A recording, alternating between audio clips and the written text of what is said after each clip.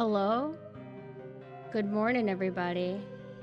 I had the option, the choice to go on earlier, but I decided to lay in bed and do nothing. And I'll tell you what, it felt kind of good, actually. I don't remember what I did. I think I just watched some YouTube videos a little bit. But I need to get it together. I should have been streaming like 3 hours ago. I'm sorry for being so naughty. Laying in bed just feels really, really good. I saw a tweet that spoke to me. It was a tweet that was like, get off of your phone on your bed and get on your computer. Which sounds a little bit silly because it's like go from one rotten tool to another one, but you can accomplish a lot more on your computer than if you just laid in bed, you know what I mean? Oh, I see. I'm sorry that happened to you, but I hope that the next one is a lot better. I'm 100% innocent all the time, forever. Like, I've been innocent my whole life, I think. Maybe. But, I hope you guys had a good day, I guess. I'm just waking up now. But there's gonna be a lot of people that come in and go, wow, Pumpkin, have you gone to bed yet? Yes, I have. I'm all rested, super rested, but unfortunately, the ice is still an issue, and Dunkin' Donuts is closed, which means that I couldn't get my coffee again.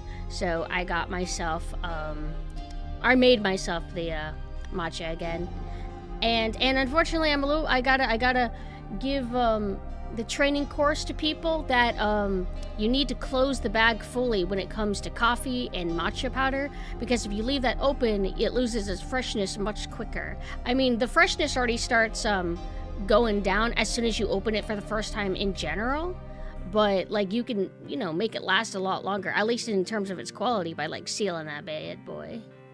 Could imagine Pumpkin doom scrolling in his videos about Doom and Resident Evil. So my doom scrolling kind of lately, and it's the algorithm realizes that, oh, this Pumpkin chick, she likes to fight with strangers about Resident Evil. She said that she's retired from it, but if we tempt her, we can kind of get her to actually engage with this fucking website.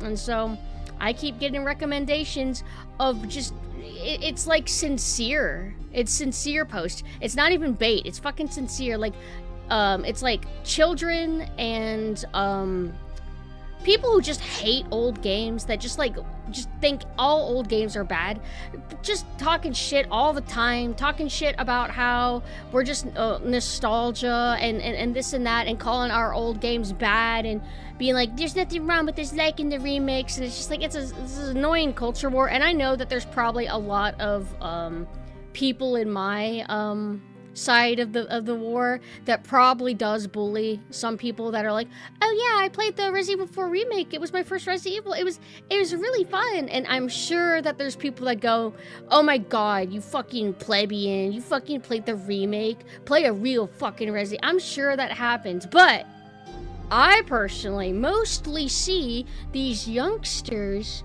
with their non-arthritis little hands and their healthy backs that aren't breaking slowly, typing away, talking shit, saying that I hate that nostalgia shit.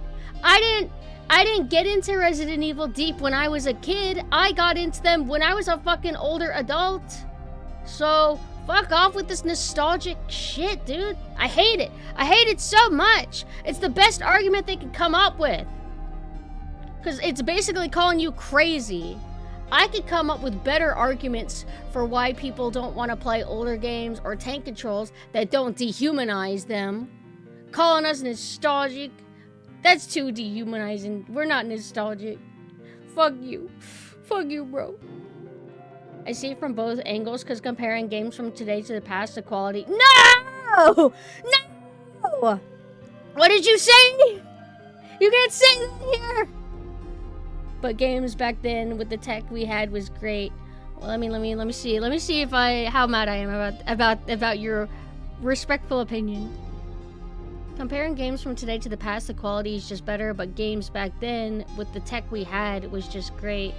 I don't know.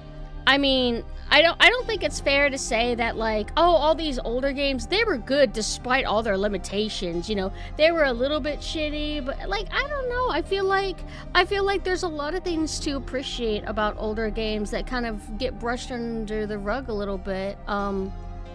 You know, like, there is good design, and I feel like sometimes people would scoff at it just because it'll have something like tank controls or something like that. And not even all old games do have tank controls. Also, for the record, I'm not, like, scolding you specifically, Chibi. I'm just kind of, like, bouncing off what you're saying.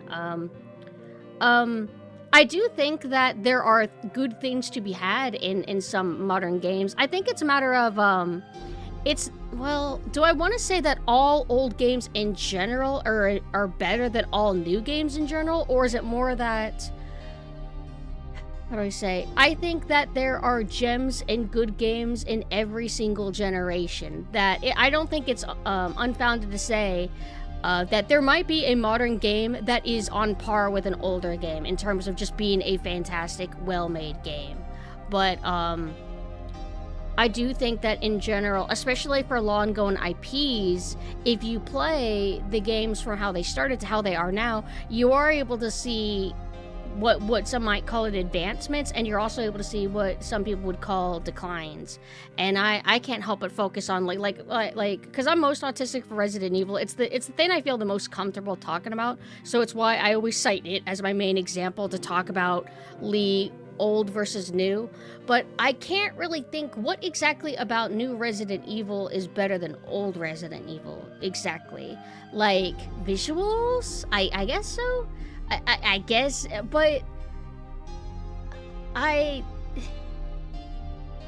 don't really like the new visuals more than old Resident Evil, and it's not because like old Resident Evil is pixelated. It's more like the color palettes that were used in some of the older Resident Evils I think are more interesting than the ones now. For example, do I like new Resident Evil music more than old? Absolutely not.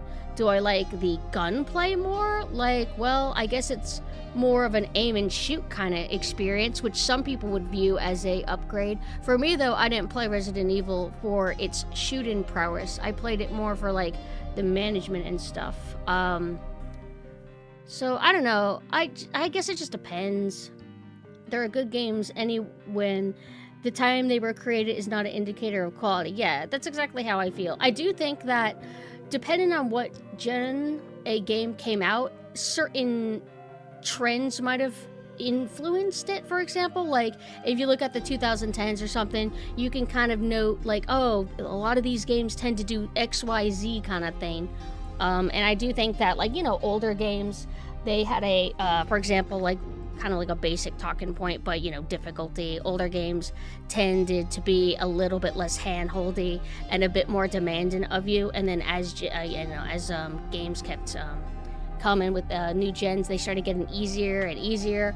A lot of it being done, I think, under the guise of convenience. Like, I think some people viewed certain things not as challenging, but as more frustrating. And they're like, I don't like this. Make it to where it's not so frustrating. So they're like, okay. So they adjust the games, and then they become kind of easier. And you realize that some of those frustrating qualities might actually be kind of good.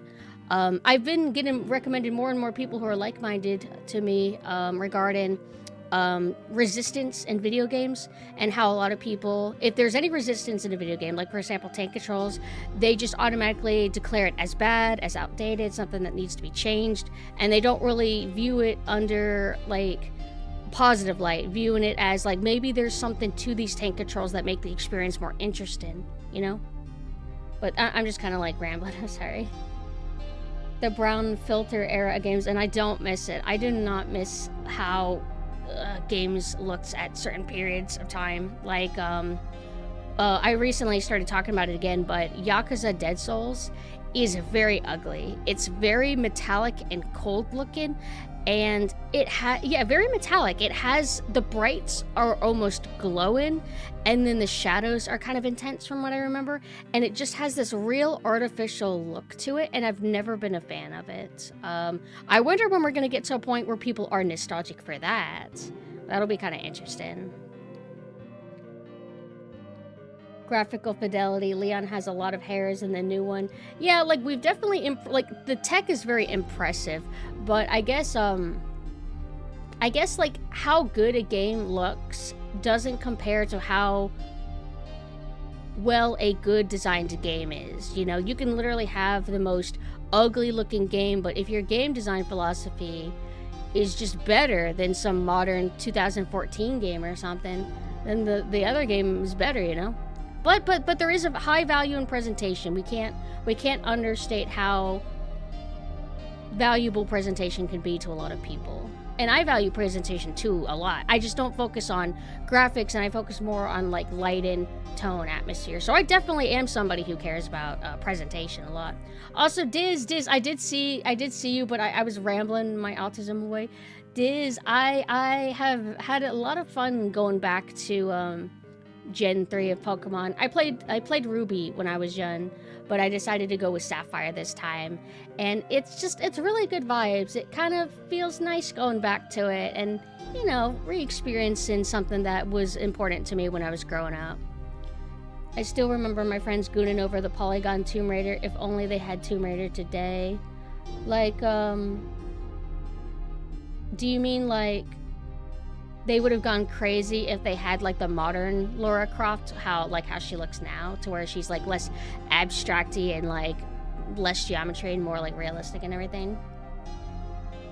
N64 will be 30 years old this year. Holy shit, that's fucking crazy. There was another anniversary that happened recently. I don't remember if it was regarding Resident Evil, but something just turned 25 or 30, but I guess that's everything. The 30th anniversary of something happens every single week now. It's horrible. Every shooter was trying to be like Call of Duty for a time, even games that weren't Call of Duty. Yeah, and I feel like we're kind of past that, luckily, but it really shows you like what video games go through, you know, where you have this IP, it has a designated fan base. Designated, is that the word I want to use? It has a fan base, a pre-existing fan base. That fan base has come together and loves your IP because of what your IP did. And then one day the higher ups go, okay, well, we need more people, and this, like, you know, group of like niche lovers or whatever, they're not good enough. We need the Call of Duty people. And I don't know if you know much about Call of Duty people, but like a lot of Call of Duty people only want to play Call of Duty. They don't care if your game starts resembling Call of Duty, because it's not going to be as good as Call of Duty. They know that, so they just stick with Call of Duty. But they go and they take your game and they adjust it to make it appeal to other people, alienating you, and then bringing in a new audience. And it might have worked, it might have brought in some new people, and now you're stuck sharing that IP with people that are completely at odds with you. And some of those people stay. They just stay, and then that's how fandoms get a little bit divided, because now your game IP has tapped into different markets, and now they have this expectation to try to please everybody, and they can't, so. There's people who only play Call of Duty in one sports game a year, and you should never go for that crowd. Out of curiosity, how well did that bode for these? I mean, it seems that they stopped doing it, right? So that must mean that the analytics weren't good, correct? That must mean that they weren't making the money that they were wanting to? The higher-ups say we need ads on everything, gotcha, DLC, monthly subscriptions, and Zoomer-friendly. Can you imagine Krauser saying 67 to be Zoomer-friendly? Ugh. I saw, it was kind of cringe. I think I'm supposed to think it's wholesome. And it was an older woman, and I think she is a museum creator or something. And there was this tweet going around, and she's like, apparently she's trying to learn hip lingo so she could get younger people interested in the arts. So I can't get too mad at it, but you know, she's saying shit like, so this painting is about a famous philosopher who was quite frankly a girl boss and stuff like that, and I'm just like, ooh. But I mean, if it gets some 17-year-old interested in art and history, you know what? Fine.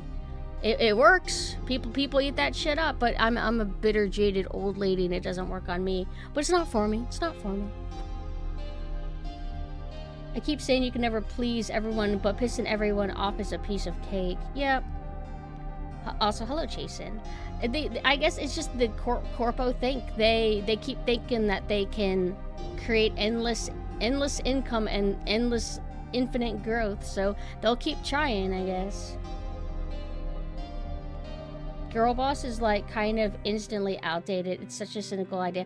I couldn't remember exactly what she said, but she was basically using lingo like that. But just replace girl boss with whatever is going on these days, whatever words are thrown around now. I have not kept up. You are not old. I don't know about that, Death. I might be older than you think. Quite older than you think. Metroid 1 was a nice pixel game, but Metroid Zero Mission, the Zero Suit Samus Blue Suit slaps, good remake. I have never seen much of what Metroid 1 looks like. I just know that that's the start, and we get to see Zero Suit Samus in that too, but only when she dies, right? Deadliest Warrior was kind of that way for me. It made me want to learn more about the warriors depicted in that, even if the guys running the show were cringe. I watched a little bit of Deadliest Warrior, but I watched it when I was a bit young. What's cringe about them? Well, I actually don't know. I find 2020s English pretty tasteless compared to early 2000s English. Like, in terms of lingo, maybe this is one of the, like, unhateful things about me, but I actually don't mind the lingo. I think it's actually kind of funny. Like, I think a lot of lingo now is a lot better than back then, because like we said shit like for the win, for telos. There's still some lingo I still use. I say, like, you know, when you would say sentence and you would write LE in front, like lay, whatever. I do that a lot still, but that's it. Or they did XD back then, and lots of unironic, like, weeby kind of talk that was really, really cringe and didn't age well. Oh, and pwned, get pwned. And then I think plebeian was said a lot more unironically back then. Super Metroid, when Samus dies, she isn't wearing anything. Wait, do you not get to see that Samus is a girl in Metroid 1? I thought when you died, you got to see Samus, at least. Maybe I said Zero Suit and I was wrong, but I'm pretty sure you get to see that she's a chick, though. Wait, yeah. Like, I think, there was, like, a cringe and freeness to the early, 2000s. Actually, it was weird. It was a bot hacker type person who responded to a comment that I made on something, like, in the early 2000s, like 2005, 2008, something like that. And I'm like, what is going on? Why is somebody responding to this? And I'm like, oh, they're responding to everybody in, like, this thread. And then I looked at how I wrote, and I'm like, oh my fucking God, Jesus Christ. Like, because I really was one of those. Or another thing that was really common back then is, I'm so random, XD. I'm so fucking random. You say something really cringe and unfunny, and you're just a basic silly guy or something, and you just say, I'm so random, all the time. I like Lee sounds cute, though. Lee sounds adorable. Some of our meme templates would be kind of like meh, too. Not all of them, but some of them. One that I really like, I don't know, it's not really a meme, but I see it a lot from the One Piece community. They keep posting this photo of Blackbeard when he's eating a pie or whatever it was, and it has the caption of, "This slander is just so good," or something like that. I don't know, I kind of like I like seeing how people talk nowadays, and I think it's actually kind of really charming. I'm a dry person, though, so I don't know, I went from being XD kind of to I'm just more dry and cold-ish in how I talk with people. Sometimes I mimic some slang and stuff or meme shit, but not very often. It doesn't feel very me, but I've never really been too much of a memester in general. Because, like, the XD and I'm so random, those weren't memes. Those were just, like, how we actually genuinely talked, like, sincerely talked. There was a video I saw from an 18-year-old YouTube video, and it was comparing Halo 3 to Gears multiplayer, and it was full of 2000s gamer cringe lingo. I would love to see that. That sounds kind of entertaining.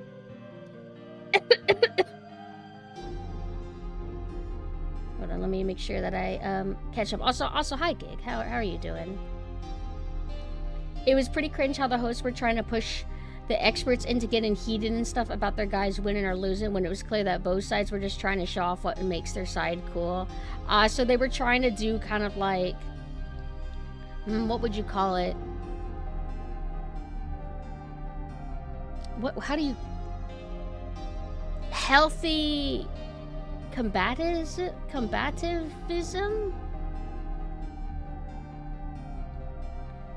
Yes, the Pokemon game with lots of water, yes. And unfortunately that means that there's lots of area with endless encounters. However, I would rather be on the ocean in a Pokemon game than in a fucking cave. I hate the caves. I've always hated them. Oh, again, I forgot. I was one of the people who I would just buy 5,000 max repels and shit, and just not even deal with them because I just could not be bothered. Rage baiting? Not rage baiting, but like encouraging people to kind of get competitive, to get like aggressive and whatever. Yeah, I don't like any Pokemons in caves, but I do like Clefairies, I guess. They're like in the first Pokemon game. Clefairies are nice, but they're also cute. Since we had that talk about the issue the other day, you could like guess how I talk when not trying to blend in. I still use a decent bit of slang, cuss like a sailor, but yeah, got you. Linked it under game discussion. Okay, I'll check in a bit. I just wish wild Pokemon gives more experience in general. I guess it's just a way to push you to not sit around in the grass and just fight basic bitch Pokemon. They want you to do it a little bit, but ultimately they want you to get most of your experience by progressing the game, fighting trainers, and going to gyms. So I feel like it's a fair system.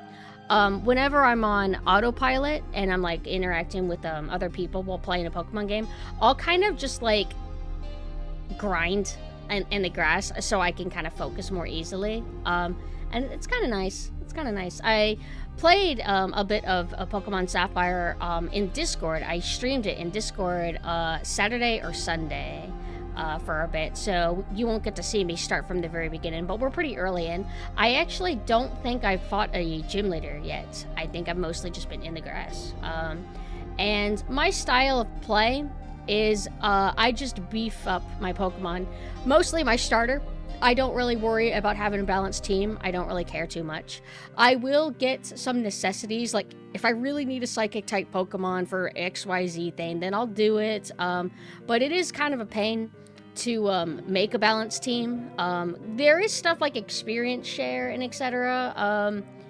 And for the record, I would never ever say, oh, can you make the grind and leveling up your team easier? Because that's apparently what modern Pokemon does, and that kind of takes away from the experience a little bit. So, my style, let me go back. My style of play is I just outpower everybody.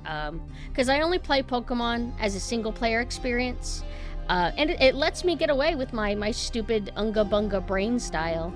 But, if I were to try these tactics against, like, other players and do, like, online Pokemon battles, I would get destroyed. Because they actually tend to think about the meta, think about, like, the special traits of each Pokemon. Because, like, I don't know which gen started doing it, but every Pokemon, they would have, like, a little sentence in their bio that says, like, what special buff they have. And you could get another Pokemon of that same type and they would have a different buff. And then somebody told me that later Pokemon games have it to where you can scrub that and get another buff on, like, a Pokemon. If that, like, I have no idea what happened with Pokemon. I know that they have giant forms now for some reason, and then they kept expanding the evolutionary trees of certain Pokemon. So now I think there's, like, a baby Raichu, and that's not Pikachu, and all kinds of shit. So it's crazy. And then there's like Aloha region Pokemons where it's like, oh, it's Pikachu, but this Pikachu is pink and has like a hula skirt and flower in its hair. So much stuff. It's crazy. It's crazy. Last time I played an older Pokemon, I just modded it so the Elite Four had level 100 Pokemon. Other trainers just scaled to you, which is kind of cool. I've been hearing lots of talk about like Pokemon mods. A lot of people like to play Nuzlocks or do other challenges or mods to try to make the game harder for themselves. And I can imagine that would actually make it a lot more fun for many people because Pokemon is a bit on the easy end, I feel, because a Pokemon game is something that a child can do. A lot of us played these games when we were young. But as I keep saying, for me personally, I just treat Pokemon as a simple little game to just play and be done with. If I personally want a harder experience for Pokemon, or a harder experience for an RPG, I would just play a different RPG. You know what I mean? And a lot of it has to do with my lack of interest in the universe of Pokemon. To me, it's just a universe where everybody is obsessed with making their animals fight, and I just don't find that very interesting. I don't really care too much. That's dumbing it down. That's really dumbing it down. That's like downplaying some of the interesting plot lines that the Pokemon games do have. Like, everybody knows about the Slowpoke tail trade shit. How Team Rocket was, this and that. Like, it does have interesting stuff, but I feel like it doesn't grab at me personally on any sort of emotional kind of level. So I just gotta keep feeling around and find something that does, you know? But ultimately, I always say that I play Pokemon, or I play games, but games for their gameplay, not so much their story. But an RPG style, that tends to be a lot about story, right? Like, story is actually more emphasized, right? So there are times when I seek a little bit more out of a story that appeal to me personally, if that makes sense. But Pokemon gameplay was fun enough that, like, even though I didn't care about its story that much, it was, like, fine. It was quite good, even, and thus I kept playing Pokemon. I'm just giving a history lesson, because I haven't streamed Pokemon in a bit. The last Pokemon game I enjoyed was Platinum. The last Pokemon game I played, like, in terms of, like, the main games, was Black and White, and I dropped it halfway through. Because I felt like I had outgrown the IP, that I just wasn't interested. I dropped it and I didn't look back. But as a VTuber, I got a little bit nostalgic and I'm like, okay, why don't I just play a little bit of Pokemon Yellow? So I streamed a little bit of that, but I got bored. I sadly had to admit I got a little bit bored. And then I streamed a little bit of Pokemon Silver, but the first opportunity I had to stream it, I was invited by Mame to do a Nuzlocke challenge with Silver. So it was and it wasn't like the most strict hardcore, but it was like a casual one where something about, like, you can only catch one Pokemon in each area. And if your Pokemon dies in a battle, it's dead. Like, you have to remove it from your party. You have to put it in a box or, like, let it free or whatever. And it wasn't bad, but I will say that I think it made the game a little bit less fun for me, personally. Because I just like Pokemon Silver. That's my favorite gen. I like Pokemon Silver as is. So I think I'm going to eventually go back and restream Silver, playing it normally, or playing the remake, which I think was quite good for Silver. But original Pokemon Silver has really nice vibes, too. Like, the remake of Silver and Gold. I usually just pick one name, the one that I played when I grew up. But, even though the remake looks amazing, really detailed, did a fantastic job remaking all the music and everything, there is still an aesthetical charm to the original one. There's something that I feel like holds up about it. So I feel like there's good reason to visit both. When I was a kid, all my Pokemon had attack moves. If it didn't do damage, I didn't teach them. I'm still like that. I was always that way. And I knew that, like, it's good to pair certain abilities with certain attacks, but I didn't feel like I needed to do it because the Unga Bunga style works really, really well. If your Pokemon is over-leveled, it doesn't matter that type that you're fighting against is stronger than you if you are 30 levels higher than it, which is kind of dumb, but that's just like how I like to play it. And the game allows me to get away with it, but they do have a system in place that's supposed to combat that, which is the Pokemon stop listening to you if they get to a certain level and you don't have a certain badge. But I don't remember dealing with that. So I must have never overleveled too crazy. I probably, like, overleveled just enough to be within the Pokemon's obedience range. But Gen 2 is my favorite in ways, I guess, in terms of region progression. I like the gym leaders the most.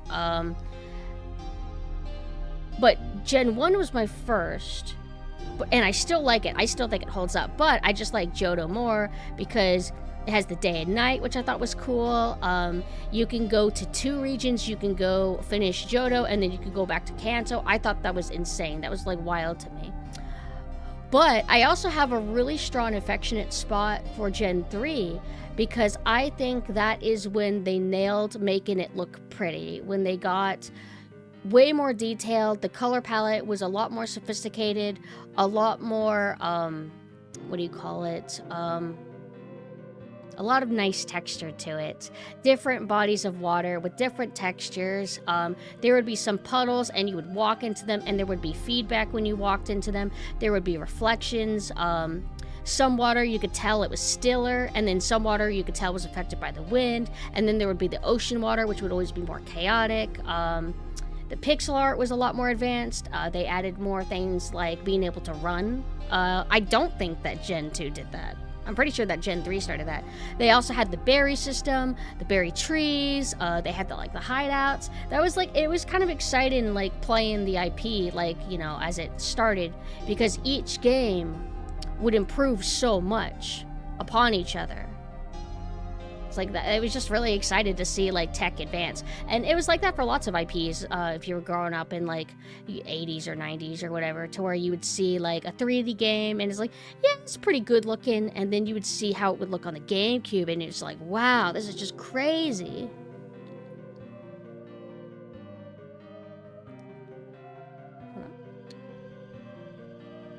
Nuzlocke I don't want to do because I don't like the idea of losing all that time investment on a Pokemon from malicious RNG. And I totally get that. I feel like I'm the same way. But I totally respect people who do like that kind of experience. Wouldn't you say that makes it more like a roguelike kind of deal? I think roguelikes are popular.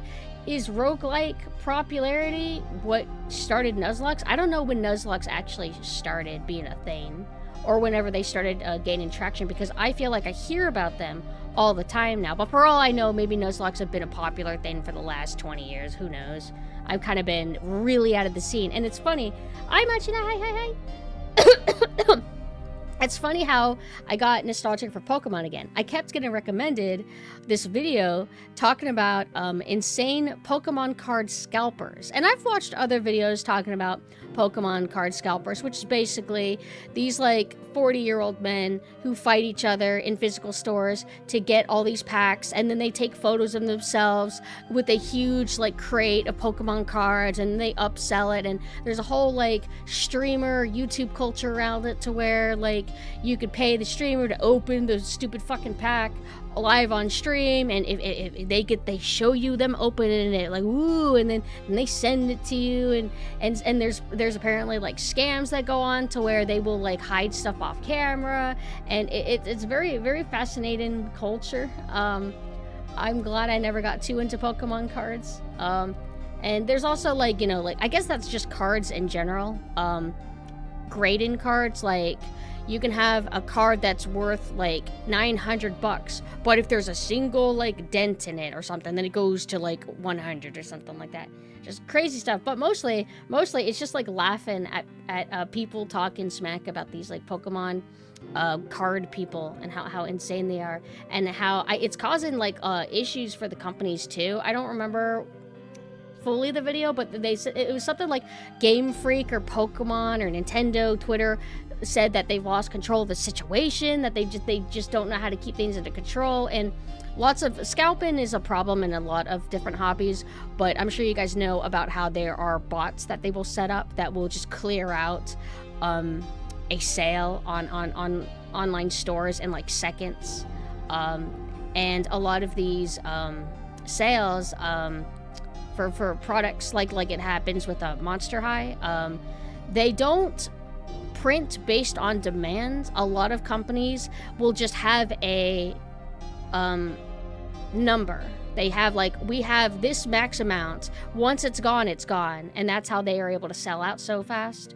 That's why I like limited run games. I know a lot of people don't like them for a lot of reasons, and I'm a bit on the fence about it. I don't know how to feel. I'm just kind of hearing people out when they talk smack about limited run games, but I do like the limited run game style of they have a time period where you can order the thing, but once the time period is up, then they close it. So that means that they do produce based on like order amount, but I know that there's lots of issues. I know that some people say that they bite more than they can chew, and it'll take a really long time to actually get your order, which I've experienced too. They will keep printing more and more different products before shipping the ones that you paid for like a year ago. I guess that's just how they need to stay afloat, etc., etc. But in general, I prefer that style. I don't know if there's any problems with that. Like, if somebody is trying to sell a product and they do this whole like, we'll close after 2 months, but all the scalpers buy 5 million, well then what happens? Do they stick to that? Do they actually go and print 5 million, or what happens?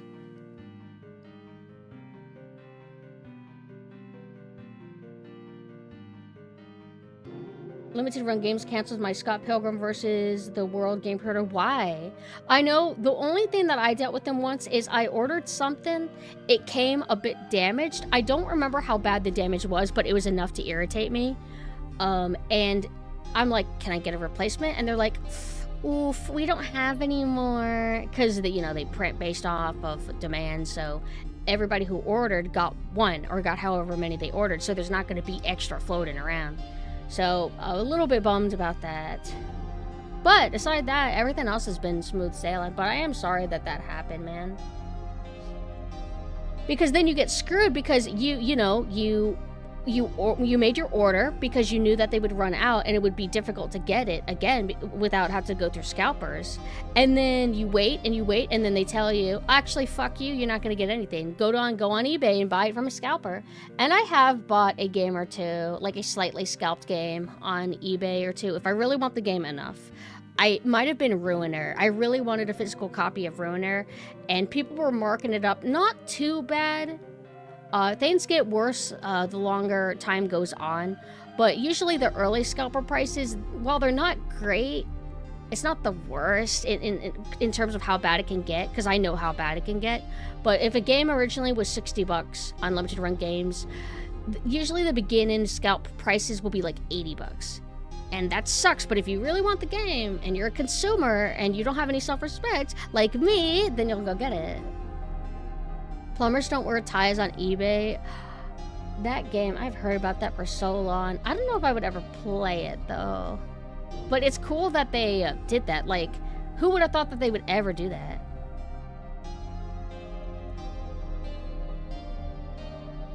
How fucking crazy is it that YouTube has 18-year-old videos? What weirds me out sometimes is that I'll see a video, and I'm like, oh, this song? Yeah, this song is like 25 years old, and then it says it's only 15 years old, and then I get confused. Like, my sense of time is like really distorted to where things seem older than they are, or things seem more recent than they are. I just like Switch era Pokemon a lot, but I won't lie, Scarlet Violet has some of the best writing, but it's only for the last 10% of the game. Why is it so late? And right. To go back into how I started being interested in Pokemon again, I was also mildly interested in this game. It's called Pokopia, and a lot of people say, oh, it's like Animal Crossing but Pokemon. But what it looks like to me is it looks like Dragon Quest Builders, I think it's called. I think it's meant to be like that, and I heard that it even has people involved with those games making that. And I thought, hey, this looks kind of cute. I kind of want it. I found out that it's a code in a fucking box. I forgot that Switch 2 mentioned that a lot of their games that are physical are actually little pieces of paper with a fucking code on it. And I, as a somebody who likes to collect physical games, I don't know if I want to take up room on my shelf, which I'm running out of room because I have my collection since I was a kid. Growing up to an old adult that I am now, I keep a lot of my shit. I do not have the room to buy plastic cases that don't even have a fucking game in it. So if I get the Switch 2, I think I would just have to buy Pokopia digitally, which is annoying. That's really fucking annoying. I love how they there was this whole like pushback initially, right? Whenever we found out that these companies were trying to make things digital only, make it to where you can't sell used games and this and that. And I like how I think a lot of companies, they got a little bit timid, they got a little bit quiet, and then they kind of push it again. They're like, okay, we're gonna do it again. We're gonna try it again with just a few games on the Switch too. It's just like, you scheming little bastards, and you're not gonna stop until everything is a plastic box with a paper in it. That's how you're gonna get away with it. You're never gonna get rid of physical boxes. Just get rid of physical CDs and cartridges. You bastards. Anyway, I will be possibly buying the Pokopia game on Switch too, because it looks so heckin' cute. And that's one thing I'll give Pokemon. Pokemon is fucking cute. It's kawaii. It's adorkable. And then I got interested again, because I was mildly interested when I would see footage of it. Pokemon Z to A, where I'm like, oh, it's like Arceus, but it's modern time Pokemon, which I love. I love modern time Pokemon. I love how they're kind of like sci-fi, but like not too crazy about it. There's something that feels very unique about Pokemon's aesthetic. And I like it.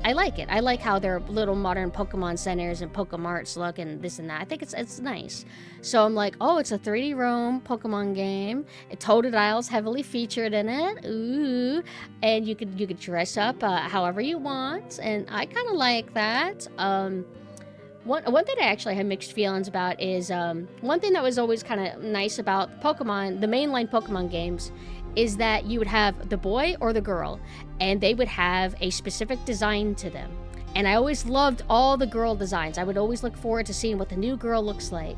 But eventually, they started making it to where you can change how you look, which I guess is nice and all, but having that as an option, doesn't it make like your pro tag like canon design a little bit less special if you could just swap out their hair and make them look totally different? Like, I thought Pokemon felt like it's just supposed to be you pick the preset characters. But I don't mind it for spin-offs, I guess. Like, if you could, like, choose how you look for a spin-off. But whatever, it's okay to change a formula a little bit, right? They're so amazing. I loved that girl from Sword and Shield with the Scottish girl. Oh my god, she was adorable. I love her. I don't like the black and white ones, though. Let's see, let's Pokemon, let's rate the girls. Again, we've probably done this before. Pokemon Trainer Girls. Need to find an updated list that isn't like 2 pixels tall. What the fuck? Does nobody make big images?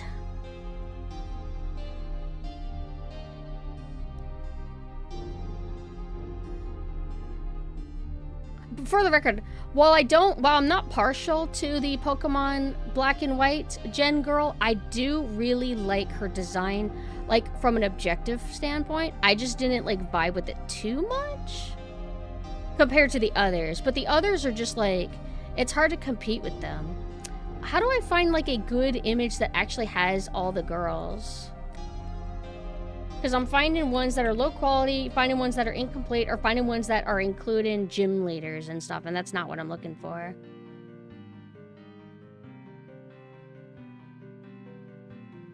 Was she I think that her region was supposed to be Scotland, so people just assume that she's Scottish. But I hear a lot of mixed things about modern Pokemon. I hear a lot of people say that they are budgety, they are rushed. A lot of it's Nintendo's fault. I also hear some people say that Pokemon fans have unreasonable expectation, this and that. It's this whole ordeal. It's a whole culture that I'm so removed from that I have no idea how I feel. I'm kind of like, I don't know about this modern stuff, but I'm interested in hearing about it. And so I think that's how I'm planning to get back into Pokemon a little bit casually. Like, I'm not going to go and replay Black and White. I'm not going to go and then play Black and White 2. I'm not going to play Sword and Shield. I'm not going to do that. I'm just going to pick what I want. So, Pokopia and then Z and A. So, this girl, Leaf, I think her name is, not bad. I've never been too much of a fan of the hat. It's really the hat that's the issue for me. Crystal and Lyra, I know it's like crazy and horrible to say this. I actually like Lyra more, the brown-haired one. The Crystal is more iconic because, I mean, look at how 90s that design is. The brown-haired one is so like more like 2000s kind of core. But I like it more. I like the hat more. I like the outfit more. I just think it's super cute. Love May. I don't remember what her Japanese name, or for the games, it would be like the boy is one game and then the girl is another game. Like Red is like Ash Ketchum basically in the first gen, and then Gary is Green, I think his name would be. This is Ruby and Sapphire, so she would be Ruby or Sapphire, I guess. Love Dawn, and this is her winter outfit, because she has another outfit. Like her main outfit is not this one. This is the outfit that you get if you play Platinum, I believe. And Platinum is the one that I got. And I love it. I love the little scarf. I think it's cute. I thought Ash is like basically still red though in yellow. I know you have Pikachu now, but doesn't your character sprite look the same, or is it different? Ash will battle red? Damn, then I didn't remember correctly. But I didn't know how else to describe Red for anybody who somehow didn't know who Red is. I didn't really know how to describe him. Main player character? I should have said player character. I know. But I didn't know how to explain. And then there's this gen. What is the deal here again? So I don't care about Ponytail Girl, but I like Giant Buns Girl. Like, I like that a lot. She must be black and white too, because I think this is black and white. And then I'm sorry, but I do not give a fuck about the Blondie. I think her outfit looks nice-ish, I guess. But the hat is really not doing it for me. It's okay. She kind of looks more like she would be a person you battle, not like your main character. These two, adorable, absolutely. I think I'm a little bit partial to the red hat one. Which one's a gotcha? Oh no, which one's a gotcha? Which one's Rosa? Is that the Buns girl? And then this one, look at her. Oh my gosh, she's got a cute little sweater over her dress. And I'm a sucker for brown hair. I think brown hair is really, really cute. And then she's got like a big old hat with a little poof. I love the color palette. Like, it's just something that I wouldn't have been able to come up with. And then I see somebody else do it, and I'm like, this is genius. You got the light gray. You got that kind of like vibrant, darkish pink. It's kind of like, I wouldn't say it's maroon, but it's almost. And then you got that dark green with a little bit of white, and then the brown hair. Everything just comes together so good. There's got to be somebody after this though. Who comes after Sword and Shield? Well, I don't even know what games came out after. X and Y? Pokemon X and Y Trainer. Oh, is that what this Blondie's from? The Blondie girl? Oh, Violet. Pokemon Violet Trainer. Some of the modern Pokemon designs in general are just so good. Oh no. Okay, so hold on. I obviously like this girl. Of course I would like this girl. The color palette is kind of wild. I wouldn't have thought to combine Kawaii Pastel with like vibrant, sporty yellow and black, but it's so bizarre that it works. But oh no. I remember this design. And it's horrible. The outfit colors are cute because I love orange and I love blue together. But I do not like this. Get rid of that braid. Get rid of the braid or adjust the hairstyle. Like, this is probably one of the only gens where I'm like, oh, the boy is way cuter. Because that's not how it normally goes. For the record, I think the boy designs are always good, but the girl designs are so cute that I always pick the girl. Always pick being the girl. Not because I'm a girl, but because the girl's the cutest. But cute, botched. I'm sorry. I hope this isn't like a radical opinion. I'm like, that's how detached I am from the fandom. I have never seen anybody else talk about this design. So I have no idea what the thoughts are. But I think the outfit's kind of cute. Maybe a little bit like... I don't know if I want to say avant-garde, but I can see why somebody would not like it. If that makes sense. Oh my god! Oh, I just got like a crazy update! Oh my god!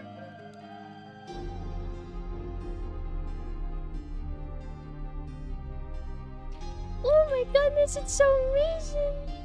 Ah, so happy! Okay, sorry. Oh, I'm sorry. Oh, this warms my heart, the thing that I'm vaguing about. Do you guys like vague posting? Oh, do you like vague posting? The other issues in Scarlet Violet overshadows the bad designs of the pro tags. So it's like, oh, you don't like the pro tag designs? Oh, that's the least of your worries. Bummer. Girls in oversized jackets are so good. I love oversized jackets. Sometimes they get slandered a little bit as being a common design trope, like a lot of VTubers have it and a lot of modern character designs have it, especially like oversized sporty jackets. But I don't care. I love it. I think it's great. Keep doing it. Keep doing it. It's a design trope that I really like. What I don't like about modern designs is clutter. I do not like lots of clutter, lots of accessories. Like a lot. It gets too stimulating for me to where I don't even know what to focus on first. But I'm apparently unpopular opinion, I guess. But that's one reason why I always resonate with Pokemon designs. Even now, is I feel that they tend to keep them on the simplistic side. And I like that. I would like that. But there are some wacky designs. Okay, I remember I brought up this character before. I think that the boots are too much. Slim them down a little bit, but I do think this is a great design. I think this looks really cool. But the boots are just like taking me out a little bit. And I like big boots, don't get me wrong. Like I like the big feet, but this is just like a little bit too much for the silhouette maybe. But that's just how I feel. What are some of modern designs, Pokemon designs, whether it's trainer or whether it's gym leader or whatever? Who are some that I should look up? Because I'm kind of like out of it. Also, that's counting like basic like what do you call them? Random trainer archetypes. Like, oh, you got to look up the bug trainer in Gen 7. It's fucking sick, dude. Like any good. Preferably, I want to see good designs. I just dislike how modern Pokemon shies away from actual skirts. Those skirts on the front and shorts on the back is just disgusting. It's beyond ugly. Really? The skirts? I kind of like those styles, actually. I wonder why. Maybe they don't do skirts because it makes animation more tricky? Like, you can't hide... Like, have you ever seen, like, a lawn... For example, a lawn skirt? How a lawn skirt might look on a video game model? Actually, no, things are a little bit different. Now we have realistic cloth physics. But for some games that have stiffer cloth physics, there's games where you'll play it and you can tell that the dress is actually modeled kind of... It moves like you're wearing lawn pants, if you know what I'm talking about. Maybe it's something like that, or maybe it's to avoid panty shots or something? Why would they stray away from skirts? Because I'm assuming the skirts got done away with when things went 3D, right? But Black and White, I think, had shorts.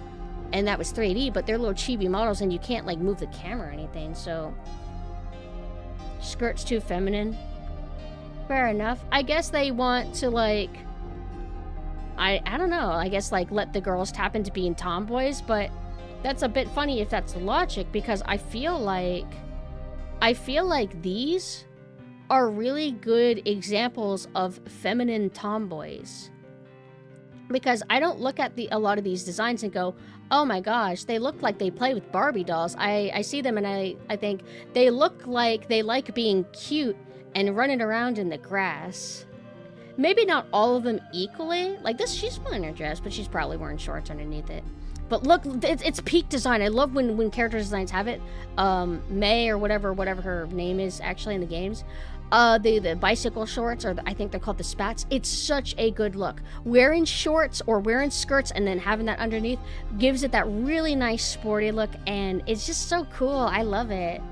Helps expand the color palette too. Very nice.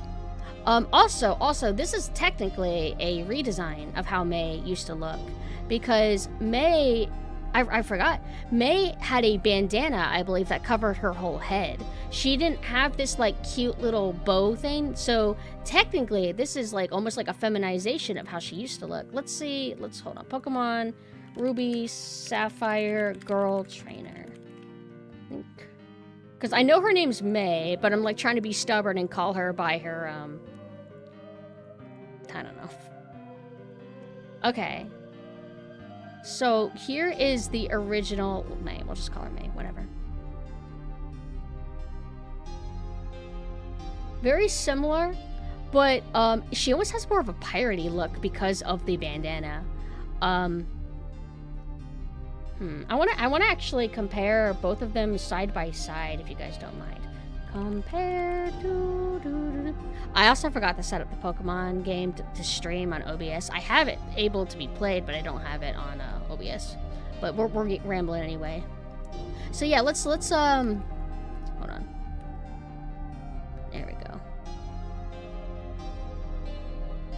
It's like, let's talk about character design. So we're comparing something from early 2000s to when did the remakes of this is, I guess, from the Ruby Sapphire remake. So that would have been, what, mid 2014? Oh my god, I have no idea. When did Ruby Omega come out? Ruby Omega release date. Wait! No fucking way was I actually almost close. How? Oh my god, I'm a fucking genius. Wow, that's sick. Okay, so let's look at this a little bit. So she shows more skin in this, actually. She doesn't have, like, the lawn sleeves anymore. She's kind of got, like... It's... wait a minute. Yeah, she's wearing, like, double shirts, I guess? So the black, like, sunglasses looking thing, I think is actually part of the red shirt, but then she's wearing a black shirt underneath it. And then it kind of, like, juts out from the bottom like that. They changed the bag to be, like, yellow. I guess it's more like a flashy palette now. I guess they just didn't want it to be too similar in color to her hair. And I also think it's really cute in the new one. I like how they don't have it just a red bandana, they do the white streak. I think that's kind of cute. But it's crazy how similar and different the designs are. Oh no, those motherfuckers. They took away her gloves. How dare you take away gloves from retro character designs? Gloves are peak. We love gloves.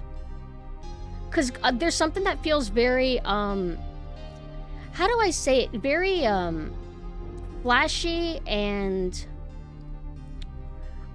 How do I describe gloves? When I think of gloves, I think of, like,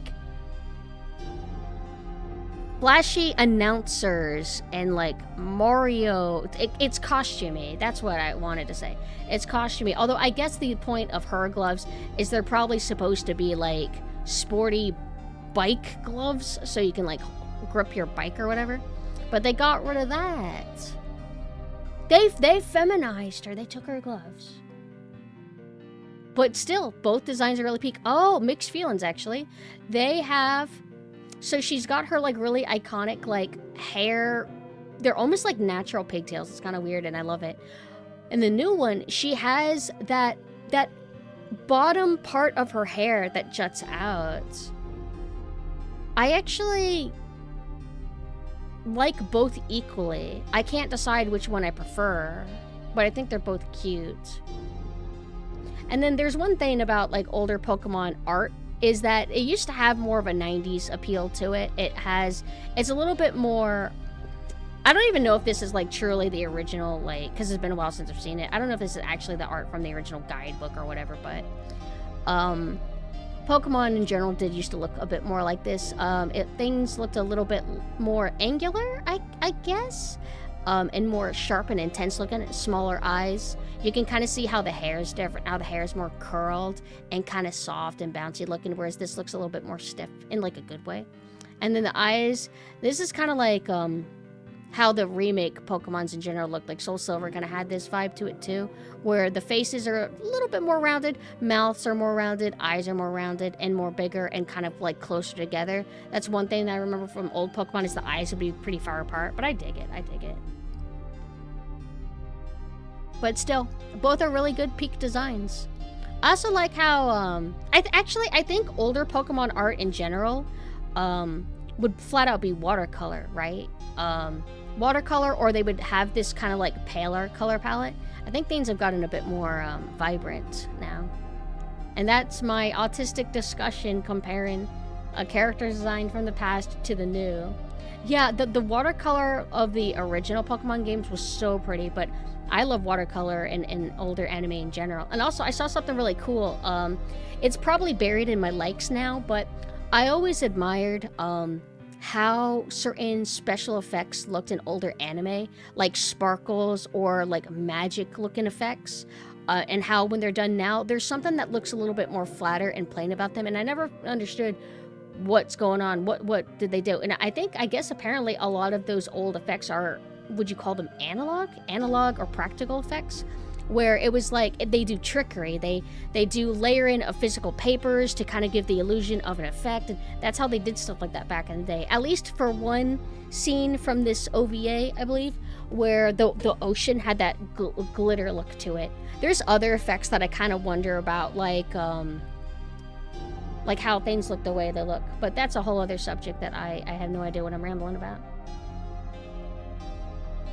Yeah, so you knew what I was talking about. It looks so good. There's other effects like if you think of older fire effects, like somebody's doing a fire blast and there's like sparkles or water, they always had a particular look to it that I feel like modern digital isn't able to replicate. A lot of stuff in, like, for example, Yu Yu Hakusho, like how the hell did they do that shit? Also, hello Goran, how are you doing? I'm too passionate about this Pokemon. So since we're talking Pokemon, let me scroll back up because I did ask you all a question, and I don't know if you guys answered or not. I worry that you answered and then I kind of like moved on because I was rambling. Pokemon designs of newer Pokemon, and by newer Pokemon designs, I mean in the last 10 years. Even including like the Soul Silver Heart Gold remake, because they did a lot of drastic redesigns. One of the designs I hate is I don't like the thing they did to Sabrina, where they made her look kind of like she's going to the mall. She's got like her like spaghetti strap shirt with her stomach showing and her long tight pants. It's like, what happened to her kind of like formal outfit that looked super based and cool? How dare they? Not to say that the new one didn't look good, but they also got rid of her Hime cut. They gave her like curled hair, and I will say that these are old characters that have been around for a while, that they've had multiple redesigns. A lot of the redesigns would be kind of close to the original. I think it's okay to be daring and just experiment and do like a radical kind of departure, because it's a little bit like interesting, like, oh, I never would have guessed she would look like that. But sometimes it could be dud, and for me it's a dud. Sapphire was my childhood Pokemon game, so I'm very excited to relive it a bit. Was it your first one, or was it like your favorite? In my opinion, Pokemon Trainer isn't really a gender-specific role. Often you can tell before a boy or girl. You could say Pokemon Trainer, looks-wise. There's a trainer from Let's Go Pikachu that kind of looks like Leaf, and she's named Green. Let's Go Pikachu. Green. How are those games anyway? This girl literally is green. Isn't she? Like, her main difference is that she has a better outfit, and she doesn't have the hat, and she has a cowlick.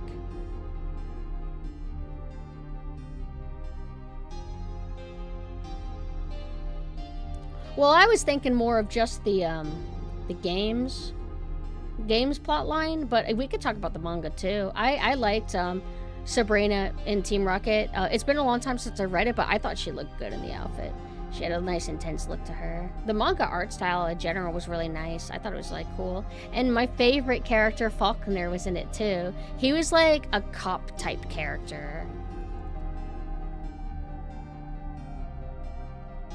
Is she? I thought it was like one of the remakes. Like, hold on, let me find out which one it was. Sabrina Pokemon redesign.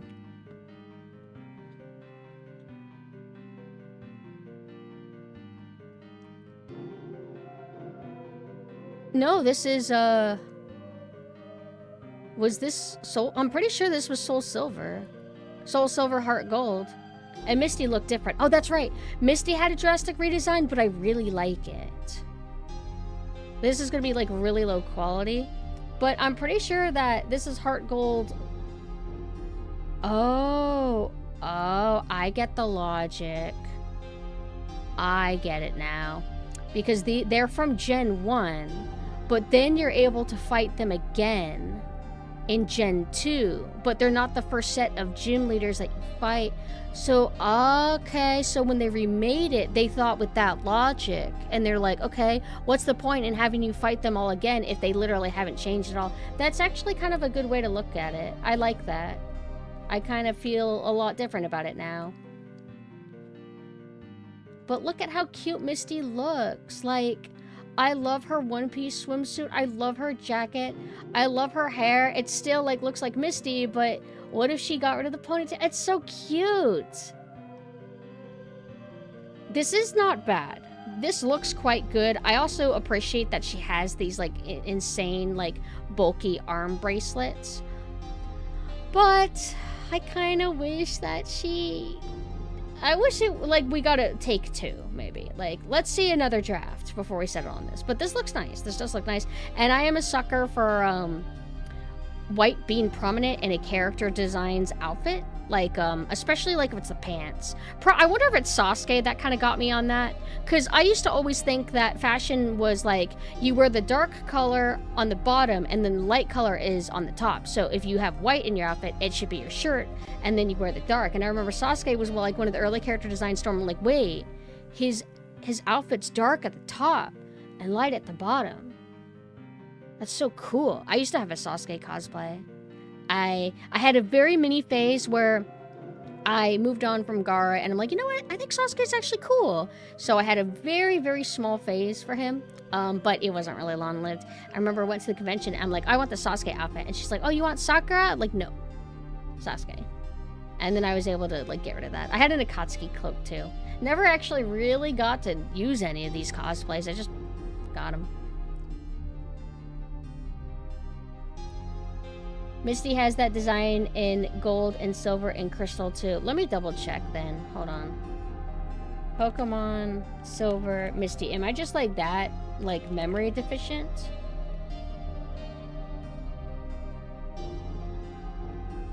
No? Hold on. I'm pretty sure I don't remember Misty having that look in the, original silver, but I admit it's been a long time. So hold on, I'm gonna pull this up.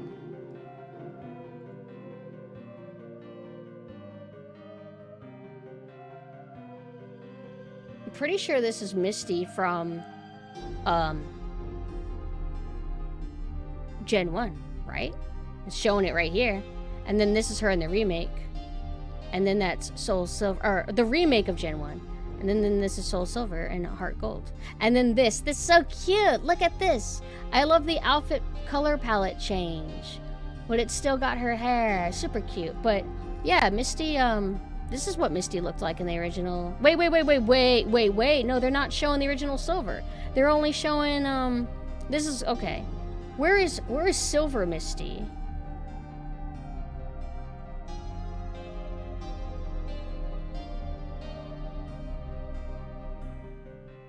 This shouldn't be, like, so difficult. What year did Silver come out?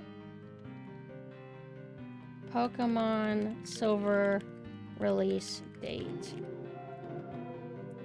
Okay, so I was right. It's still 90s. Okay, let me try Sprite. I should have probably just went on the Bulbasaur whatever it's called. It just keeps showing me fucking Soul Silver. Okay, let me just type Misty Bulbapedia, that was it.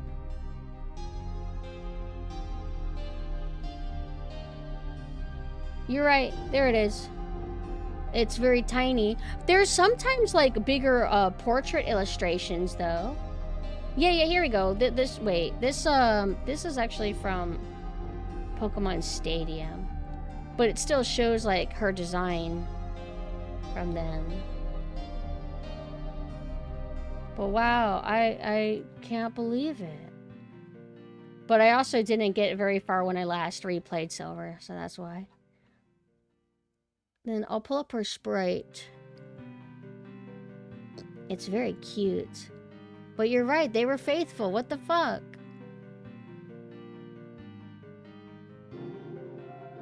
Look at this. She's so cute. Wow. And I love the old school color tinted kind of look. Because the, you know, the limited color palette. Me and Misty had the same palette. Kinda. Maybe if I had her eyes. Oh, that's right.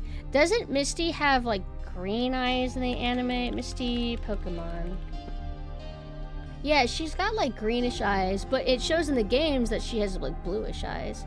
I think that's actually common. Oh, did you guys see that tweet that was going around mentioning how there's a lot of manga where the manga character will have like brown hair and brown eyes, and the anime adaptation will commonly make it blue eyes. Did you see that? Was that an actual like epidemic thing? And there's lots of cases where a manga character's palette gets changed for the anime. Like Kurama is supposed to have like black hair with a blue kind of like hue to it, which is crazy, right? And I think they went with red, so like he would stand out in the lineup. He like, I think they probably thought that he looked too close to Hiei, because like Hiei is black with like a blue accentuation, whatever, and white. So then it would be another character that kind of looks like Hiei. I think that's why they did it. But mixed feelings, because it's like, oh, that's not faithful. But anyway, that's my rambling. And oh my god, I'm looking at the update. Oh my god, it's so surreal. I'll give you a spoiler. It's my winter outfit that I'll be debuting later this year. Oh my gosh. Oh my gosh. You guys won't believe your eyes. Oh my goodness.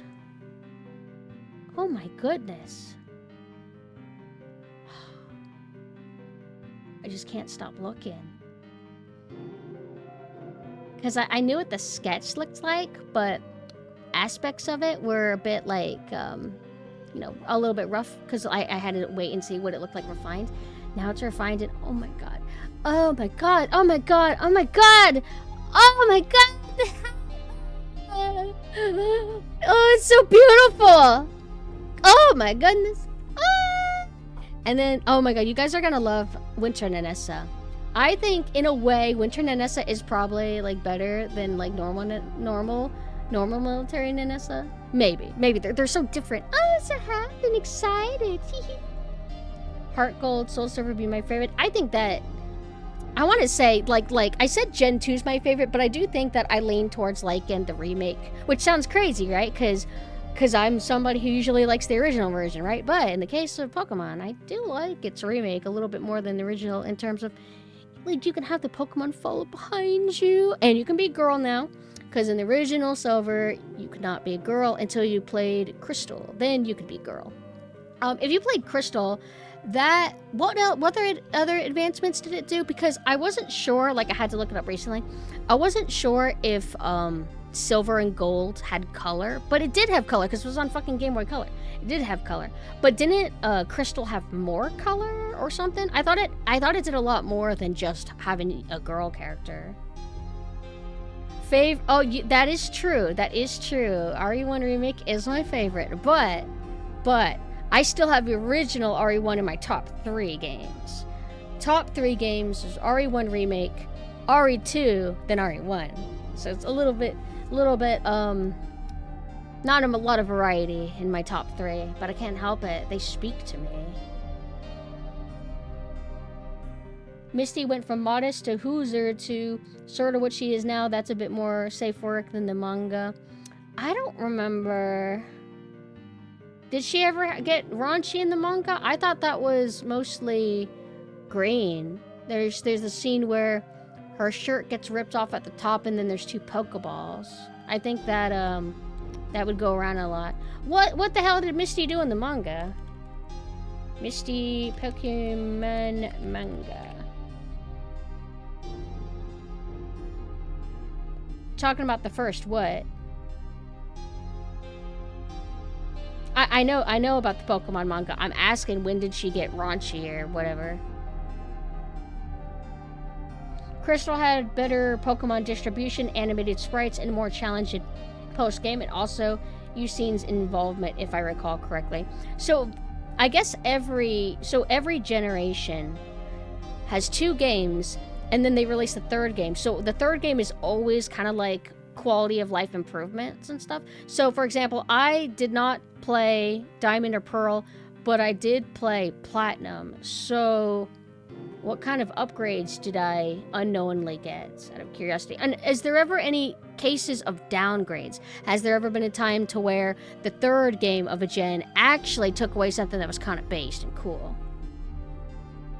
It was like her 2nd outfit where it was some swimwear that looks like a couple of straps and a belt. Let's see. Pokemon Misty manga swimsuit? Oh, is that the one where for some reason they gave her black hair?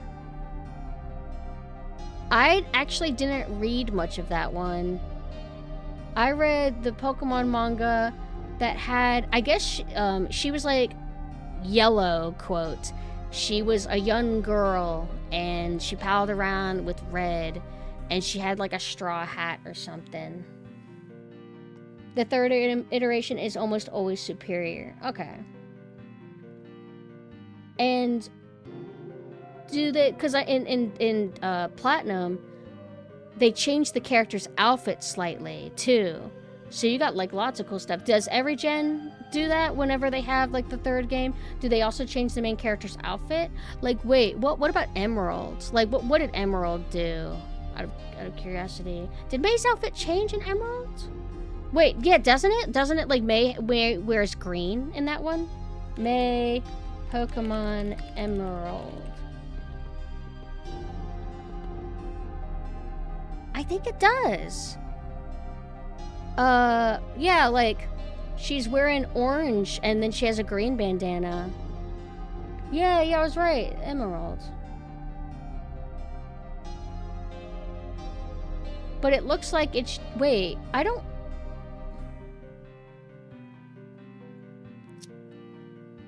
There's aspects of the outfit that are changed too. It's not just a recolor. Like, the sleeves are gone.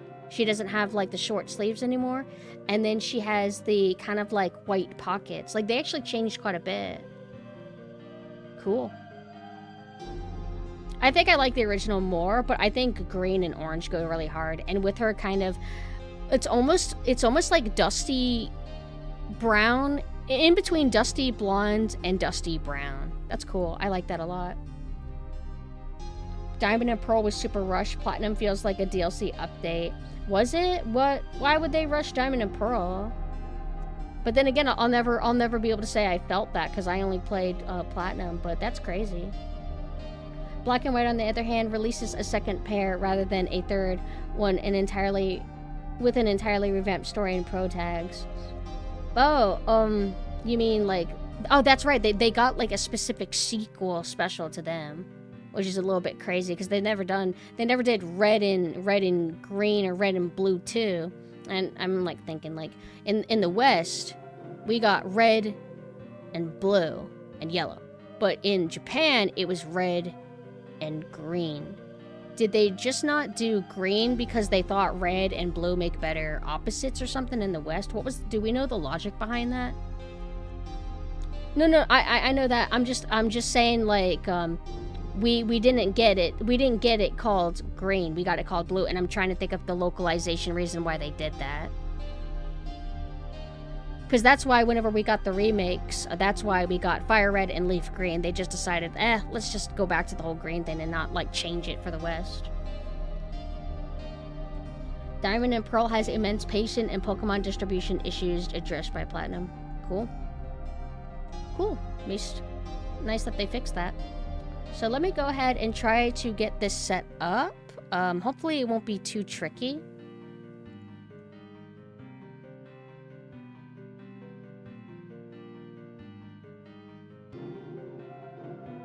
But I thought that, hold on. See, I'm talking more about, like, the localization versus the original, because I don't remember Japan getting a blue.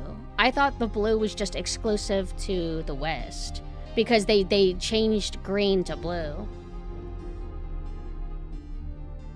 Unless there's a Japanese copy of Pokemon Blue that I didn't know about, which is possible. Japanese Pokemon Blue. Did they not get yellow, maybe? Like, wow, look at that. They do have it. Wait, hold on. Pokemon Blue version Japanese. So then, did they also get Pokemon Yellow in Japanese?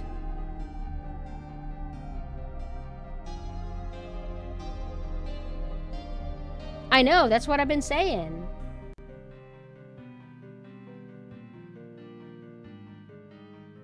And what I was asking is, like, why did they change it for the West? What was the logic in going with blue for us and not just letting it also be red and green like it was in Japan? That's what I was talking about. Still wish they kept Misty's original design and never liked the yellow shirt design they went with in the anime, because it's when the manga started making Misty raunchy. I don't know. I thought it looked really good, like really iconic. I thought it was like a nice color palette. Hold on, let's Pokemon Misty anime. Very 90s looking design. Oh, she does get like a cute outfit like later. I think it's when she disappeared and then she came back for a bit, and it was like they did a little Togepi arc with her. Togepi evolving, I think it was. Design sensibilities, turtle with guns cooler than big plant dino. That's actually a pretty good theory. This design for Misty was actually pretty cool. I like the shade of yellow that they did for her. And then I also think it's cool how she has like an under outfit. But the iconic Misty that most people think of, it's like, hold on, let me find it. It's like, I think it's like a really cool design. And also, I think it depends on the episode or the screenshot, but sometimes her pants would be more green tinted, and then other times it would be like more blue seafoam green tinted, kind of like this.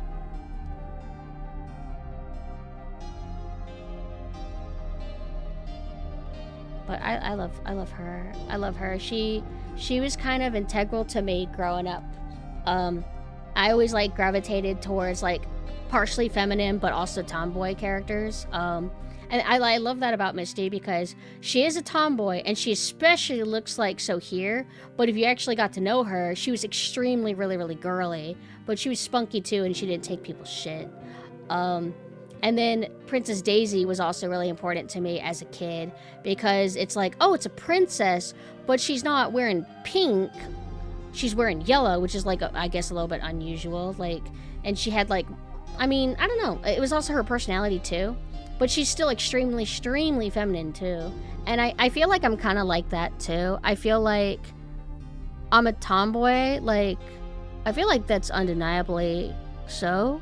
But I feel like I'm pretty girly and feminine too. I don't really feel like I don't feel like I'm just 100% tomboy, you know? Misty as a mermaid. Oh yeah, she looks super good that way. And her sisters were total bitches. What was their problem? But yeah, I can see it like in terms of like preference, preferring original Misty's look. Like, let's go back and find that chart wherever it was. So, by original Misty look, do you mean this? Or something else? In the original, I would say, or in all of these, I guess she looks a little bit more... It's gonna sound so weird to say this, but maybe professional? Like, oh, what would a water gym leader look like? They would probably wear what looks like an athletic swimsuit. It's not a sexy swimsuit, but it's kind of like athletic looking. Like, maybe she does laps in the pool, so... And I feel like, these three especially encompass that. This is, it's almost like if you mash classic Misty with anime Misty almost, maybe. She's got the shorts, she's got like a crop top, but it's not as like sporty exactly. It looks more like athletic. Whereas like anime Misty, I wouldn't say her outfit's as athletic. It looks kind of like casual fit. Always felt that Misty's sisters just didn't want Misty to grow up. Oh yeah, didn't they like try to humanize them for some reason? She got the origin look there. Yeah.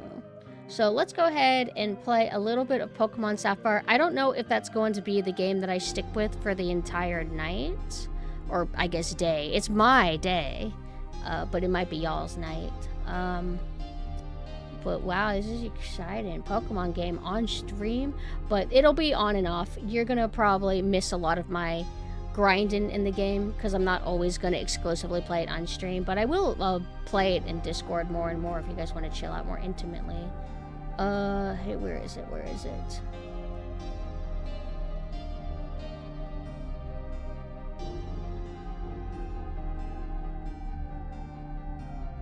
Okay, so what would capture this exactly?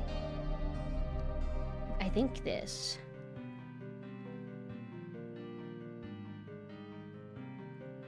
Can you see it?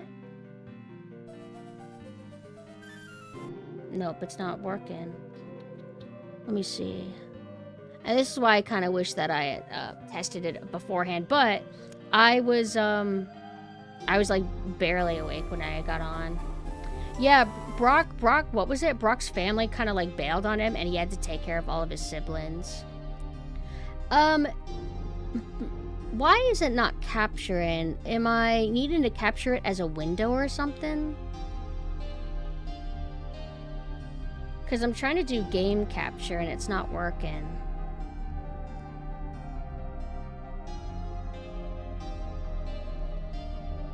And sometimes I have to stay in the window for a bit for it to catch up.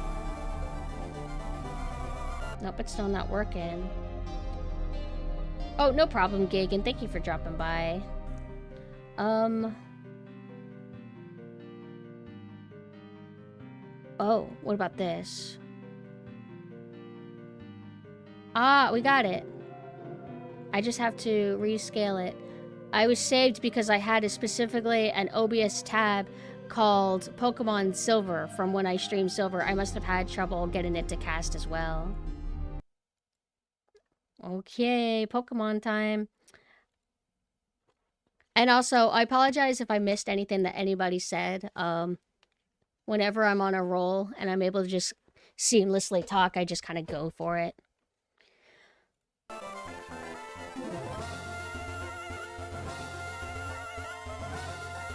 And in Nippon, it's called Pokemon... Pocket Monsters. Pocket Monsters. There was a period of time where I had an iPod kind of deal, and I would listen to the Pokemon OST, and I would listen to some of the vocal Japanese openings. But some of the Pokemon music in the 4Kids dub, was some of those songs from the original, like, Japanese version? Or is it all original stuff?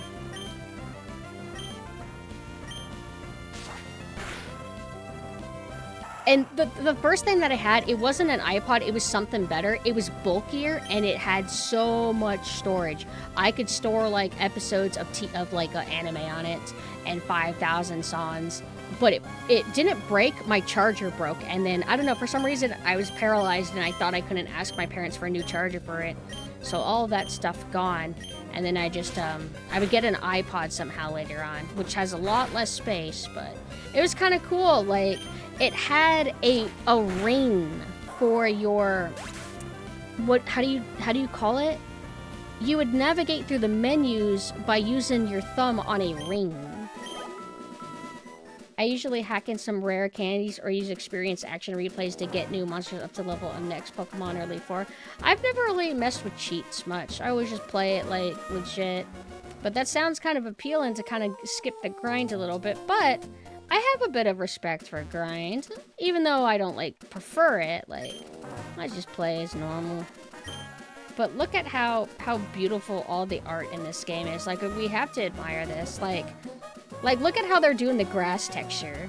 To make it not like a boring sea of a flat color. What do? They just have this, like, very subtle patterning of, there's actually, it looks like there is, 1, 2, it looks like there's four different shades of green for all those little dots. They have the light color, they have the dark, they have a slightly less dark, and then in between, or it might be 3. Sorry, I'm getting too dissecting, I'm sorry. I'm just saying shit looks good.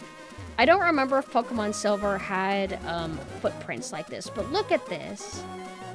Look at this, look at the water texture. It is so good. Was that a monster, or was that a Pokemon, like, making a sound? And I do remember a lot of stuff, of course, because, I mean, I played Silver not that long ago. They like to hide invisible items in, like, spots like this. You can usually guess where they are. But if you don't be afraid to backseat me if you guys want. Like, I don't really care. We're just playing it a little bit casually. But look at how they have the flowers moving. They don't have trees moving, but I do think that the berry trees that you're able to run around or run around and harvest or plant, those I think move around. Well, look at all the textures. Look at this. Look at this. What is Pokemon? I'm sorry to interrupt already. What is Pokemon Heart? Well, I'll just look up Heart Gold. Look like it's like we're comparing pixel art from different gens. Heart Gold screenshot. In Heart Gold, it was partially 3D, right? Like, wouldn't the buildings be 3D, or was it an illusion? I need to find, like, a good screenshot that shows what the game looks like. Yeah, I think this is partially 3D. Okay, so we're gonna pull up a comparison shot.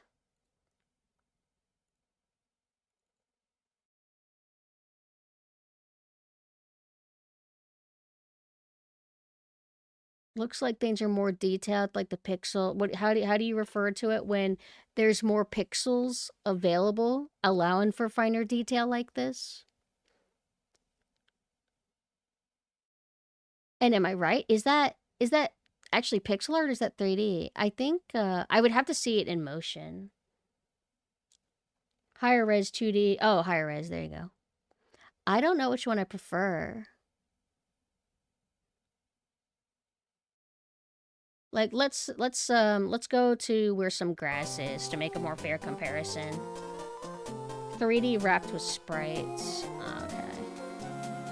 And look at this feedback, dude! Is this not cool? Like, when I was young, this shit blew my mind. This was so pretty. It's a beautiful shade of blue, the reflection. They even, like, add a kind of, like, paler hue to you. Where's all the grass at? Where's all the bitches at? Where's the fucking grass at?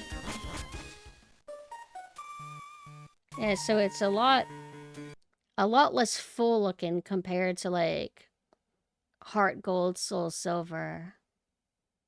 But I feel like it's an apples and oranges kind of thing. I don't think that one is inherently better than the other. I think it's entirely preference. And I don't really know what my preference is. I don't actually know. Let's see, wait.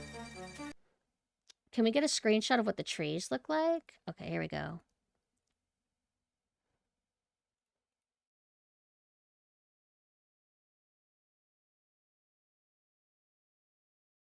It's like, I feel like we're not comparing text so much as like art style, because that's what it is. It's just different art style. So are these trees more 3D, or is it like illusionary shit, or is it 2D, or what's going on? I think that there's more like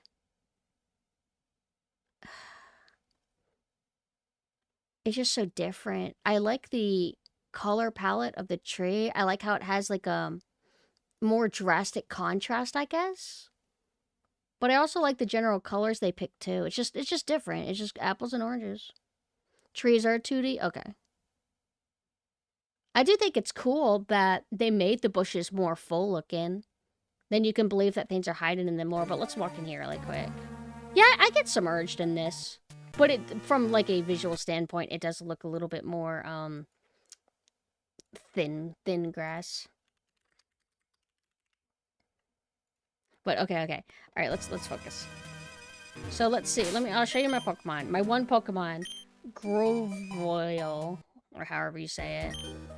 This is my baby. I like this form a lot. I actually maybe like this form more than what is this?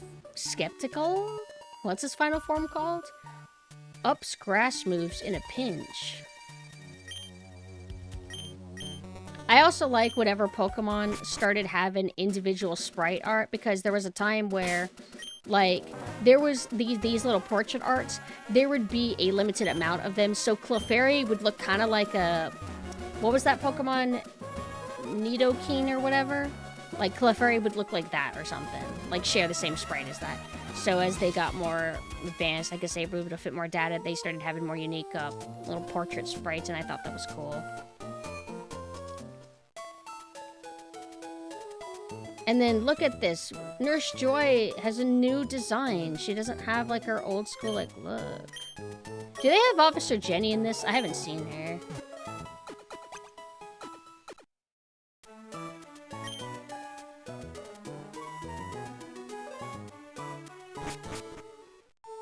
And then also, I don't remember when Pokemon started doing it, but you can hotkey stuff to your select button. I think at the moment I have it as the water in can.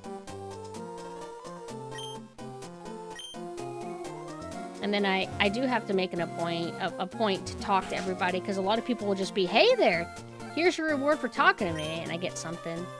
Roxanne, the gym leader. Roxanne, which one is that? This is the gen that has... No, Whitney is gen 2, right?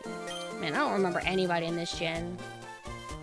Even Pikachu once had a Clefairy sprite before Pokemon Yellow came. Really? I never got to experience that.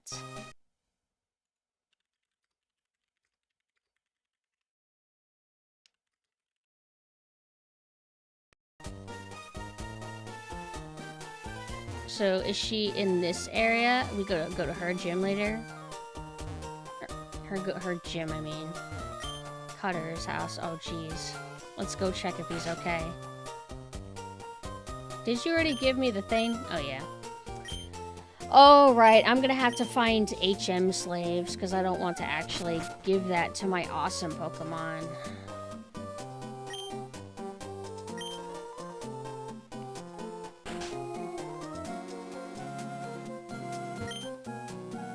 I struggle to remember which building does what.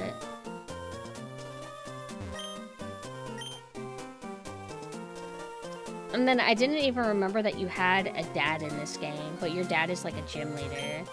Devon Corporation. I don't remember if I fully explored this town. Oh yeah, I remember. I went in here and then they won't let me go up. I'm not like VIP enough. Rock Lovin'. Roxanne. What does she look like?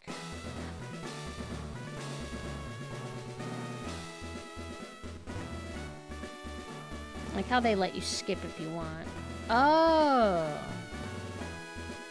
I kind of remember. I guess she's supposed to be subversive, like, oh, I'm a hardened rock type, but I'm kawaii. rock against grass may be based. I don't remember. I think so. I think so. And also, you can change your HUD. I usually like to have it as...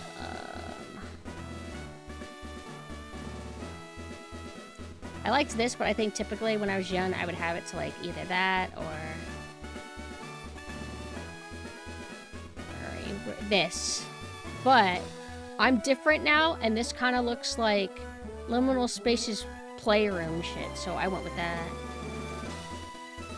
Flannery, I remember. She looked cool. She like had like a wild red hair that kind of like spurted out. It was very, very cool.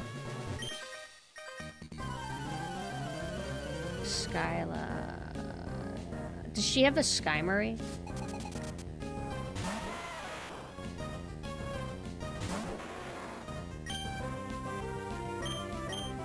I don't really have... I mean, this is my only grass move, actually.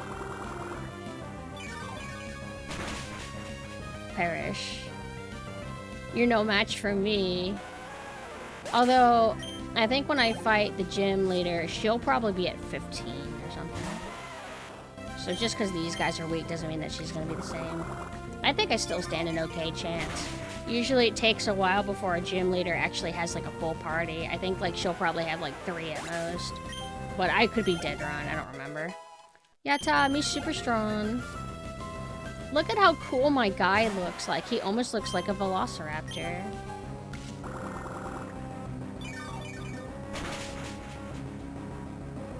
I also love the feedback. Like, whenever you get a critical, it sounds like a splash and water effect, and it's super satisfying to hear. And then if your attack isn't really effective, it's that really annoying, unsatisfying, like, dud sound. Oh, I hate it so much. It means that I don't win. Also, nice color used here. And to break it up from just being a sea of, like, warm and brown, they have, like, a little bit of gray thrown in here. Just good art direction. I'll tell you what.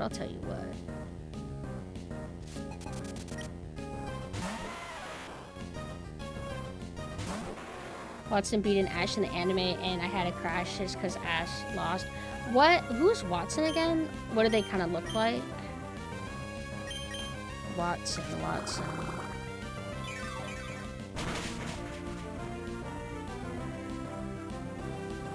But my boy is Falconer. I love Falconer so much.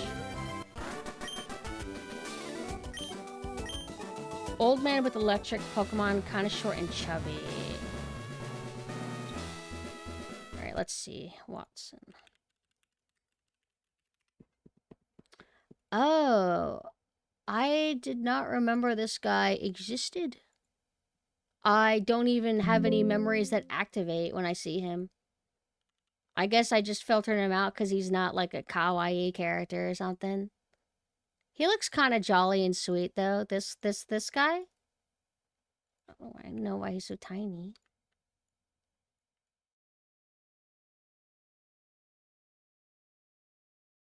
As a kid, I never knew you could surf down to the south and get Ice Beam from that ship. Trivialized the game. I don't know if I ever did that. I know that I would go out of my way to explore because I wanted to get good shit.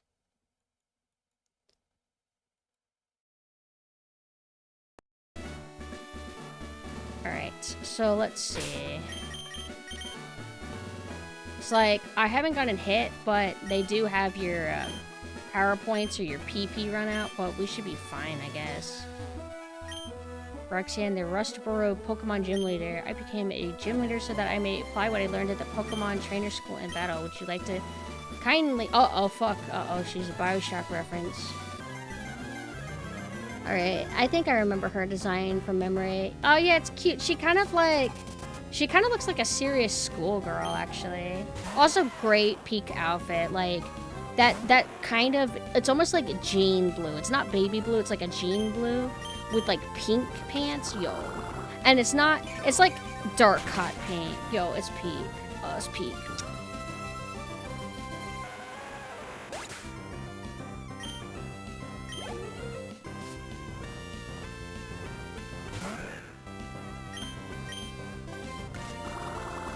One thing that I regret is when I was young playing, like, Silver for the first time, I think I would fuck up and I wouldn't catch, like, Entei and, Sui... How do you say the other names? There's Entei, Raiko, and then Sui Klein or something. My victory is assured. Oh, yes. I am powerful. I am all-knowing. Yay! The Pokemon League's rules state that trainers are to be given this if they defeat a gym leader.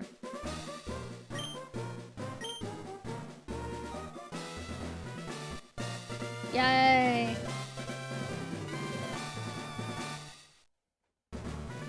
The stone badge heightens the attack power of your Pokemon. Is that... Wait, is that a thing? Are your Pokemon's, like, damage nerfed until they get a badge?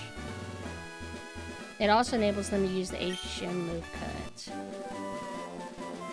And then I get, like, anxiety when I get, like, TMs because I'm like, oh, I don't know who to give it to. I don't know when to use it. Rock Tomb. I don't know if I would bother. I know that there's some abilities that you're able to buy in the shop, but I think there's some that you only get one time, right? In other words, you climb the first... Who is this guy again? There's always like a fan guy or something at the gyms. Alright, so... Like, look at that. We have like a little like flipped card animation. Look at how cool that is. Says I've only played 2 hours. Only 2 hours? I guess I switched to JoJo really quickly. The badges are equivalent to a plus 20 or so effect values, if I recall correctly. I did not fucking know that. That's cool. I thought that the only reason you want to get them is so you can progress or so your Pokemon would guarantee obey you. But the one mistake that I'm making, and I know I'm making it, I'm gonna keep making it, is that my Pokemon is so strong that it's gonna be hard to hunt down an HM slave because I'll just accidentally destroy anything that could be a good one.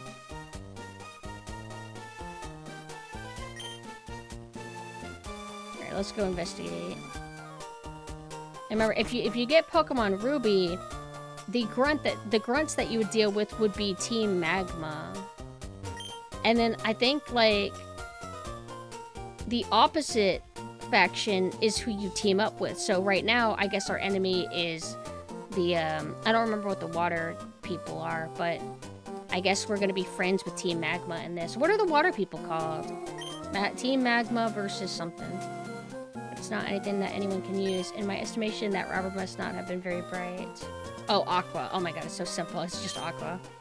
One of our research staff stupidly got robbed of an important power cell.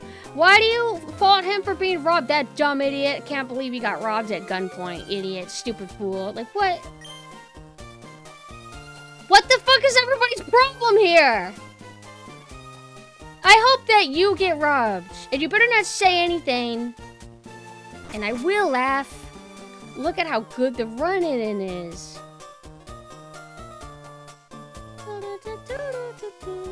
So this is, I think, a dead end.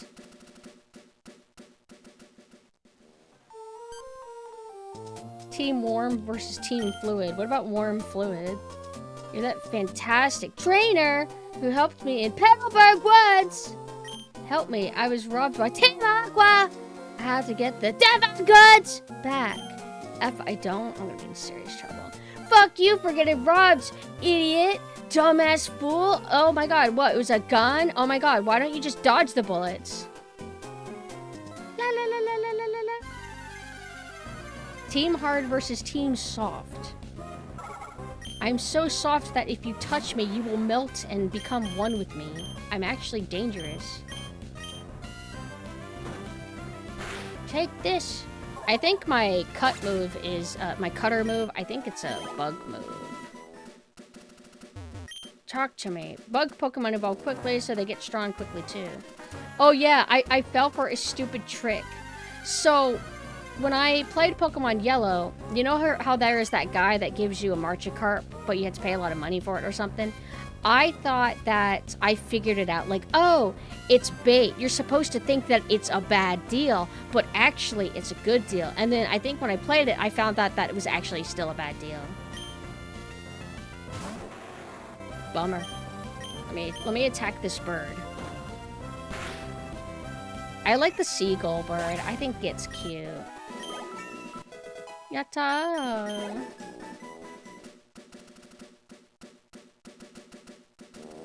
I remember there was some technical reason why it was bad, though. Like, something about, like, oh, I could have gotten a Magikarp free or something like that. Because when I did it, I remember we came to some realization that I did fuck up, or somebody just convinced me I fucked up. I didn't even remember this Pokemon. What do they turn into again? Like a moth-looking thing? Or, yeah, wait. Right? Because this is the game that... No, that's...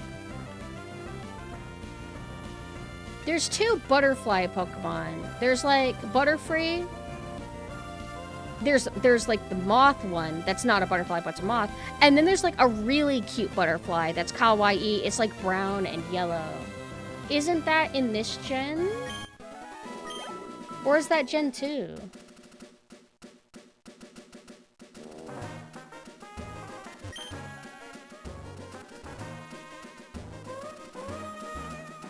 It evolves into... Let's see. Ninja. Oh, okay. Oh, it's like a cicada. Ninjask is like a cicada. And then Shed... Inja. I don't even remember this Pokemon at all. Shed Inja.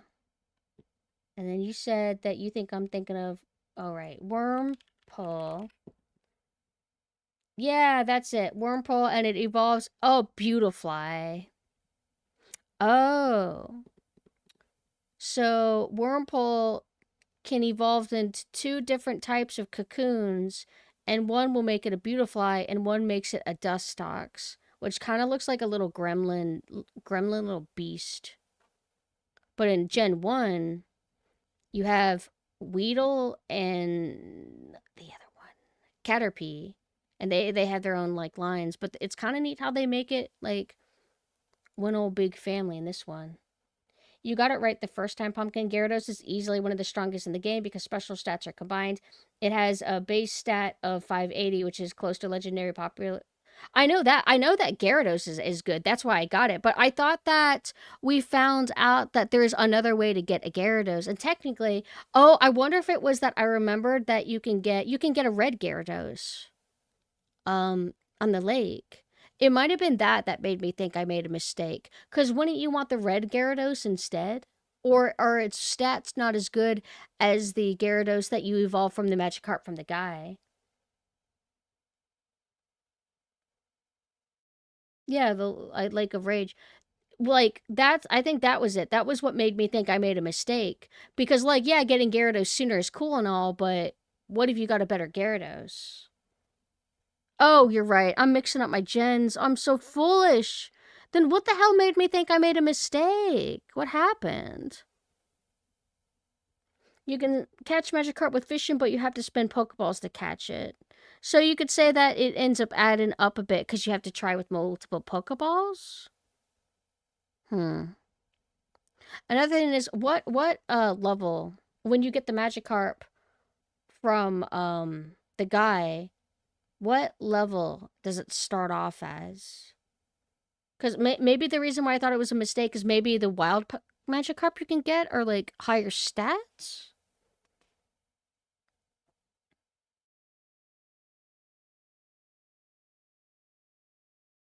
Oh, yeah. I know about the Pokemon anime lore, but I'm mostly just talking about the games. Because I always assumed when I played that, like, oh, he's just offering me a dumb Magikarp and I knew about Gyarados as a kid. But I'm like, why would I pay this extra amount of money when I could just find a Magikarp on my own? But then I thought I realized something that it was actually a good deal after all.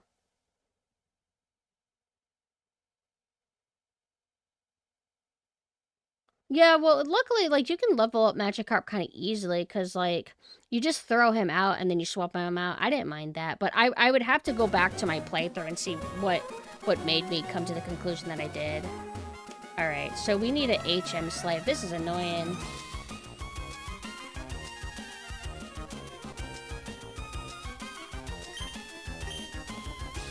Pico and we were jumped by an odd thug. The scoundrel made off with my darling Pico.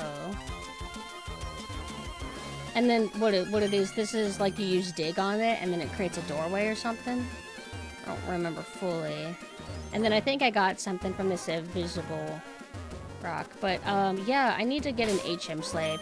I think one of you guys said Zigzagoon is really good for that. If I can actually catch one without murdering it. Secret power makes it a room. Oh, wait. Is that related to the bases that you can... Is that related to the bases that you can make for yourself and then you can decorate them and it was really cute. Okay. I wonder where I used to make mine. I think I made mine in a rainy area.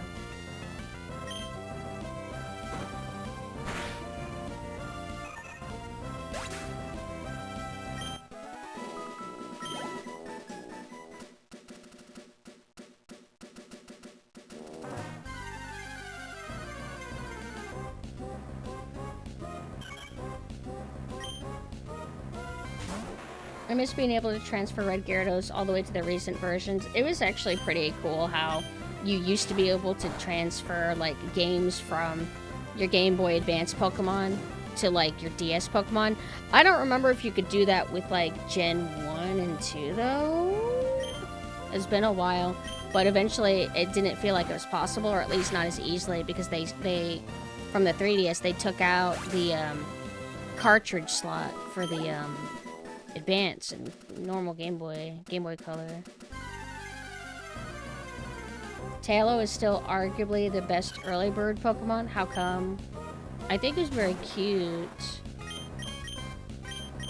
But I admit I kind of want the seagull. But is it stupid to get the seagull? Because it's so cute. Well, I'm just murdering Pokemon now. If any of them feels like surviving, I will catch it. Only other thing I can think of that I probably have to do is I just need to go to a stronger area. I'm just too overleveled. Everything will perish. I'll use a bug attack maybe. Hey! But I don't think... Can he even learn Cut? But I don't want to just, like, catch any Pokemon willy-nilly. Yeah, I usually just go with what I like and overlevel them to make them super strong. Only every now and then will I have, like, a Pokemon that kind of sucks, just because it's able to use a certain ability.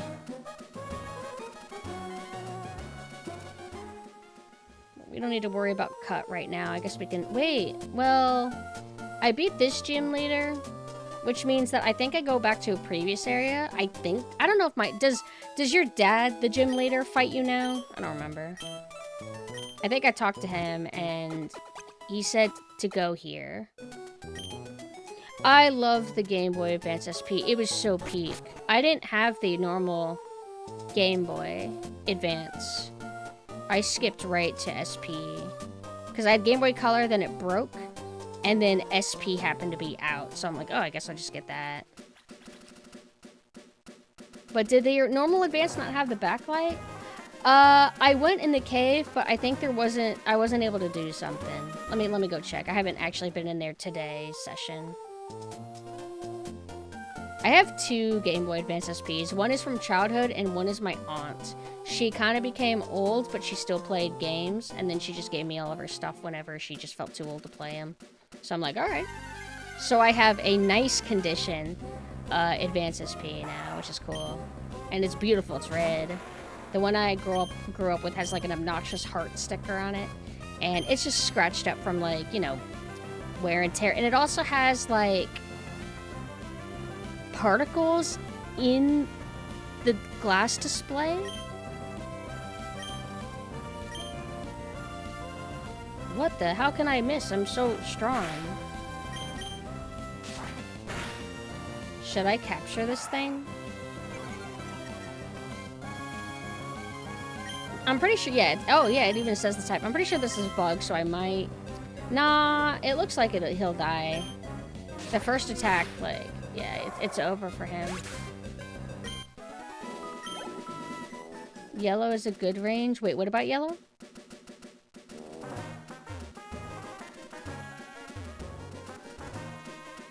No. Well, I thought that I was just gonna kill him because the first hit that he did, it took out more than half of his health. So I'm like, oh, like, there's no way I can, like, do this.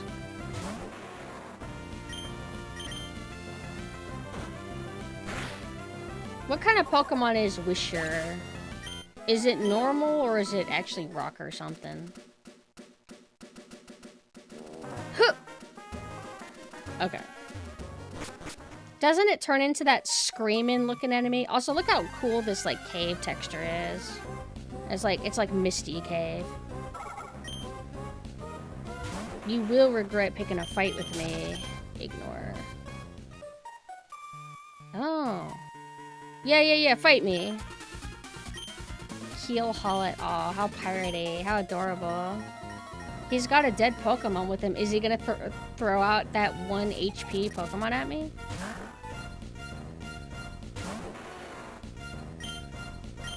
What should I do to murder this creature? It's a type dark. I don't have anything for it. Let's just absorb his essence.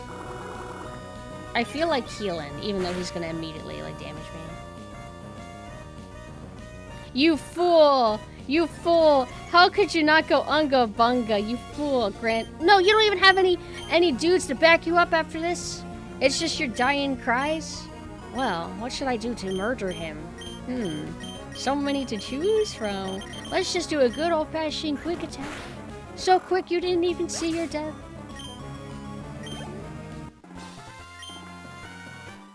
Cute outfit, but you know, me, I'm a little bit biased. Give me that dead Pokemon. What if he gives it to me for free? I think some people just give you Pokemon.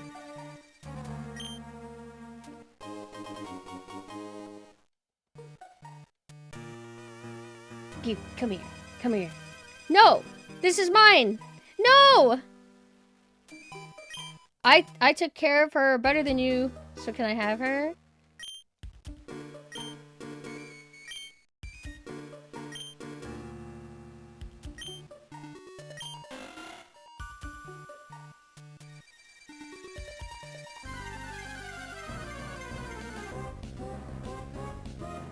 Get this guy out of here. You're not even worth my energy.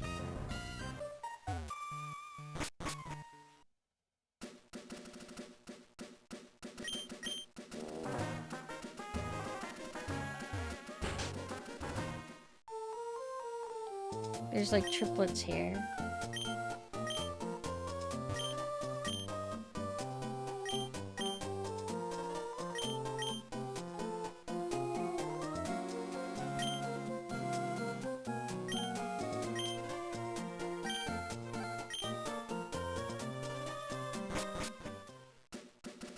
Ended up getting my Game Boy Advance around 2001 to 2002 because my first game with it was Mario Kart Super Circuit. Only handheld Mario Kart I ever played was the DS one. Yeah, I think. The 3DS. I think it would have been 3DS. It was pretty cool. I didn't know there was a Game Boy Advance one.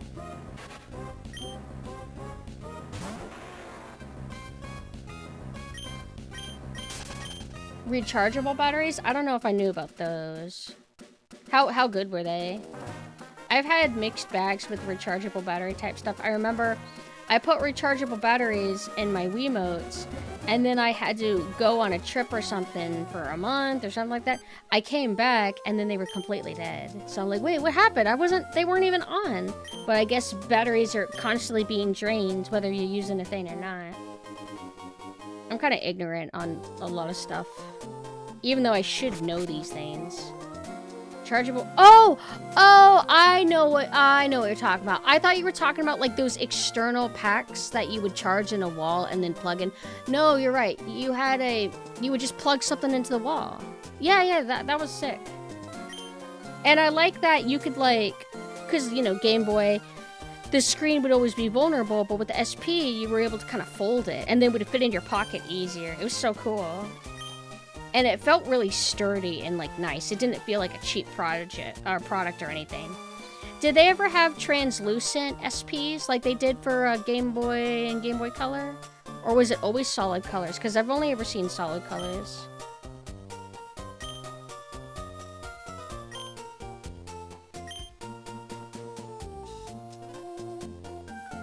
I should probably pay attention to what, like, characters say to me, because they give me quests, and I don't think the quest notes are anywhere, so if you forget things, I think you can get screwed, unless there is a notes system.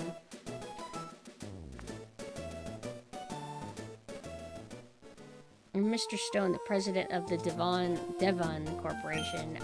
I just got word about you. You saved our staff not once, but twice. I have a favor to ask of an amazing person like you. Hi, Spaghetti. I understand that you're delivering a package to Slateport Shipyard. Well, on the way, could you stop off to Dewford Town? I was hoping that you'd deliver a letter to Steven and Dewford. Oh, that's right. That was another cute thing is, all the different textures for letters in Pokemon games, right? Aren't there, like, different kinds? You should know that I am a great president, so I'd never be so cheap as to ask a favor with nothing in return. That's why I want you to have this. Pokemon Nav. Isn't it like your Poke... in Gen 1? It's Pokedex, right? Oh! Wait...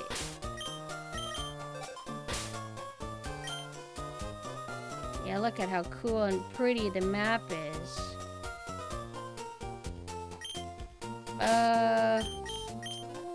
And this you're able to, like, re-challenge people, right? Or, I think it's a different tool, right? Put away the Pokénav. I just press B if I want to do that. Oh yeah, the phone number system. Gen 2 had that.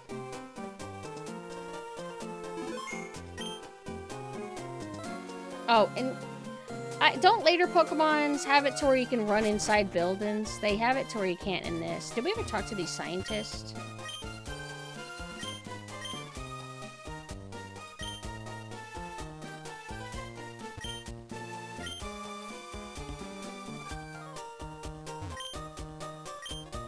Aren't some evil scientists sometimes enemies in this series? Yeah, I think they're, like, related to Rocket or something, and you were walking around an area and there's a bunch of evil scientists. One of those guys survives fossils. Hold on, let me go back. You said bottom right? This guy. Cool. That would be something that's easy to miss because it could just be like a grunt NPC just talking, but if he actually serves a purpose, that's cool. And it's not like overtly advertised. He doesn't say, bring a fossil to me and I'll be able to revive it. It just sounds like it could just be fluff dialogue like he's just studying. Hey, it's my buddy! Don't challenge me. Don't challenge me yet. I have to recharge. Who gives me a free Pokemon that can be an HM slave? Alright. I'm all rested to beat this guy's ass. Isn't Bellossom... Is Bellossom Gen 2 or 3? I should be allowed to choose the names of my rivals. This guy should not be called Brendan. Although I have no idea what I would name him. I would just name him Gold, I guess. No, this is Gen 3. I think May is Sapphire. No! I think, wait, which one is Sapphire and which one is Ruby? Between these two. Who the hell is Sapphire and who the hell is Ruby? Or is one of them called Emerald? Okay, so I was right. So girl is Sapphire and guy is Ruby. Okay.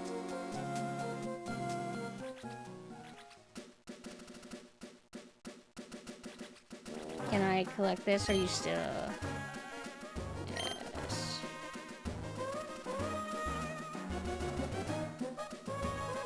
I wouldn't buy the Pokemon manga, but I did read a bit of it a while back. I don't think I read past Gen 1 stuff, though. I don't think I really experienced May or Brendan. But I enjoyed what I read of the manga. It was a lot more dark, and I like Red as a character more than I like Ash. Ash was just like annoying. Ash was like charming in his own right, but I feel like Red is like cooler.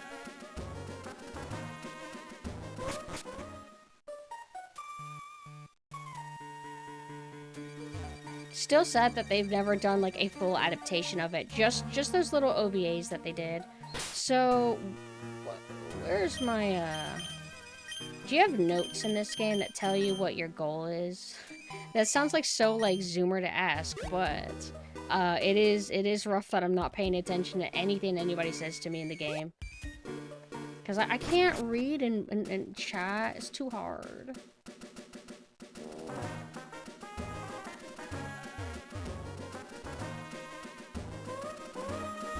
I think a lot of it's, I don't really like Ash's mannerisms. I just don't like him as a person. I feel like him and Red are just like, they're just two different people. But I feel like Ash makes an okay pro tag. He's just kind of like, you know, a downgrade. A man in pursuit of power.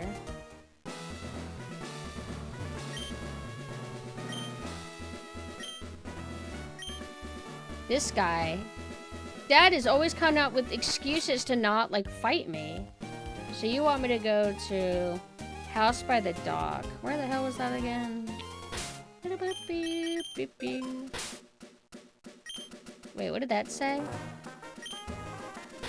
Condition. This tells me, yeah, this is our score for, like, beauty pageants and shit. And you give them berries, and that will, like, determine how amazing they are. And you can make a balanced one, or you can make them leaning into, like, only cute or something. Why does that say shart? Very good shart skills. Hi, yeah, the sleep schedule is a little bit crazy. Where's Guy's house?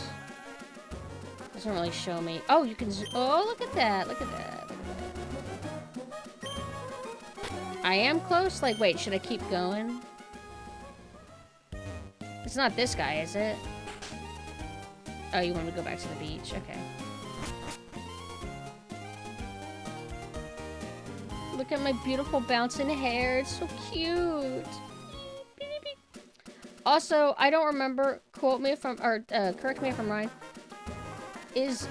Who's just here?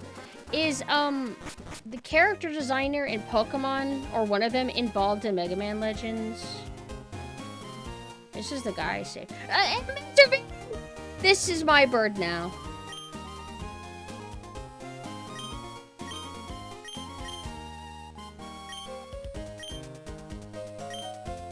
Oh, right. He takes me to a beach. He takes me to a cute beach. Back in my day, I would have to go on the Titanic, and I'd have to fight a bunch of people on it. Although I think you can only go on it one time. Wait, did you have like a fast travel boat like this in Gen 2?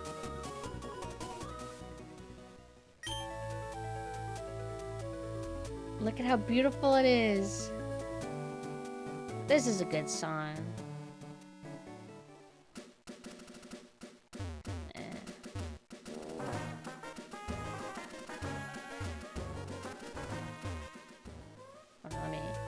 Examine every single rock.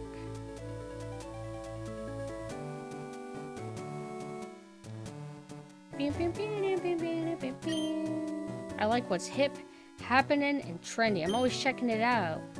Have you heard this new tasty design? Oh. Yeah, I don't feel like... Because I gotta pick from presets what kind of, like, hip slang I make pollute the world. I should... Wait, no, I can't write XD. It's pre-selected words. Silk scarf. Hey, wait a minute.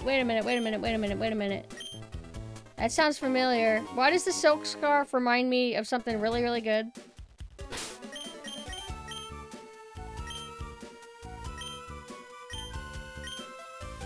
Where's this shit? Oh, I don't have a normal Pokemon. None of my Pokemon are normal. They are twisted, just like me. Brawly. Everyone idolizes him. Is he hot? What's he look like?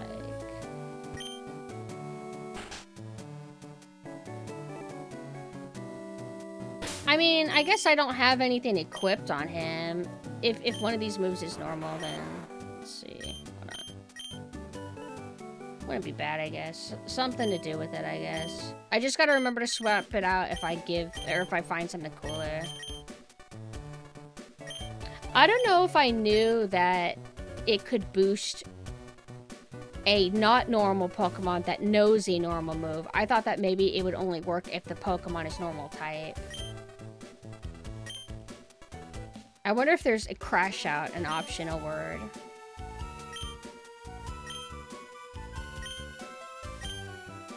Like, is there really any reason to engage in this, like, whole thing? Or is it just, like, world building and cute interactivity, feeling like you can affect the world around you? Oh, no problem, Machina. I hope that you have a good rest of your day, and thank you for coming. Sorry if the Pokemon's been boring, by the way, for you guys. I did intend to switch games at some point, but I haven't decided what. That's why I went with Pokemon, because I'm like, ah, shit, it's 5 a.m. I gotta think of something to do. Well, I already have the thumbnail for Pokemon Sapphire, so let's just do that.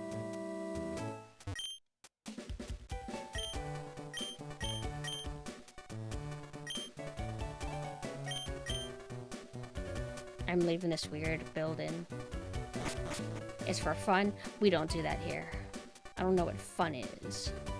I only know about practical. What do people do if they need to go to a washroom? What if my rod hooks a big one while I'm in the washroom? I just can't go. Would you want me to get a Zubat for Flash?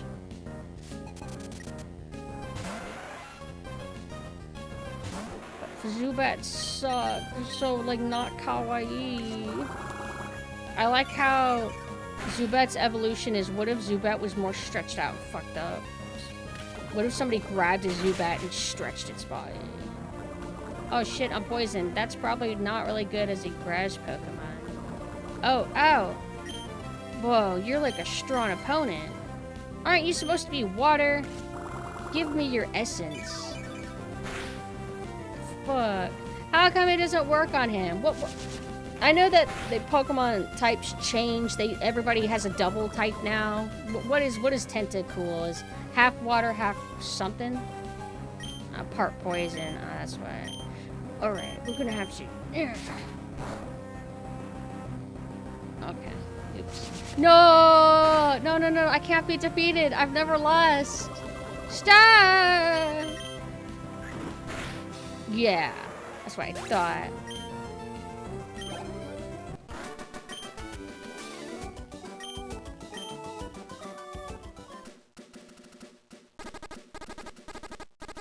I like how extreme and intrusive the poison effect outside of battle is. But it's good, because it really makes you remember that your Pokemon is slowly dying. Don't Pokemon... There's like a relationship system with Pokemon. I don't really know the intricacies of it. I assume it's just tied to, like, how often do you let your Pokemon die? And then... There's like, I don't remember, aren't some Pokemon have petting mechanics and shit? Stardust, what was that for again? Stardust. I remember liking it, but I also like how Stardust sounds. Oh, it's just money. That's why I like it. Money. I'm gonna go buy some boba tea with it. Can't you use cuts on signs? What?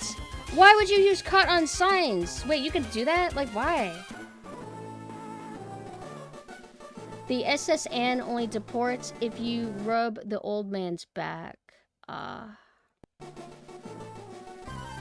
Fishing in the stream or ocean? I like the ocean. like the ocean.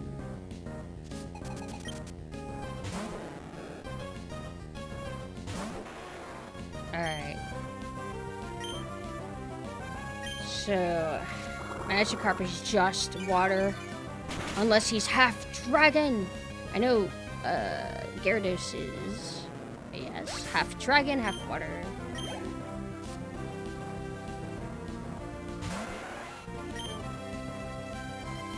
This Pokemon is my nemesis.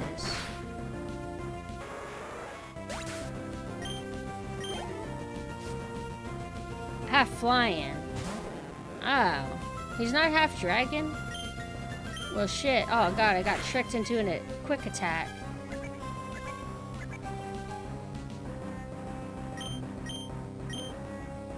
Imagine being a Magikarp. As soon as you get caught, somebody throws you at a battle.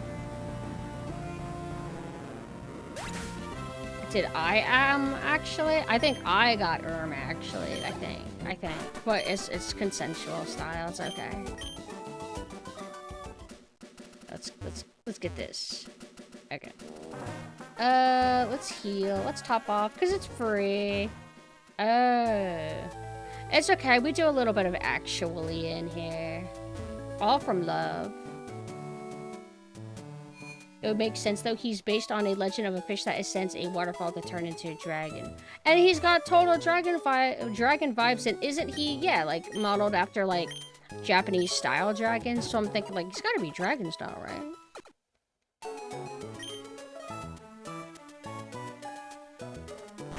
So, how Kino is a half-water, half-flying Pokemon?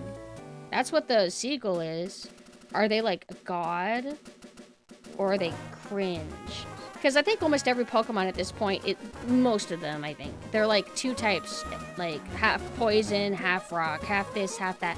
What's like the Kino combinations and what are like the worst combinations? Not because the combo is bad, but because it's not actually that strong against as many Pokemon as other combos. Like, let's get into the meta. What's going on?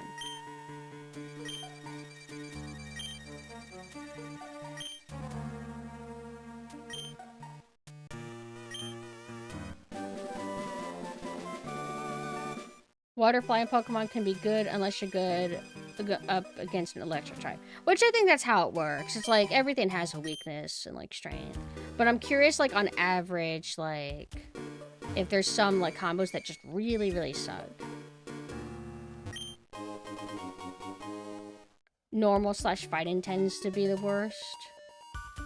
I always assume that getting normal style sucks because it's like, what is a normal attack even good against exactly? I mean, I guess like there's normal attacks that can be good, but they're not like, they don't have like any elemental bonus, but the move itself can just be really good, but I don't know exactly which ones. No, like, wait, is Clefairy still normal or is it also fairy now? Because that shit's not normal. Gyarados would have been broken as a water dragon as he'd have no weaknesses in Gen 1. There's no dragon moves that weren't fixed damage. Dragon Rage was 40 damage. But I thought, like, there... Oh, hi, Sui. Hello. Thank you for the raid. How are you guys doing? I thought that there wasn't Wait. Was there dragon... There was dragon type in Gen 1 because of Dragonite and Dratini and shit, but there wasn't duo, elemental Pokemon in Gen 1, right? Isn't that a thing that started with Gen 2 more? And that's when Steel Pokemon started being a thing, and a few other types. But how are you doing, Zooey? What were you guys up to? For anybody who doesn't know me, hi, I'm PumpkinSynth. At the moment, I am in my Sailor Synth form. I am a saltwater crocodile girl. I like to play retro games and kind of comfy games lately. And then my other form is a military raptor girl. And we are playing Pokemon Sapphire, which I have not played in a very long time. I haven't played it since it came out, like, originally. I'm kind of not as into Pokemon as I used to be. But I've been a little bit nostalgic. I've been revisiting it. And I thought going back to this gen would be nice, because I think it's very, very pretty, very aesthetically nice. Lots of water. I'm autistic for water. Pidgeot is normal flying. Duo types have been there from this type. Oh, shit. I didn't know that. I know. I saw him. He said that he wanted me to get Flash, but there's a problem. All of these Zubats are weak. They're garbage. Actual garbage. And they keep dying against my ultimate attack. If one decided to live, it would be the chosen one, and then I would mayhaps teach it Flash. That sucks though. I'm gonna always have like a ugly, lame Zubat that I had to pull out of my box just to make it Flash people. Ugh. I know how to play. Give me a second. I'm good. I'm just creating the Raiders. If this Zubat dies though... Oh, what the? Whoa. Nearly all grass types in Red Blue were also poisoned as well, making over half the roster being weak to Psychic. That's kind of cool. Then Mewtwo and Mew would have beat their asses. Oh, he died. I'm sorry, Crafty. This guy did not want to live. It's not flat. Why would I want to get a Zubat for Fly? I thought, because, like, I'm assuming you want it for Flash. If I want Fly, I would want to get a cute one. I would want to get, like, a little sequel. Why would I want a Zubat for flying? That's cringe. Unless there's, like, some meta that I don't know. Dragonite is dragon and flying. So I was right. Dragon. And the Dratini and shit. Dratini and what's the other one? What's that chain? Dratini, something, and then Dragonite. Dragonair, yeah. Dragonair is like the fancier one, right? Like the second form. Wingull to Pelipper. Hold on. Wingull. And then it was Pelipper, its evolution. In terms of appearance, I think that Wingull's cuter. But Pelipper's cool. Or are you talking from like a gameplay aspect?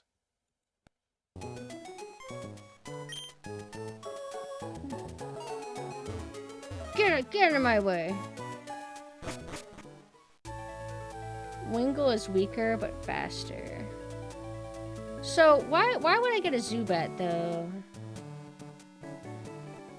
I don't even know how to get a Wingull, to be honest. So I was also wrong. This doesn't take me to the beach like I thought it does.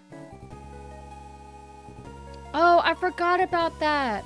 Rain and sandstorm are the main ones that I can recall, to where it creates an environmental status, and it boosts certain types of Pokemon, and I think it weakens other types, and it also can do progressional damage. Like if you do a sandstorm, the opponent will be like smacked with sand and lose a little bit of HP every turn, unless it's like a rock type or something that's not effective. If you use it well, you saw how good Zubats can do in battle defensively. So it's like basically like an actual good Pokemon to use. But I have to go with only cute Pokemon. Also, I gotta go to the bathroom really quick. But if anybody has to head out because it's like really late from like the raid, feel free. But I hope that you enjoyed your stream. What is female Virgil got hands? What were you playing? Bayonetta? We're talking about Jean. One of my most successful competitive teams was a rain team. What? So all of your Pokemon were just enhanced by the rain? But I'm assuming they weren't all water Pokemon, right? So how did it work exactly, out of curiosity? As somebody who's like pretty casual about Pokemon, I've never really been involved in meta or the competitive or versus scene. It's like totally like alien to me. Played a new Metrovania and fought a super boss that felt like Virgil. All the characters in the game were girlies. What's it called? I might have heard of it. I think I heard of a new Metroidvania, but I think one's coming out all the time. But I'll be right back. I just gotta go to the bathroom really quick.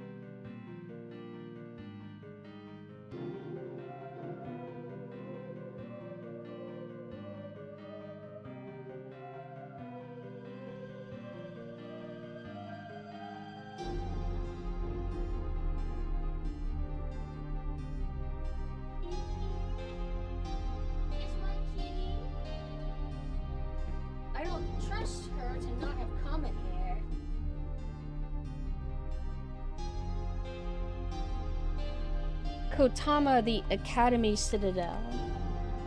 Let's see. Let's look that up. I've been finding out about a lot of cool things lately. Hold on. I don't think I even have Steam up. So it's called Kotama. Modern character design. Side scroller. Well, that's Metroidvania style. Looks pretty cool. Probably a pass for me, but I hope that you're enjoying it. It seems like you are. Steel as a type is so cool. I like how steel Pokemon look. Sky Amory, I think, is one that looks super cool. And then Onyx has like a evolution. And it's kind of creepy. It's kind of scary. Even Onyx is kind of scary. It's like just normal Onyx.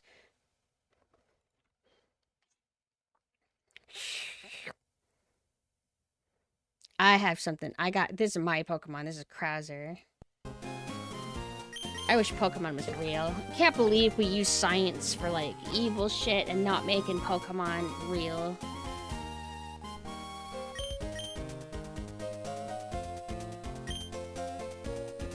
There's a nice room that has a reference to 5 other Metroidvanias and I thought it was cool. Clink Clane. Oh, I said the wrong word. Oh, it's kind of like, what is that? Magnite, but what if it was like gears? Cool. Oh, yeah. Thank you again for the raid, and I hope you enjoy your food. I wish I could enjoy coffee, but I don't have any. Ooh, you guys want to see a photo of my cat? I got sent a photo. She is curled up in a blanket. Do y'all's cats ever get excited if you get like new bed sheets or something? Like it's like they think that the bed is just so much more exciting now. But look at my beautiful angel cat. Once I resize the image, because when you take cell phone images, it is the largest image imaginable.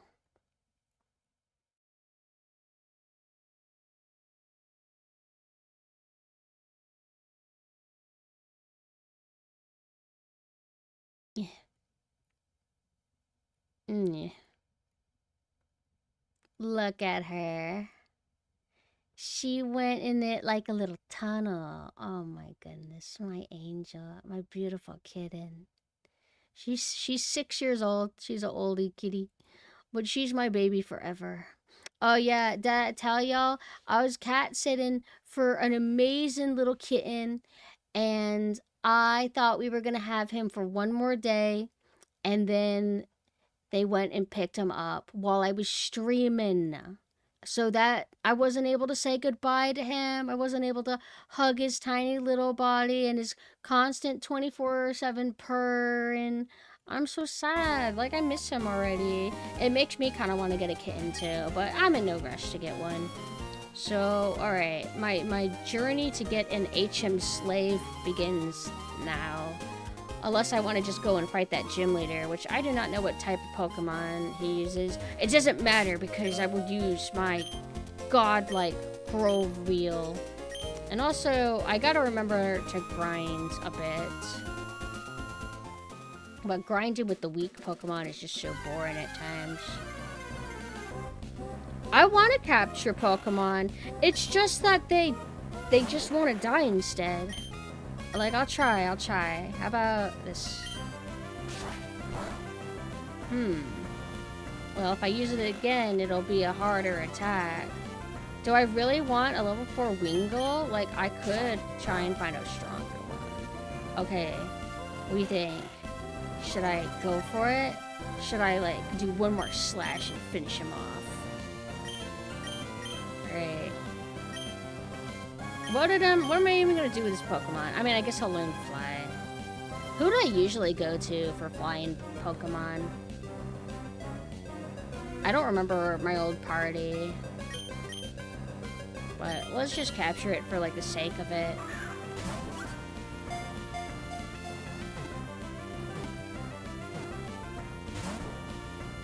See? He wants to die. I chose to make him the chosen one, and he rejected me. The final moment of truth. What the? Whoa.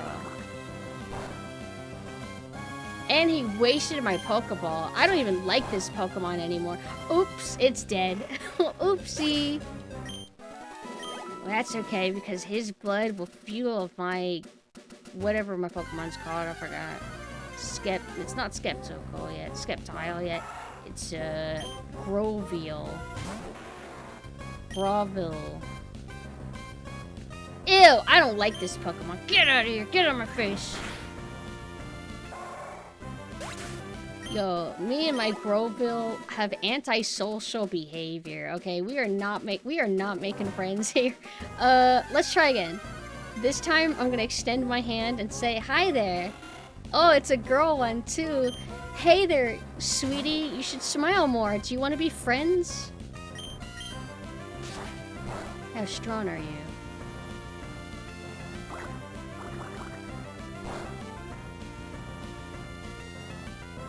I would totally win. I don't know who that Steven guy is, but I would win. And I'll have you know, this low IQ gamer right here, with these strats, always beat the Pokemon games. I always win. I always win.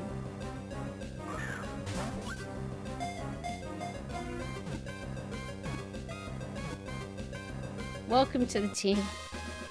You're gonna have a great time. First, smiling lessons. Wingull rides up drafts rising from the sea by extending its long and narrow wings to glide. This Pokemon's long beak is useful for catching prey. Catching prey? Like animals that aren't Pokemon? Like, we don't eat other Pokemon, right? Right? I like those videos of the Pokemon being chopped up, like YouTube influencer style camera, and they're being chopped up with a butcher knife and prepped to be eaten. And it's pretty gnarly. They even do it to Charmander, which is my favorite, but it's pretty wild because they got the good sound direction for those to really make them visceral. Who wants to fight? Who wants to fight? Fight me! I think I already explored everything here. Can't really do anything until I pick a Pokemon to give Cut to and, Flash to. Cut and Flash.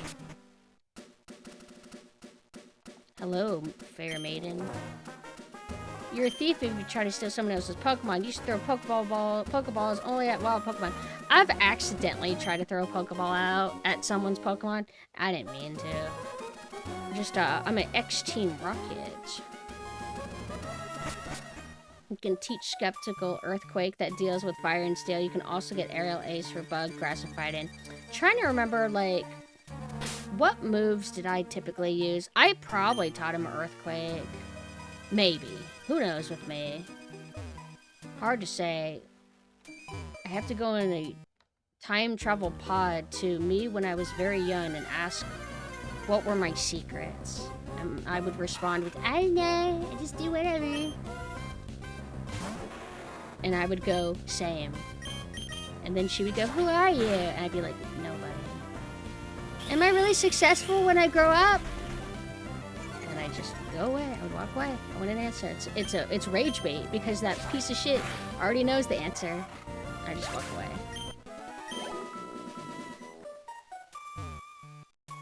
away. Not really. Like the slot machine stuff, even when I was young, I would just be like, hey, there's a very low chance that I get anything good out of this. And this costs me more than wins me anything. This sucks, I'm leaving. That's why gacha and gambling doesn't work on me much. Consumerism works on me, but not gambling. Not at all.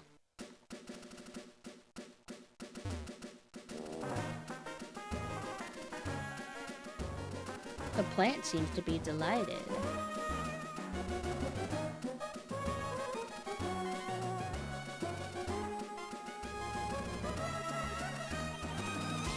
I loved for Infernape. He was so strong and based.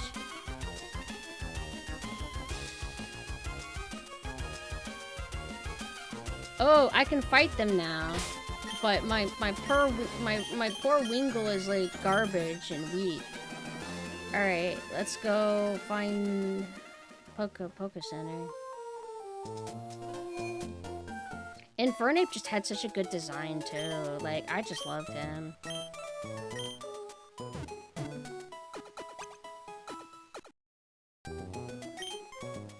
I remember, like, I don't go for teams of legendaries. I go for, like, teams of starters. Because I have affection towards them. So, after doing a bunch of transferring, I'd be like, here's my Feraligatr from this game. And then, here's my Infernape. And here's my Sceptile. And then, what other gen are there?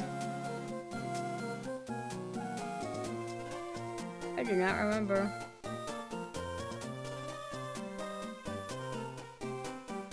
Hold on, I'll be right back.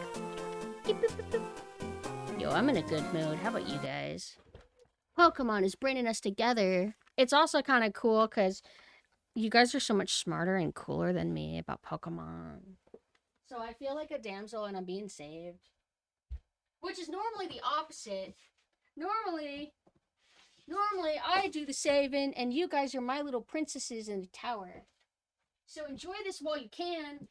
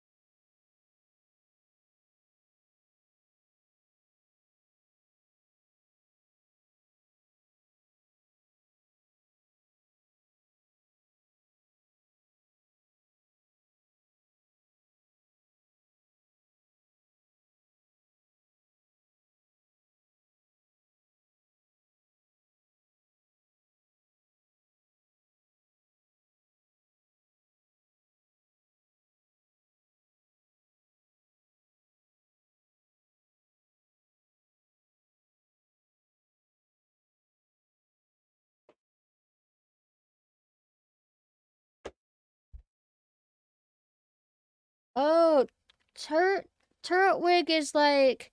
Isn't he like a turtle-looking thing? He's green and he has like a little sprout on his head or something. And then Piplup is like a penguin, like a cute one. What is his final evolution? He's like a king penguin. He's like kind of like Chad penguin. Oh my god, oh my god, oh my god, oh my god. The update! The updates are crazy, y'all! Oh my gosh. Oof. Oof. Oh, I love it. It's so much.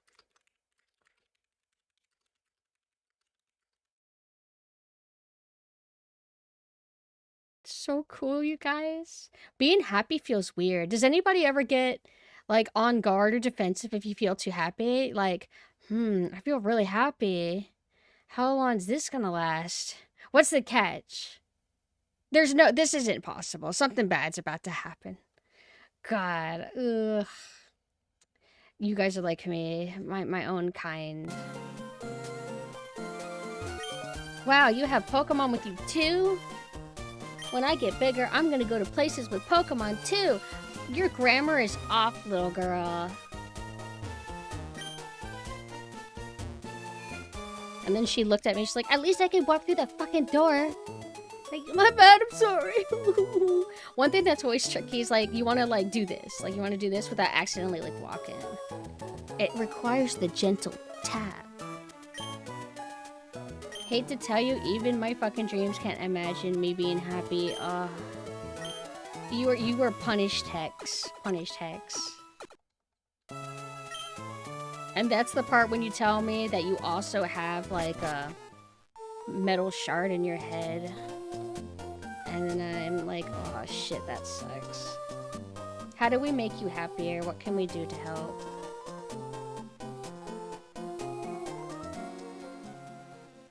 My dreams are never even... Oh, actually, I had a weird, surreal dream. It was very particular. It was, like, A lot of dreams I have are surreal and not even about me. I'm usually a spectator in my own dreams, and I watch, like, random strangers. I'm just watching a movie, practically.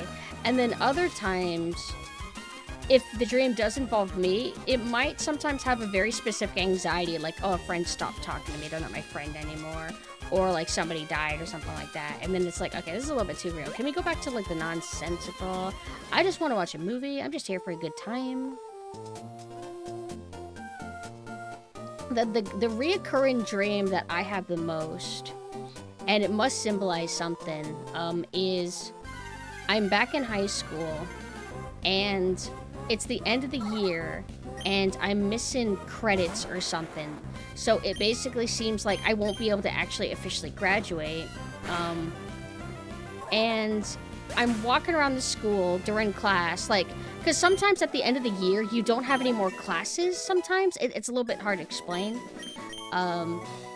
And I would keep walking around to, like, the school office, and I would try to get somebody to help me, like, hey, how do I graduate? Like, what am I supposed to do? Like, can somebody help me? Like, I guess I'm really confused. And nobody ever answers or gives me a straight answer. And so then I'm walking around like a cold, quiet school, just trying to figure out what I'm supposed to do. Because, like, I don't know.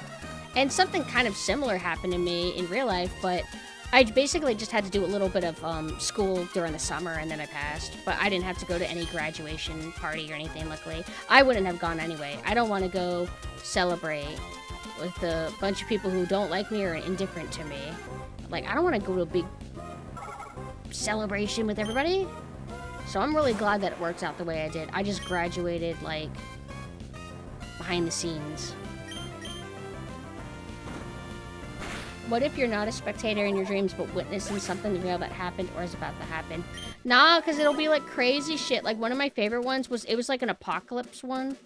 And it was blue and pink bubble gum that was wrapping the town. And it almost looked like spider webs. It was, like, it was also acidic. So if you got caught in it, you would die.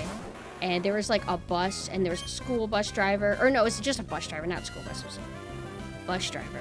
And pro tag characters, and he died. He got caught in the gum, and he melted. And I just remember thinking that was exciting. Wow.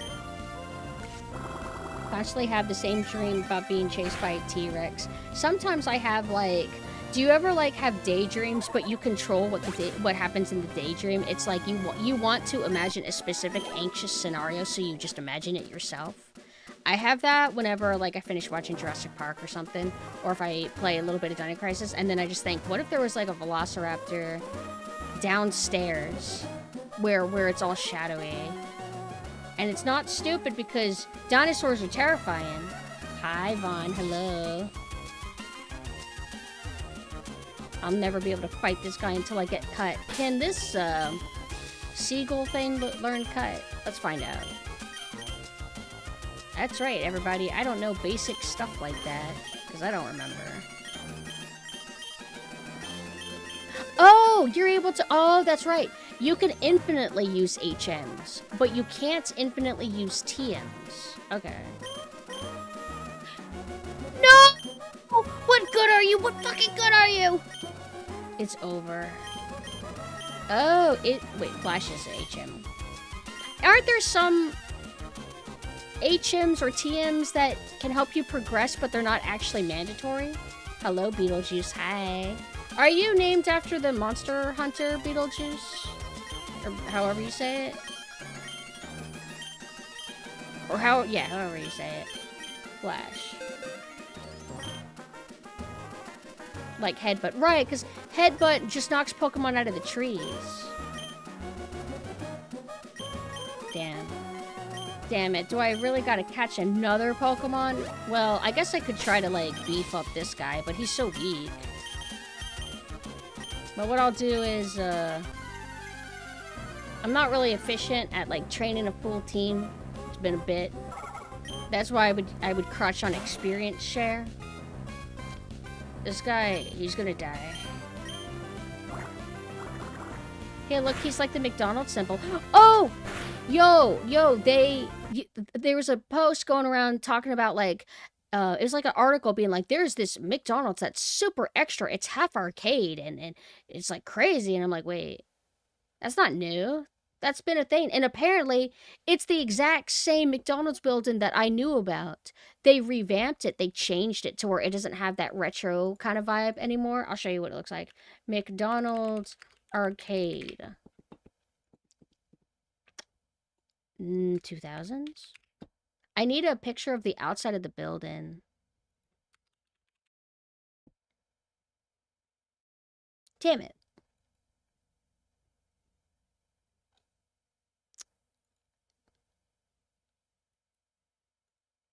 This is as old as 2008, but I'm pretty sure it was around longer than that. This is going to be a little low res, but here's how it used to look. And I've been in it before. It was really cool. Like, it's huge. Hold on, where'd the image go? How come I didn't save?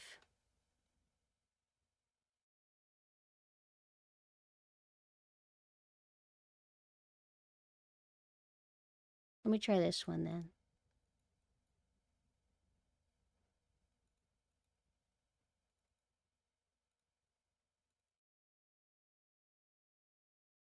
Where is it?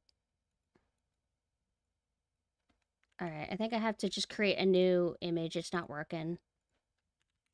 Hi, Cream. How are you doing? Well, this is what the McDonald's used to look like. Kind of tacky inside, and then or tacky outside, and then inside very, very like 90s core arcade inside. And I think it also had a playground, like slides and stuff. It's really cool. I went maybe like once or twice in my life, and they remodeled it, I guess. McDonald's arcade building remodel.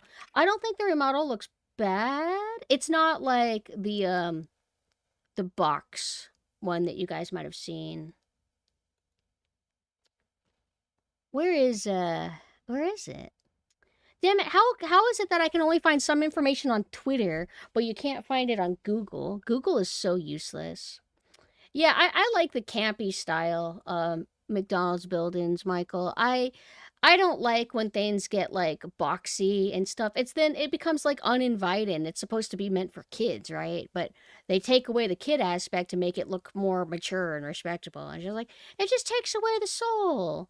I guess I understand like if you make a new building, making it maybe a little bit more minimalistic to save cost, like I do get that, but it sucks when you remodel one that's like vintage and then you make it like cringe core.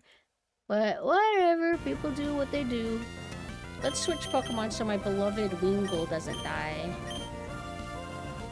Did you ever get to play the McDonald's N64s? No. Unless they were at the arcades and I didn't remember. What was like, did they have like McDonald's shelves for the N64s? I understood what they got rid of the slides and stuff when I saw skid marks in one. Oh yeah, like you are going through slides or ball pits with a bunch of strange kids that are all taking their shoes and socks off, and you don't know their individual cleanliness level, and a lot of kids are pretty filthy. I personally never saw anything rancid like that though, like the skid mark shit. Like I went and played in McDonald's slides a lot when I was young, or like Burger King ones. Never saw anything like nasty. But that doesn't mean that there wasn't nastiness. Maybe I just couldn't see it. Let's switch. Whoa! My Wingull died! Oh, I forgot to switch out! What happened? Oh, you guys distracted me. It's y'all's fault. It's not my fault. I didn't do anything wrong. This guy's gonna pay. Oh wait, why don't I use a bug attack on him? I'm just stupid. At my McDonald's, besides the play place, they were N64s with Star Fox, Majora's Mask, and other games. Well, you don't have to dox yourself, but did you live in like a cool state or something? Because I think some states get like better treatment than others, or some states will have like the crazy shit. Because I think that the crazy McDonald's is in Florida, I think. Unless there's other ones. BC, Canada. What? What's McDonald's like in Japan? Never had that at a play area. Did see evacuate the pool, please, during a swimming lesson once. Did somebody, like, shit their pants or something?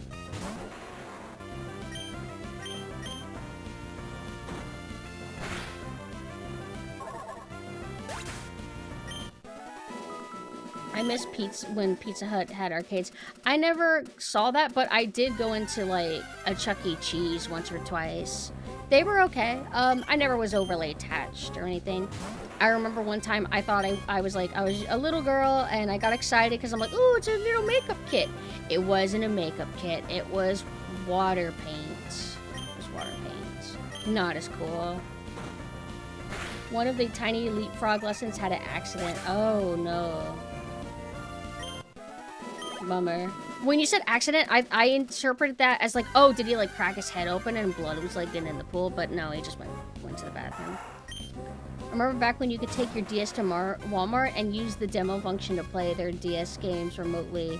That's cool. I forgot about that. There was a way that you could like play certain games multiplayer style, like Mario 64 on the DS. You were able to connect with people and do something with them. I don't remember fully because I think I only did it once at school. And then I think you can also do that in Resident Evil Deadly Silence. Oh, right. I need to stop grinding because my precious baby boy is dead. Shit. Damn it. The monster spawn rate is crazy. It's like, it's hard to really go through grass without dealing with these motherfuckers.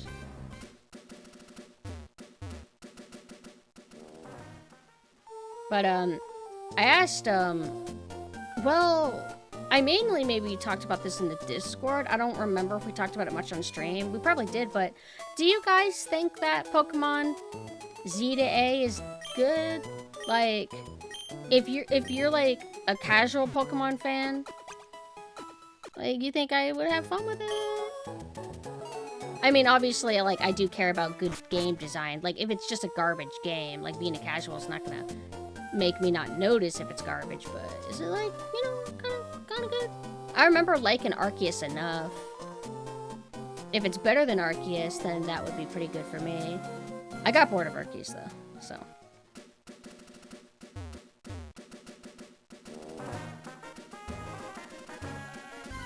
Metroid Prime Hunters demo. Metroid Prime Hunters. So, was Hunters like a game? I know in one of the Smash Bros. Games, they had a track that was called Metroid Prime Hunters, I think. Don't quote me, though. I think Z to A is bad. Not gonna stop you from playing it. Arceus is way better. Really? Oh, no! No, my weak Pokemon! That bad, though? What's so bad about it compared to Arceus?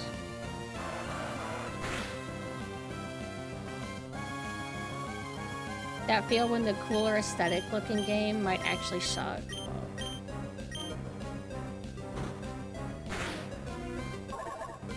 You know what sometimes I forget about? Kid Icarus Uprising had a multiplayer. You know that? It was kind of cool. I played it a little bit. But mostly the only multiplayer I did on 3DS was Mercenaries 3D, and that was so fun. That was so fun, I missed it. Alright, so my poor Wingull is dead, but actually, he's not dead. We're gonna send him out and then... Oh my god! Oh my god! Oh my god, it needs it! Oh, it needs it! Please don't die, my angel! What do I do to not kill it? I need this, like, lame, normal type Pokemon because it's so cute! What does this do? Oh, make my attack fall, you bastard! Oh my god, what do I do? What do I do? What do I do to not kill this guy? Help me, everybody!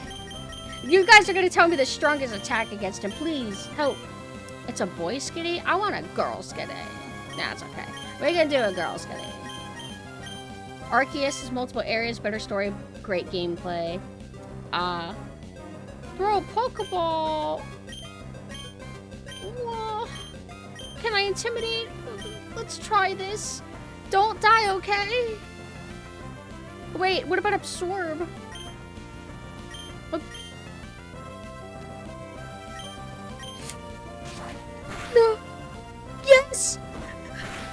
Yes! Let me get this skinny dude! Please!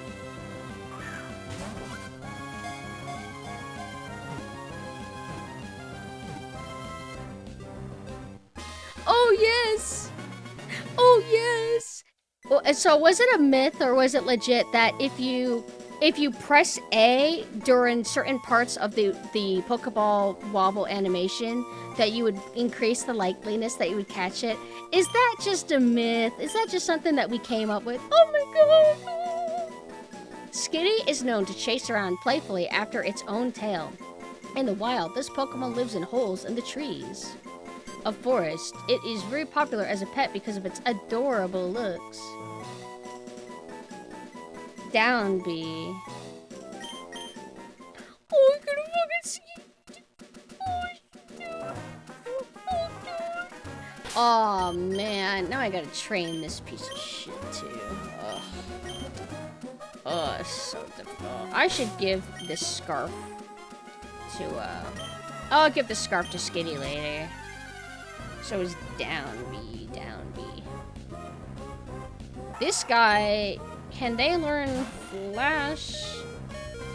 Time to catch Pokemon. Wait, let's look it up on the internet. Can Zigzagoon learn HMs? I'll type that and then it'll just tell me everything he can learn. Cut, Surf, Rock Smash.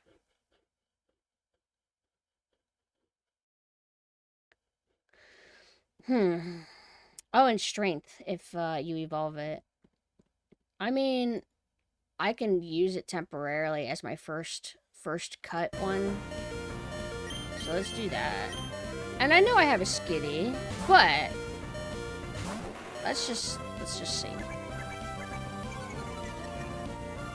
Digimon Rumble Arena, is that the game where it kinda is like Smash Bros, but Digimon?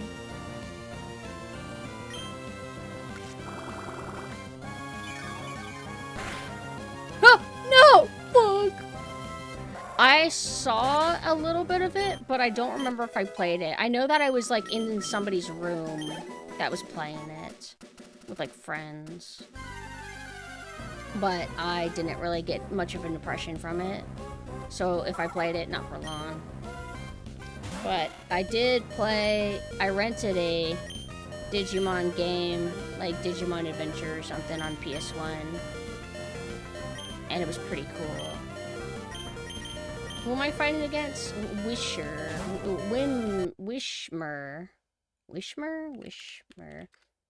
Pokemon HM. I mean, I don't like this Pokemon, though. Would I actually want it? It cannot learn HMs. It is useless to me.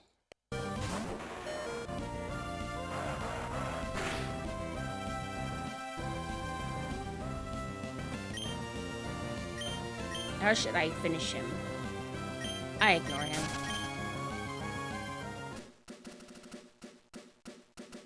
I think I might stream that maybe soon. Digimon Adventure games. If I'm thinking right, let me double check. I always forget. Digimon Adventure, and it was like 3. I think it was 3. PS1. Yeah.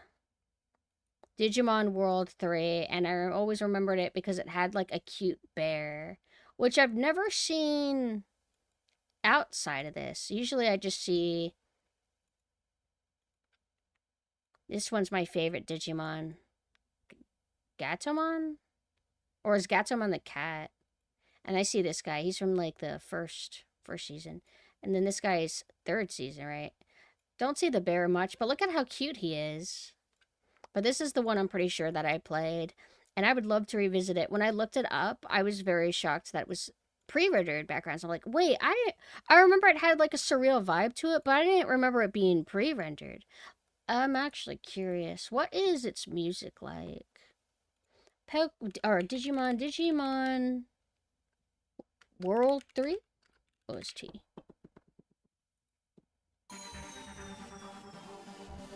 Oh, is this gonna be Kino?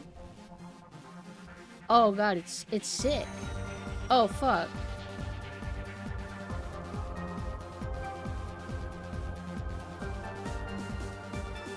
Oh, it's too good. Who composed this?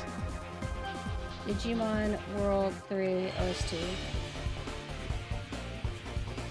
Yep, it's retro anime sound in time.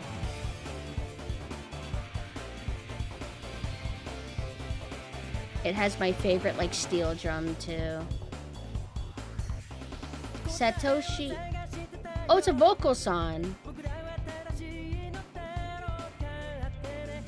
Alright, let's skip around, though. Let's try to consume a bunch of shit at once.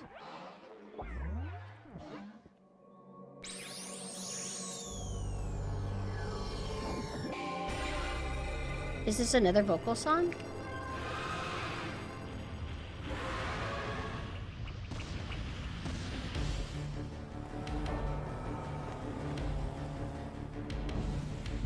This must be like cutscene music or something. Oh, this is cool. What the hell?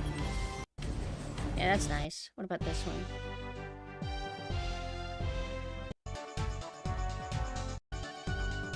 Save menu. Oh, this is the relaxy vibes. Elevator music kind of style.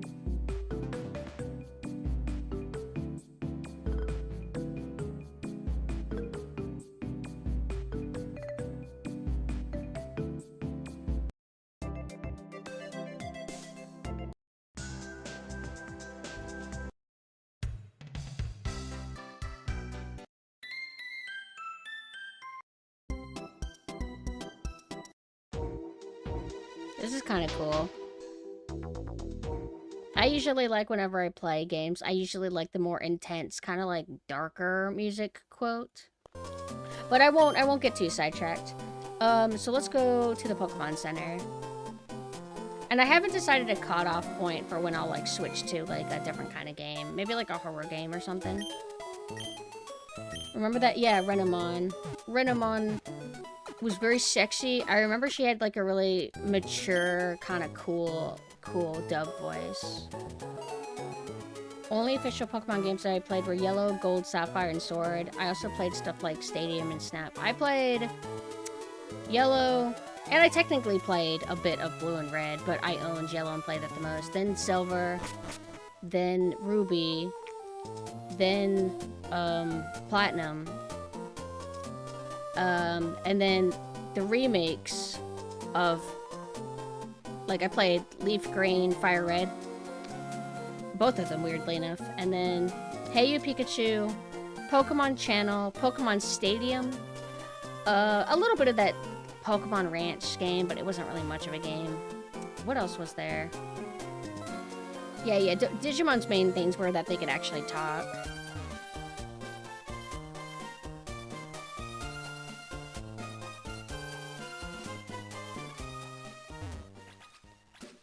Same mostly for me. I only ever, by chance, like, rented a Digimon game, played it, thought it was kind of cool, and then I watched a lot of Season 3, and I really enjoyed it. I always knew about Digimon during, like, its first gen, whatever, but I never really caught it much. Like, I guess I just wasn't watching the channel it was on. But it was, Gen 3 was cool. It felt like, it felt dark.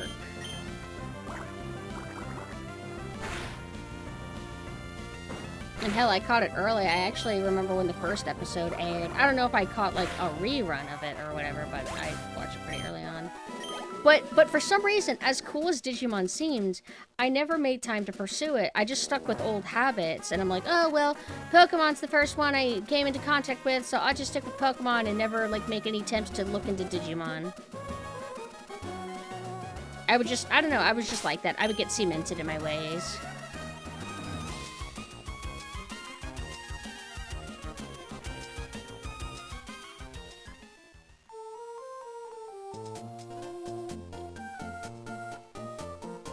Ultimately, it is better to actually truly battle with, these Pokemon, like your weaker Pokemon, rather than letting them get, like, crumbs of XP. Actually, no, it doesn't work that way, right? If you send out your weak Pokemon in the very beginning of a fight, and then you swap them out, and then you beat the other Pokemon with your intended Pokemon, don't they get the same exact XP, or does it divide it and make it lessened? I don't recall. I always liked the Yu-Gi-Oh! Anime was like my ultimate like fixation that I still hold to this day, but I could never figure out the games. The only game of Yu-Gi-Oh! That I could figure out when I was young was the Dungeon Dice Monsters, because it was a lot more simple. But the card game one where you play as like, it was like in this kind of art style almost, and you would play as like protag boy character, like OC, and it was so fucking hard, I could never get through it. Like, I remember one of them, I got a little bit a ways, and I think I got filtered by Rebecca. She was like near Kaiba Corp or something, if that rings any bells. Did I do a water attack and it was effective? Isn't this a bug? Why is water effective against a bug? Is it because they drown or something? Or is it half rock or whatever? As kids, we assumed Digimon was a ripoff of Pokemon or made by the same people.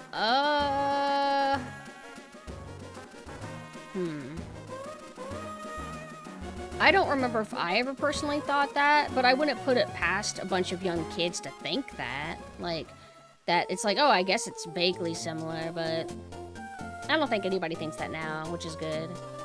They seem to have very different vibes and you know, gameplay style, I assume. One thing I don't know is, well, many things, but, what kickstarted Digimon? Did the anime come first, or was it a game that came first? Because Pokemon started off with games, and they had a main format. I don't even know what Digimon's main format was. Was it the Digimon World Games, or was Digimon a variety show from the very beginning?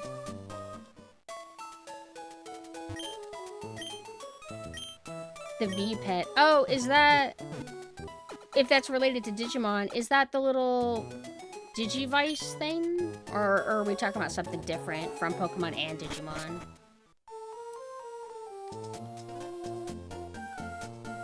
Digimon was made to be a boy-centered virtual pet, Tamagotchi. Filtering out the chicks, got you.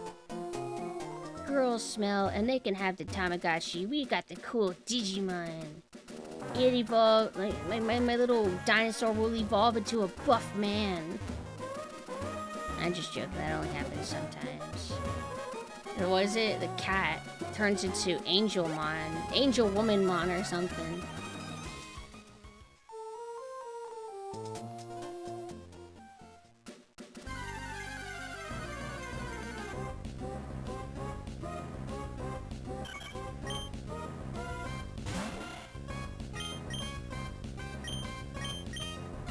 That's true. Could you fight with them? With the little V-Pet thing or whatever? Were you actually able to, like, do battle with other people?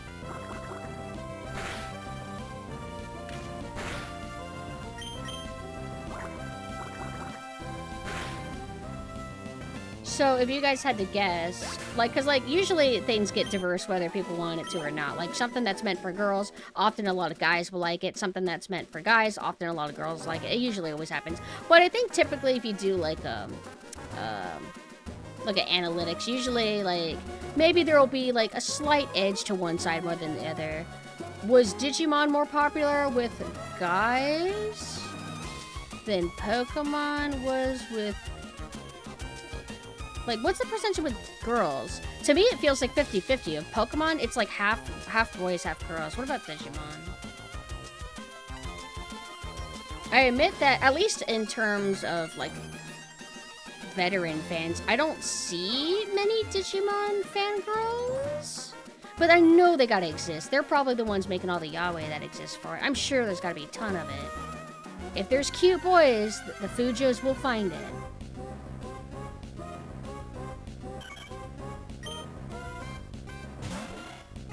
Please don't kill me. I want to win. I want my boy to get strong. Please don't kill me. Let's play it safe. Let's switch to Skitty. Because we gotta beef this guy up, too.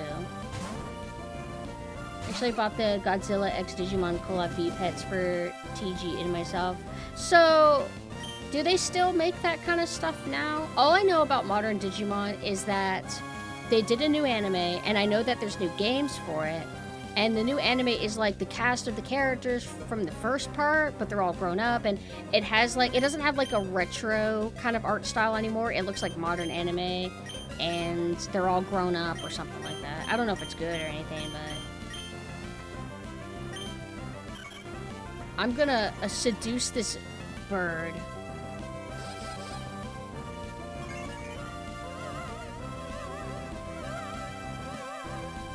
The main difference between Digimon and Pokemon is Digimon grew with its audience while Pokemon remained consistent. How would you say that Digimon grew with its audience? Are we talking even before the new anime? But that makes sense, because, I mean, the Pokemon anime doesn't seem like it ever, like, changed much. It seems that it's kind of, like, aimless episodic from like, how I experienced it when I was young. When what they should have done is they should have adapted the manga, and that would have been cooler. I think that would have been a better way to have it age better with, like, older audiences. But I feel like, I don't know, like, I'm in the minority, because I feel like in my gen, it feels like most people in my gen still actively actually watch Pokemon and engage with it just like they did. They never got bored of it, which is always weird to me, because I'm like, I don't know, I just feel like I got over it. Which was a bummer. I kind of, like, felt a little bit sad when I realized that I wasn't vibing with Pokemon anymore.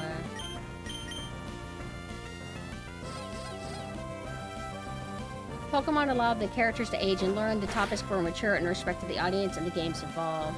Right. And that was what made me, like, one of the things that made me get over the Pokemon anime, at least. I can't really say much about the games, because the games... story's been whatever, like, I just liked the gameplay when I played them, but, anime just felt like nothing mattered, nothing happened, and the characters that I cared about would just get, like, replaced. Like, Ash would always stay around, but we got a new girl, and we got a new, like, side guy. Oh, and now we have a new girl, but we brought Brock back, but Misty's still gone. I'm just like, what? Why am I watching this? What is the goal? To catch them all? That's clearly not the goal anymore.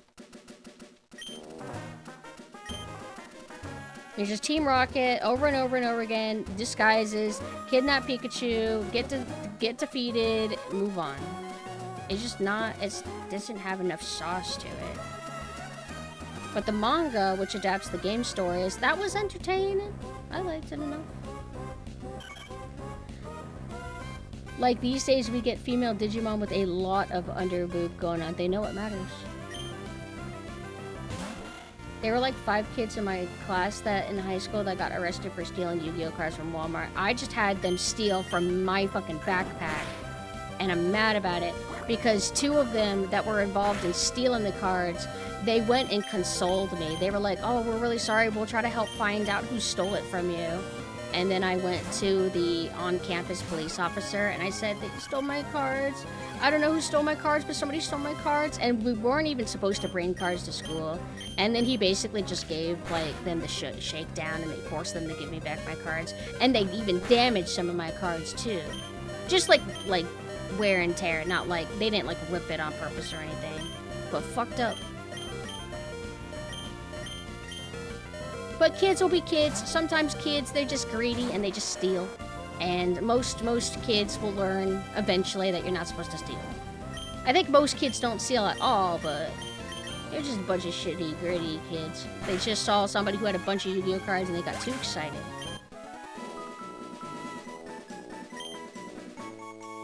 The Lionel Train Company made a train set specifically to market to girls dubbed the Lady Lionel. It featured a locomotive and cars painted in pastel colors. As it turns out, even girls who had an interest in trains also wanted realism, and it was discounted.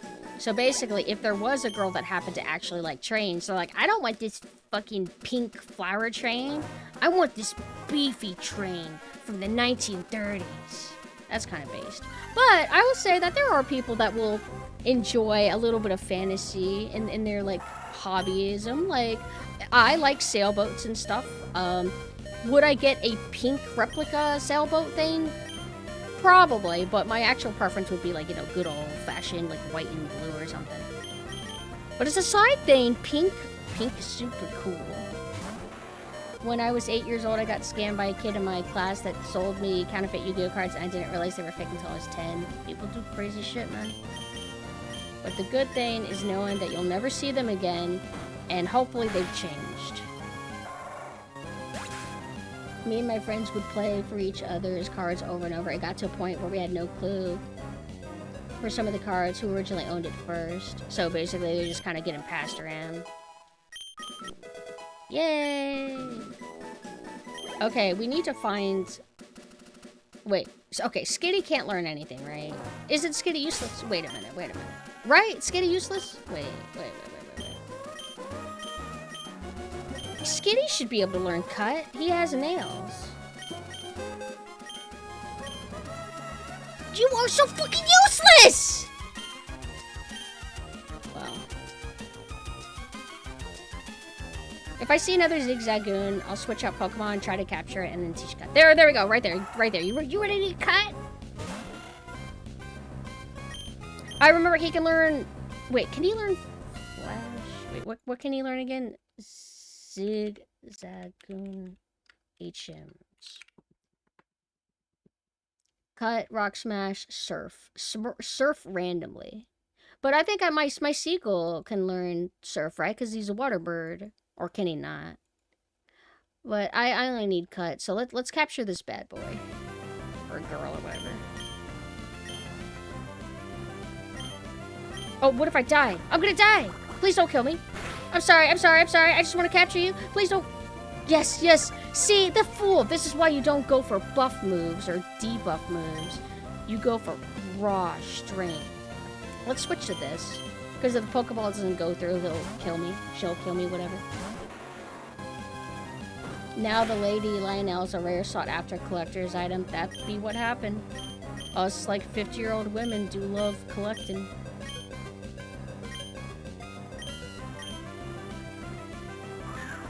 Wingull can't, but Caliper can't. I have to evolve my cutie baby into that big bird? But I want a cutie baby. They didn't rip my blue... I've never had a Blue Eyes, actually, I don't think. But I had a Blue Eyes Shining Dragon, and they stole it from me, but I got it back. But they damaged it a little bit. They did damage it a little bit. The bastards. I will not rename. I don't rename Pokemon. I don't care about that kind of thing. I enjoyed the Digimon Adventure 2020 reboot. The first arc was basically the Digimon movie with the bad guy trying to instigate nuclear Armageddon and turn technology on people. So, it's a reboot? What do you mean by reboot exactly? Like, pretending like previous stuff never happened? That's like, yeah, like that? Or is it like a soft reboot would be, it's kind of like a reboot, but it's canon in the pre-existing timeline. Oh, and also, there was a Summer Days, right? Isn't there a movie that's basically Digimon, but it's not Digimon? And I think it's called Summer Days. They remade the original Digimon Adventure. Wait. With the old cast, like Cowgirl Hat Girl and Hat Guy with goggles? What?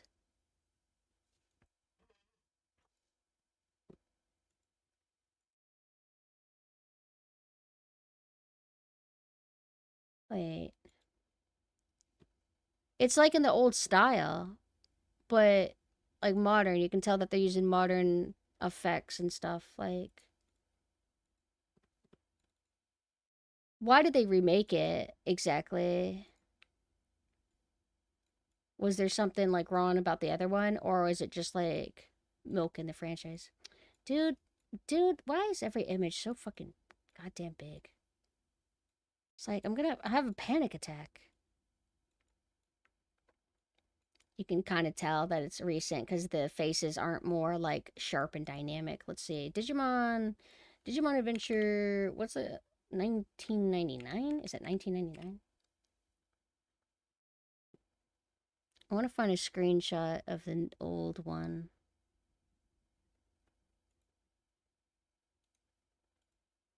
Actually, their faces were a little bit softer, not hard edge.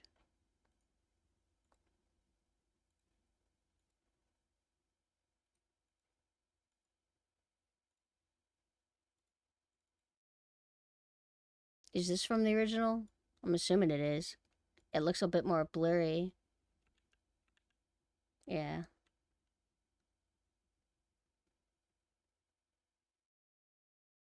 The original anime was mirrored with issues, so they wanted to make a more future-proof show. What were the issues? And I'm sorry if somebody answered it earlier. Right. You guys did answer. It was like a Tamagotchi kind of deal first, right? And then did the anime come out? Or did video games come out?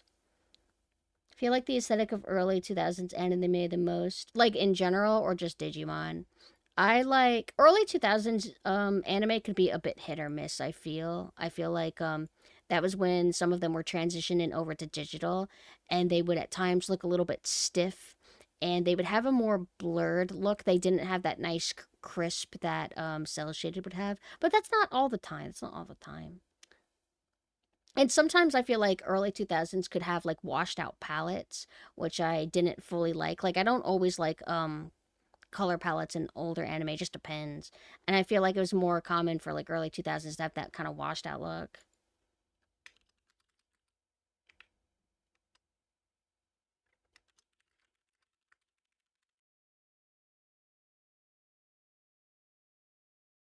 So I was just doing a little bit of work. Hi, Mimi and the gang. I don't even know anybody's name. I know there's a tall guy with glasses and he had the seal. There was Cowboy Hat Girl and she had a cactus. And this is an anime I hardly ever watched. There was Small Boy. Was that Tai? Small Boy, green hat. He had the little orange creature with wings. Like the little blob thing, right? I think it was orange. No, it was white. And it had like a little horn. And it had like kind of cute lawn ears. And then the main character with the fluffy brown hair, he had the orange dinosaur. And then there was Girl. She looked like a skater kid. She had like reddish brown hair. No, not Blossom. She had like some like, was it a plant? Because one girl had a cactus. Oh, she had the pink bird. Oh, and there's also another Small Boy who he wears orange and he's brown hair. And then there's like the cool Thai guy. No, I don't know, not Thai. Cool tall guy. And he wore green. And he was like a cool kid.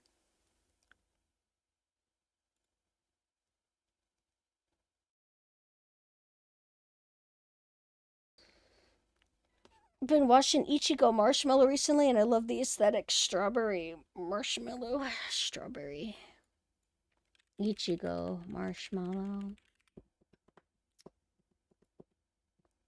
This is cute. I feel like I've seen maybe this artist do something else before. I don't recognize this IP specifically, but I feel like I've seen the art style before.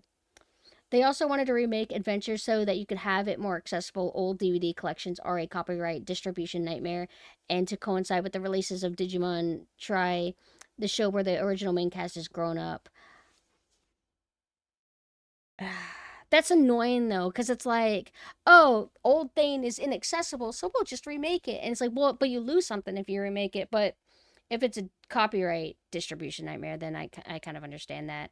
I think that's what happened to Mega Man Legends for a reason. I heard that the reason why Mega Man Legends didn't get a port for a long time, because this was when we hadn't gotten a digital port on PSN. We had nothing, just the physical copies from the past. It was like something about the voice actors or something. I don't know if that's true or not. What's the reason for the copyright thing? Is it just different companies own different aspects of Digimon or something? Also, I apologize that I'm not really progressing. I don't really know the best optimal way to play Pokemon. Like, to have a balanced team, I feel like I'm supposed to grind, but it's been a while. I don't know if I used to just gun for it and just, like, continue with the main quest.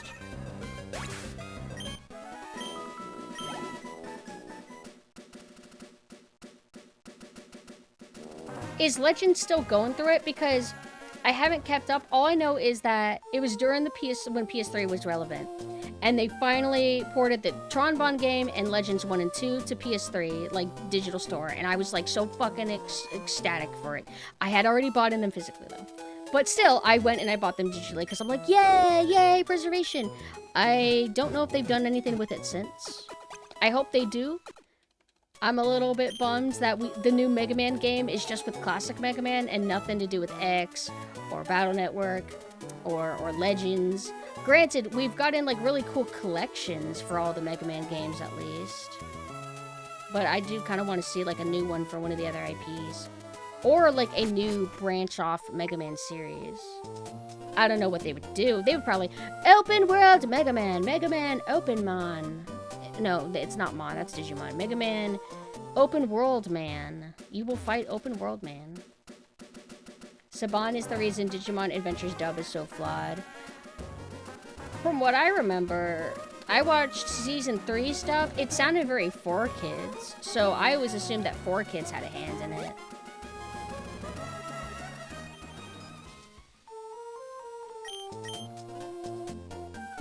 Well, I guess I can just teach the Zigzagoon something. This doesn't even progress us. This is just gonna let us open trees, but it's better than nothing. And Zigzagoon for sure can't learn Flash, right? That would be a miracle. I don't know what he would flash you with, but... Whoa! Let's just do it and get it over with. Like, I don't think I'm gonna actually use Skitty as like a fighter or anything. I just want him to be cute. Ooh, what do I do? What do I do?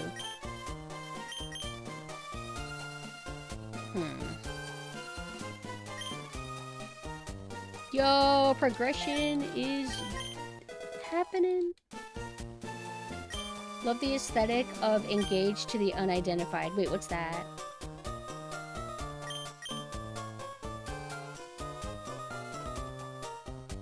Oh, let's do a save.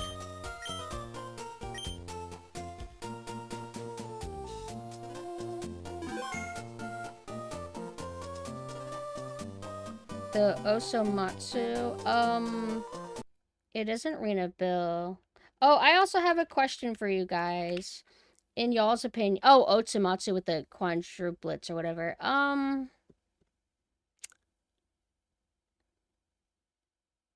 It's never really looked appealing to me. Judging by the art style, it's probably pretty old, like the manga it's based off of whatever, so I'm sure it's beloved. But I've never seen it and thought, oh boy, I want to watch that. I think I'm going to pass on that. But to what I was saying before, I can obviously go and start with the Digimon game that I played as a kid, but if I were to play like an older Digimon game, I would never ever want to play a new Digimon game over an old Digimon game first. But like, what would you guys recommend? Should I just start with Digimon World 1? Like, is it stupid to just start with 3 just because, like, I played that when I was young? Or what would you guys recommend? Preferably PS1 era or PS2 era at most. So the World Series. So then World 1, I don't know, like, I don't necessarily play for story, so... But I do like playing things in order, I guess, typically, for, like, to see how the gameplay evolves. Maybe I should just start with World 1. Okay, so... let me try to think where I am. I'm gonna actually try to progress.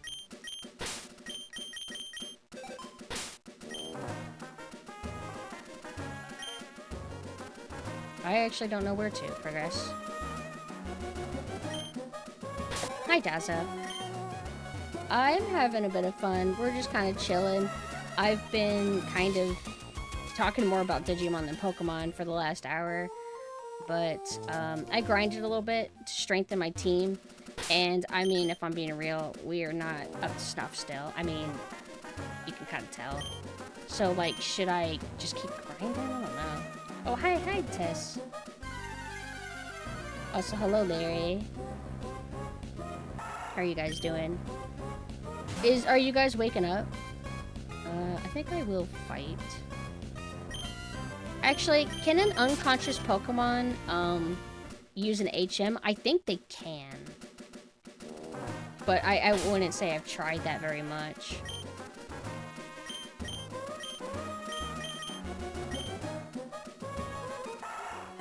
How old of manga will you engage with? I can engage with, any era manga or anime. It just has to, like, look like it appeals to me. And the sextuplets one looks like it's gonna be a comedy, and I typically don't like many comedies.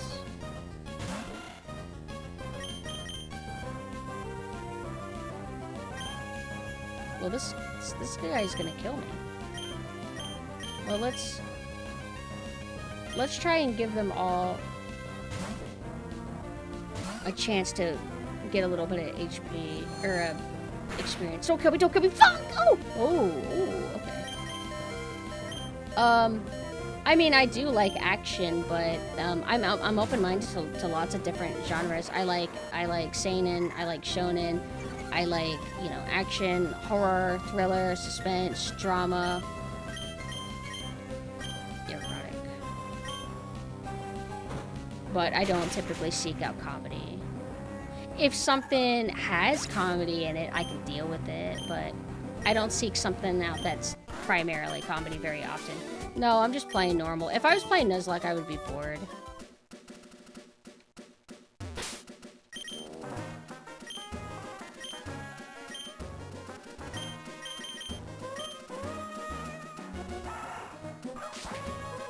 Yeah, Skitty's there to look cute and also to flashbang people.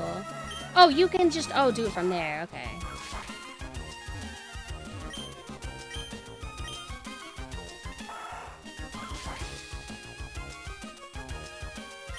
But I don't really play Pokemon games very often. Like, I haven't played Pokemon Sapphire or Ruby since I was a kid, like, many years ago.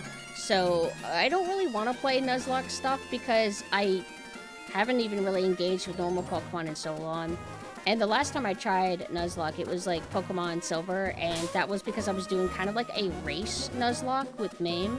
But I didn't really like playing it Nuzlocke style. I like playing Pokemon more casual.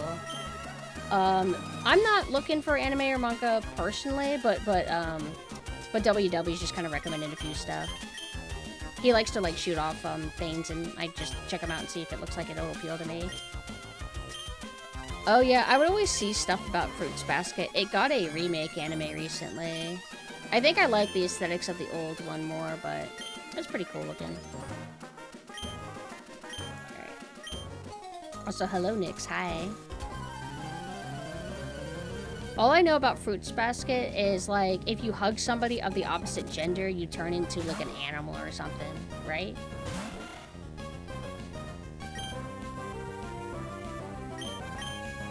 Does the old version, like, just, like, stop at a certain point, like it ran out of source material? And also, a lot of older anime adaptations, they would change a lot of shit. Like, even Sailor Moon changed a lot of, like, how the manga was from what I saw. Your big anime search last stream got me excited to watch old OVAs. What ones have you been checking out, or planning to check out? Also, I do like Delcatty. I think they're really, really cute. What kind of Pokemon is this? Oh, it's over. My poor baby. My poor baby. Don't do anything to me.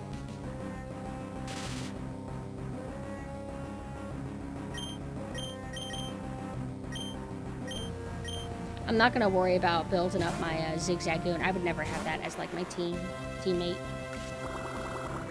But remember everybody, if you guys are looking for like a cool body horror exploitation kind of like dark comic, there's a 1999 manga called Cambrian, and it's really cool.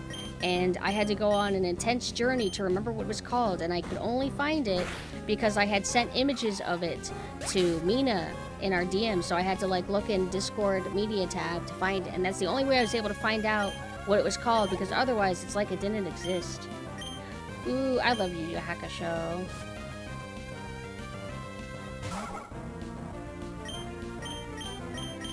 Let's use Fury Cutter. We'll let him get a few hits on us.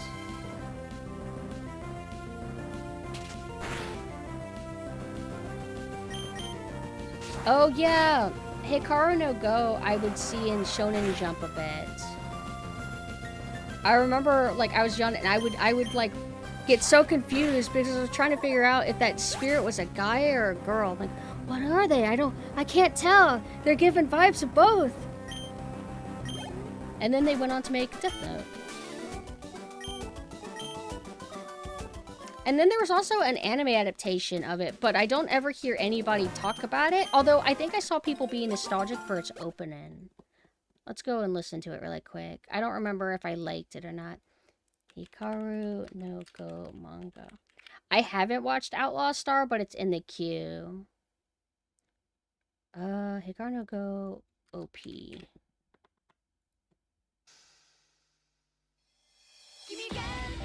Yeah! I listened to this song a lot, but before I knew what it was from. Is this 2Mix? It sounds like 2Mix.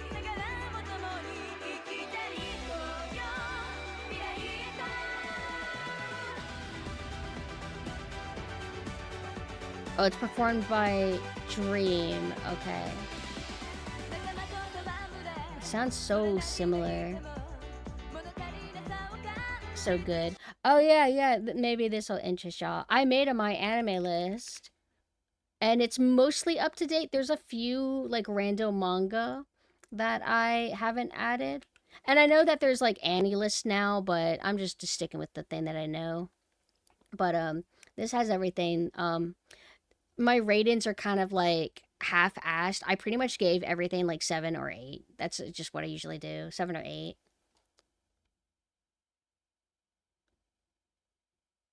But let me add Outlaw Star to my plan to... Wait, would I read it or would I watch it? You can't ever go wrong with reading. Or both. Add that to plan to read. But I'll watch the anime too, Outlaw Star. Is Space Dandy connected to Cowboy Bebop? Like, canonly? Like, officially? But whenever we were trying to find Cambrian, I found, like, I was looking through the horror tag and the seinen tag from the oldest in existence, at least in the database, to the newest.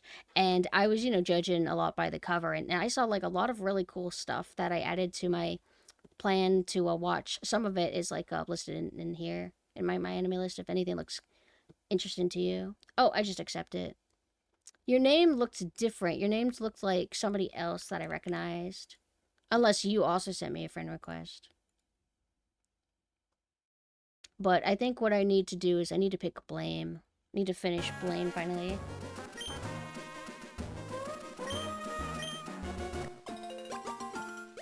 Do I actually want to plant a bunch of shit here? Like, this is a pain to get to. Like, I just don't find it to be worth it. Hold on, let's see if we can cut this, like somebody mentioned. Oh! What? What? That's both of you? You should have pretended that you're two different people. You should have kept going with that forever. I would have believed you. Oh, you can't cut the signs. Okay. Alright, let's see. Oh, well, I can do Flash now, so I can go in the cave. But my Pokemon are all beat up. Oh, wait, I know. If you go this way, you can skip all the trash. Unfortunately, we have to go back when we're, like, gonna head back to the cave.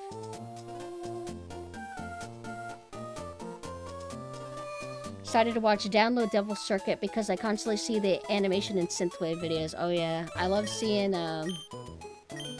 lots of, older OVAs and like Perturbator music videos, and it's like really intense and cool sounding, and it's like, well, if you actually watch the OVAs, they sound more like actually how 80s sounded, 80s and 90s sounded. Let me see, let me add. Download Devil's Circuit. Oh yeah, this might be interesting to talk about with y'all. There was a thread going around that was like, basically, what do you recommend to people who don't watch anime? Like, if you want to get somebody to anime, what would you recommend? And I think OP was like Cowboy Bebop and Evangelion. And I usually think it's actually, well, it's not really a mistake to have somebody start off with a series. But personally, what I usually do is I make them watch like anime movies, like Madhouse, like 80s or 90s movies, or like a really short OVA that's maybe like 4 episodes or 5 episodes. I feel like usually that's a good way to start, rather than here, watch this 20 episode series. Not that that's bad. I just think that a lot of people see like an episode count and they get spooked. So they're like, whoa, 20 episodes, who has time for that? So I think it's best to start with like short, something short and cool and stylistic. And if they like it, then you got them hooked. Then you make them watch more movies. Then you make them watch Perfect Blue. Actually, Perfect Blue I think is also Madhouse. I think it depends on what they like. To be honest, it's like recommended movies or cartoons. That's fair, fair.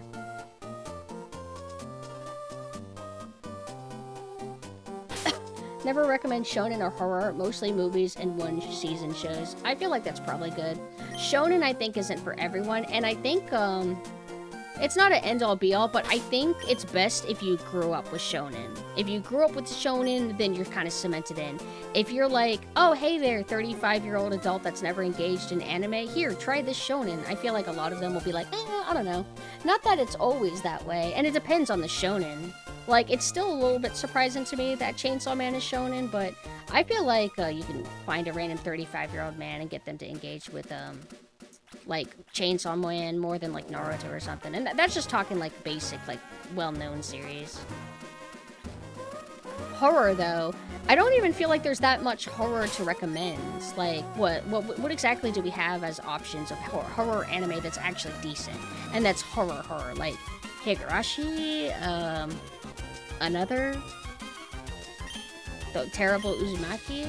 I mean, there are, like, old OVAs that would get into horror, but they weren't strictly horror. They would be, like, sci-fi action horror or something. Death Note is go-to because it's pretty realistic and mostly plot-based. Death Note is one that I think is pretty good. An entry anime. It's got a unique tone, and, I mean, they're literally ripping off, like, Boards of Canada and, who else? Boards of Canada and something else, which is kind of interesting. So you have, like, a really cool soundtrack, because they had really cool inspirations.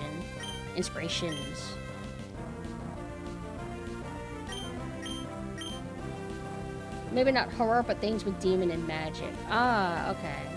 So then, what kind of aesthetic and tone? I think it's always, like, cool to go with, like, cyberpunk, like cyberpunk, dark, when things seemed like they were inspired by American comics a bit, where it's like Japanese creators that were inspired by things from the West, like Aliens and Terminator and etc. etc. I feel like you get like really cool results out of that. Who should I destroy? Ooh, you're water. You're gonna die.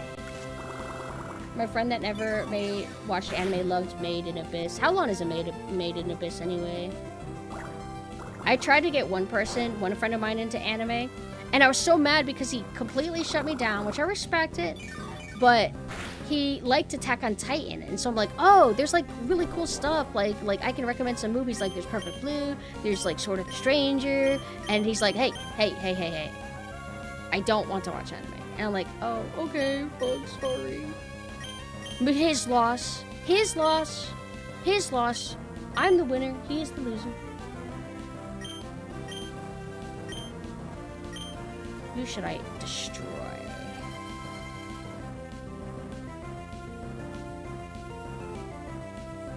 Wait. Oh no, we found out that Bug is actually weak against water.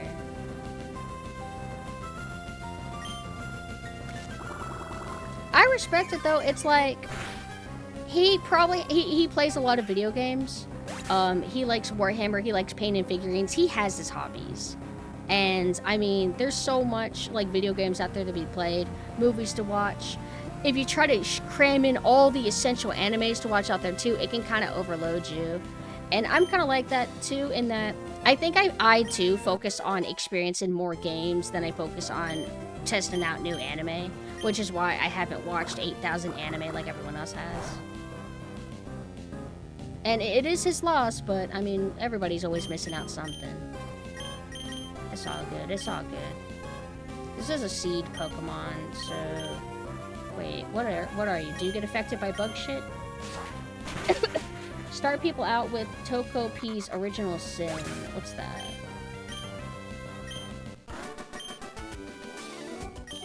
So I'm trying to think of... What were all y'all's entry animes? Mine were, like... Yu-Gi-Oh! Pokemon, technically. But I don't really view Pokemon like that. Really. I don't know. But technically it was Pokemon. Then Yu-Gi-Oh! Love Hina and Chobits, but I didn't really like them that much. They were just like, they helped me with my journey. Shaman King. Death Note. Air Gear. Do you guys remember Air Gear? I never cared much for Sailor Moon, but I did experience a little bit of it. Dragon Ball I never had any interest in, and I still don't. I don't think it's for me. Names of a friend. Oh, thank you for the follow. What else did come out? I watched a little bit of Tokyo Mew Mew. And One Piece. I kind of got into One Piece back before it got a little bit popular, kinda, but I was always a casual fan. It's like a lot of basic bitch stuff. And then I kind of like explored into more interesting stuff in like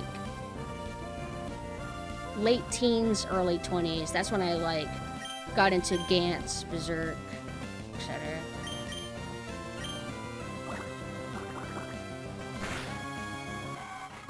Yu Yu Hakusho, Hunter x Hunter, JoJo. I like popcorn action stuff. I don't watch a lot of artful stuff. Although I did really like Ergo Proxy, Angel's Egg. Naruto, well, I wouldn't say Naruto was an entry at that point, but I really liked it. I actually liked it.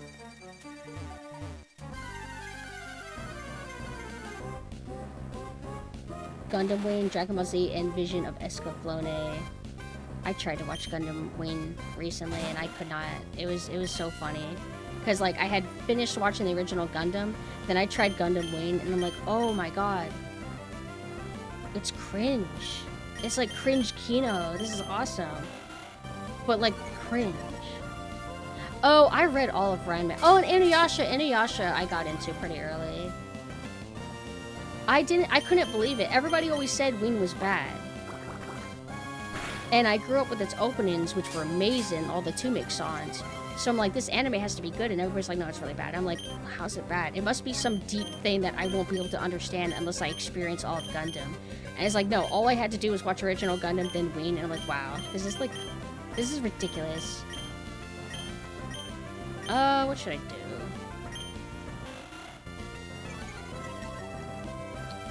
Which character? No, not Inuyasha, Wing. People said that Wing was bad, and they were right. Oh yeah, I liked Full Metal Alchemist back in the day.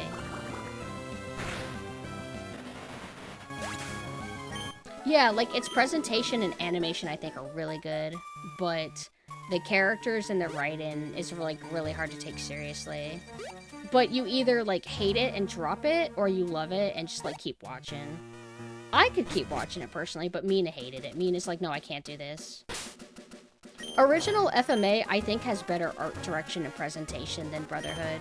Brotherhood is more faithful to the manga, but I feel like there is something of value with the original FMA. And I think that goes for a lot of older animes that weren't faithful. Like, if you know, obviously everybody points to Sailor Moon as being extremely aesthetic and blah, blah, blah.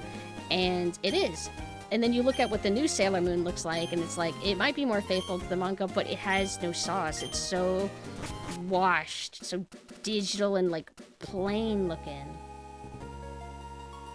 Duo Maxwell was the only normal guy in Ween. Is he the guy that kind of vaguely looks like Char? Oh, this guy. Oh, the braids guy. He was cute. I liked him. He seemed kind of neat. There's another character that seems kind of okay. The main character was the most insufferable, and the girl that was just like constantly disrespected by him, and she was just still all over him, and it just did not make any sense. It was like, it's very like, if somebody enjoys it, I can understand why they wouldn't enjoy it. It's very like masculine, unrealistic, fun kind of. I just love how extra the character Hero is. His name is literally Hero. Hero. Something like that. Hold on. There's gonna be a new Aizen figure. Oh, right. Bleach. I didn't get into Bleach when I was young, but I tested out Bleach and read it all a year or two ago, and I ended up really digging it. I like Aizen the most. My first favorite was Grimjow, though. Had a crush on Ed and Alice's mom. Oh, something really bad happened. Oh, that's right. Wait a minute. Didn't the original anime have her be a homunculi or something?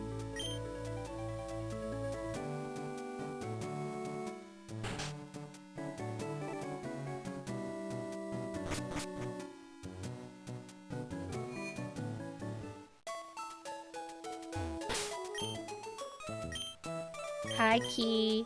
Thank you for always saying nice things to me. I was telling everybody about how you're my favorite.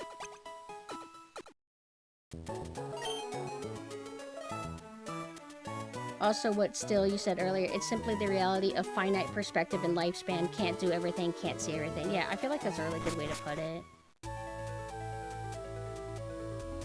Should I go for it? Should I fight? Nah. In the 2000 anime, she became Sloth. I vaguely remember that. What I liked is, I liked Lust's character. In the manga, she's more of a...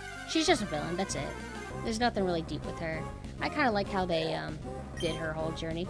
This character's like really cute. Makuhita. Please don't kill my guy. I started off with Trico.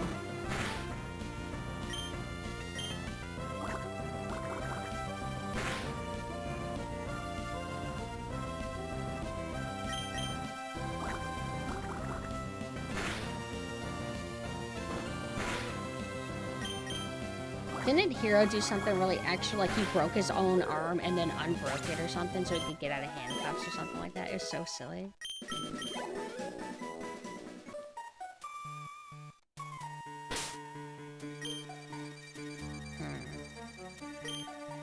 Well, now my seagull's stronger.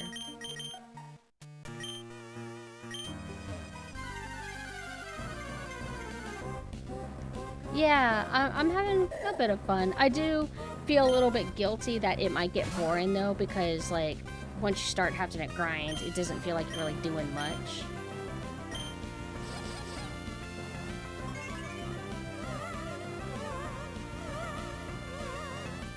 Fall in love with me. Yes. Do not attack me. Yes. Sometimes they'll love you and then they'll still beat you, just like real life.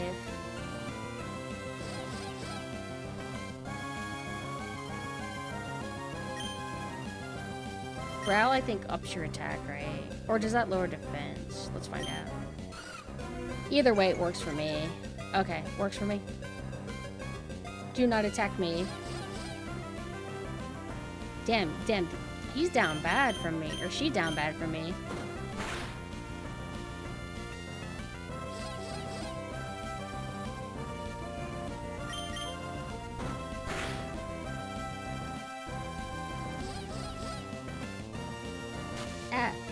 Does this just last forever, by the way? Like the Skitty love spell, or does it gradually get less and less effective?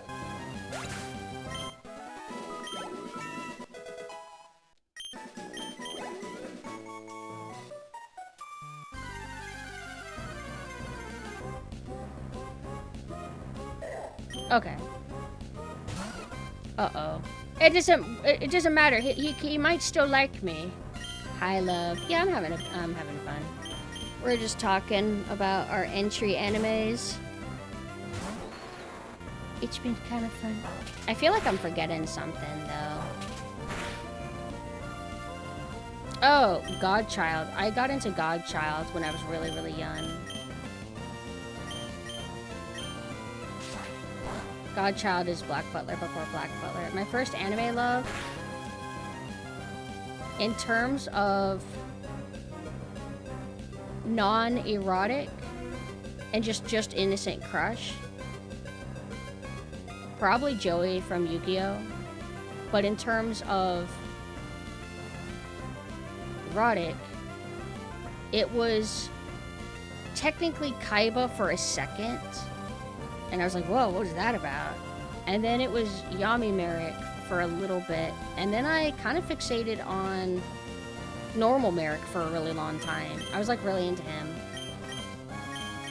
But I've normalized, and my tastes are now, my favorites are normal Yugi, Kaiba, and normal Bakura. They're my favorite.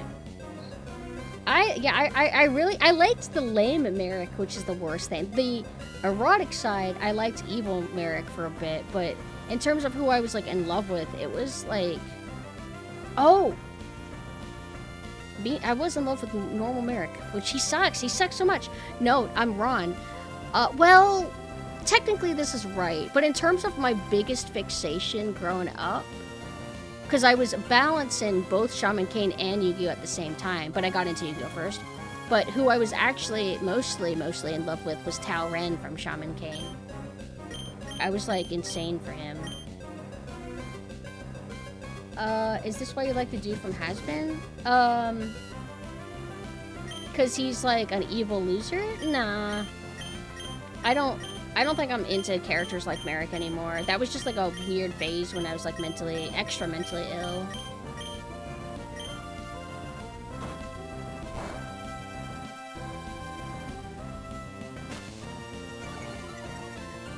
Some things do get cemented in you early though. Like if you get exposed to something when you're young, it kind of carries with you forever. Like when I was young, I didn't watch Trigun or read it when I was like a kid, but I would see Vash all the time, and I was always very drawn to his character design. And ever since, I would say that he's the reason why I like that style of anime hair. Like whenever it pops up in an anime, I always like kind of like gravitate towards that character.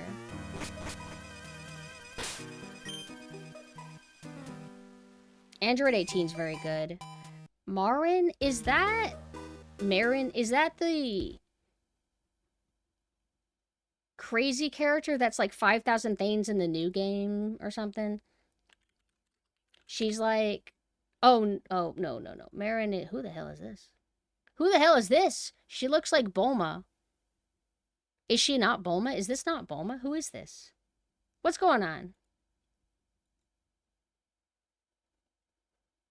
Krillin's ex-girlfriend.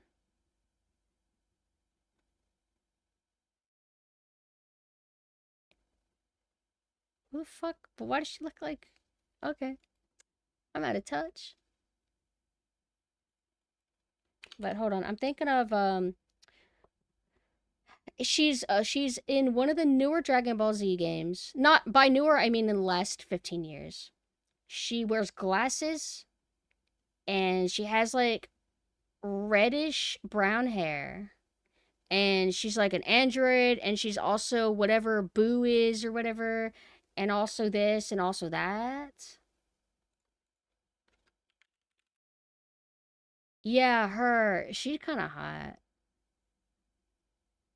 And her Boo form or whatever the hell. Fuck. I think that's the best one. Fuck. Her normal form is cool too. She's got like crazy messy hair and then like kind of like a unconventional outfit. She's got like a Harley Quinn thing going on. Yeah, look at this. Look at this. Fuck.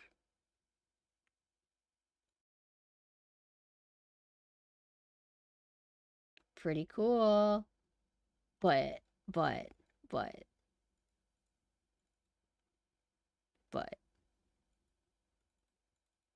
Fuck. They are the same character, right? Fuck. It just looks so good. Fuck. Very nice. Alright. Wait, where's my flash? This can't be used until what? What? You fucking piece of shit game! Look at them funneling me. Damn it. What am I supposed to do now? Pumpkin form. In what sense? Like being more pumpkin themed?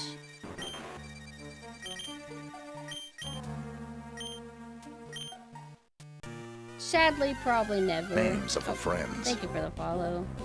I'm a ghost, not a pumpkin. Just like all orange. Oh, well, I have a lot of outfits that have white. Wait, hold on, let me think. In my old form.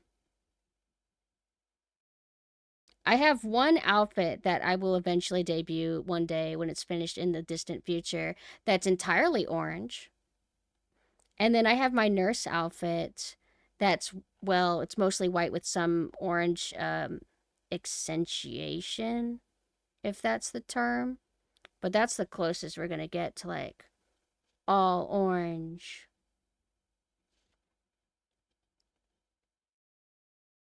First anime crush as a kid was probably Kairi from Digimon. Is she Renamon Hansler? Or wait, Kairi. No. Kate Digimon. Is she from part 1?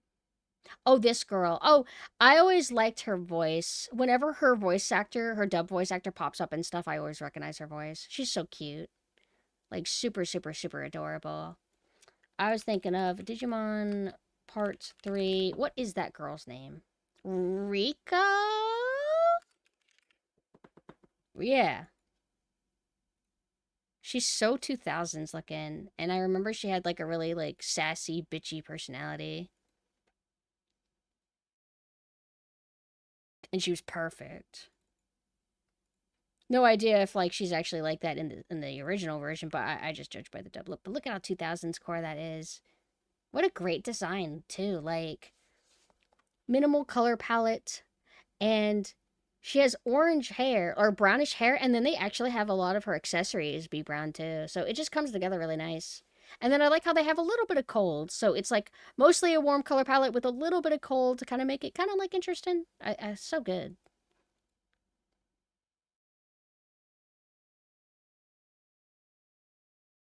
If I said Pokemon, I meant Digimon. Sorry. I'm old. I mix up stuff. Have come to the conclusion I have no memory of my first anime crush was. What about the earliest that you can remember? Because like if you can't remember something when you were 5, maybe you can remember something when you were like 7 or 10 or something. Zubat, ew! Die! Oh, okay, my bad. It's really easy to gaslight me, so I have to double check or correct myself. Alright, so I guess my next goal is like fighting this gym.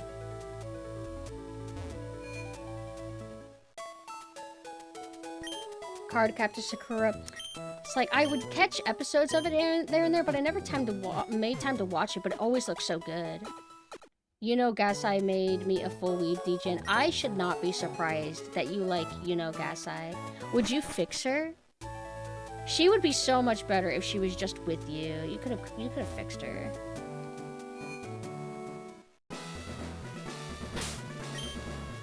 Oh, I see. So that's how we do it. My favorite was Akise or Akis or whatever. The Kawaru guy from Umai Nikki, and the Blinds girl. She was really toxic and a bitch, but she had a peak design and she was evil. This girl's hot.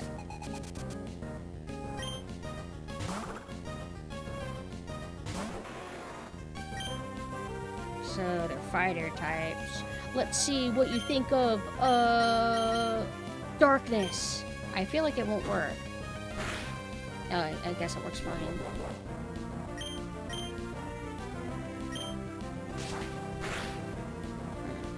I'm not over-leveled enough for this. Oh no.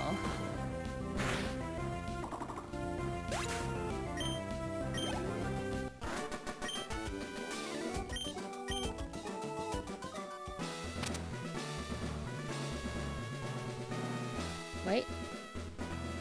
Anything? Boop. Okay, nothing there. Wait. Boop. Oh, nothing there.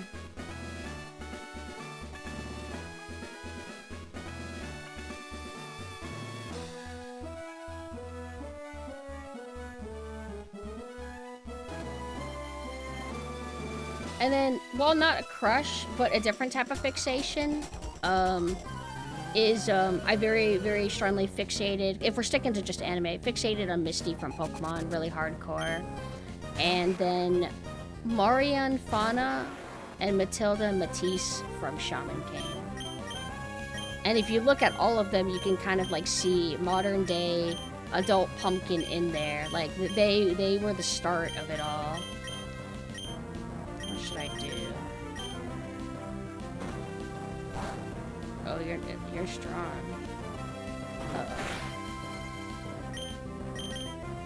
Officer Jenny, very good. And I liked her voice.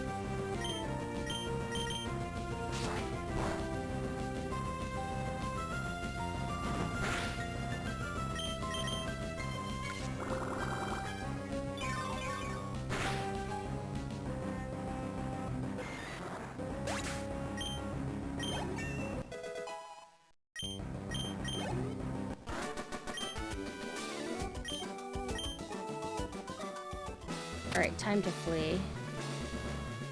Wait, how weakened am I? I can fight a few more grunts. Come on!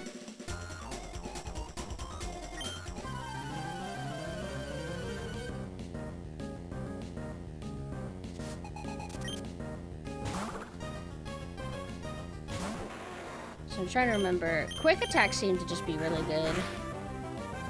It feels like it does the most damage. Uh-oh.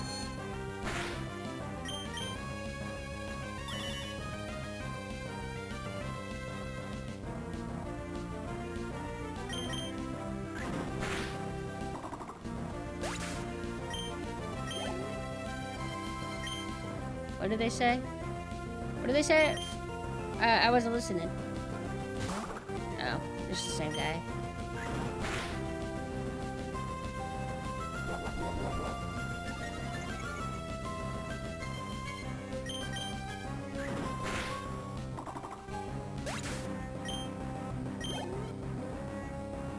And then who did you say was your first?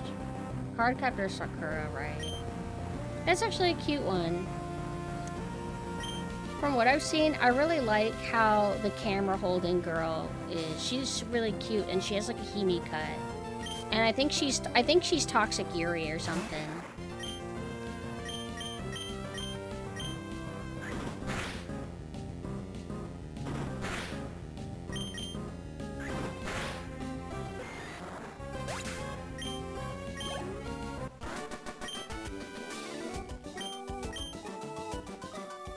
The closest to first that comes to my mind is Angel Woman. Now I think about it, explains a lot about my taste.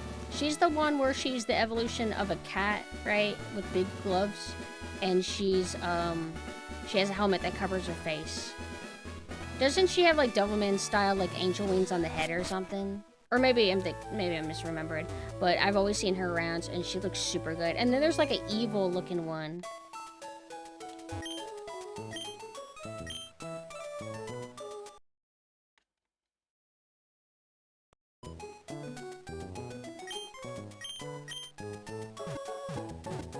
I feel like they're very peak.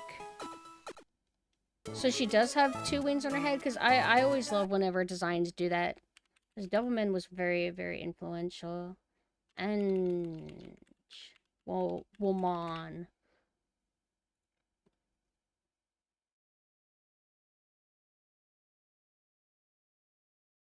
It's like what's really cool is like she has like pink. Her palette is just so Kino. It's like blonde hair, mostly white outfit, and then a little bit of pink. It's just so peak. And also, all character designs that hide the face, I feel like are like really really nice. Whether it's like a blindfold or like a full helmet, like she's got going on, or like if you have a hood and it just like covers your eyes, I feel like that's like peak design. I'm trying to find like what would be the best image to pull up to like showcase what Eng woman looks like.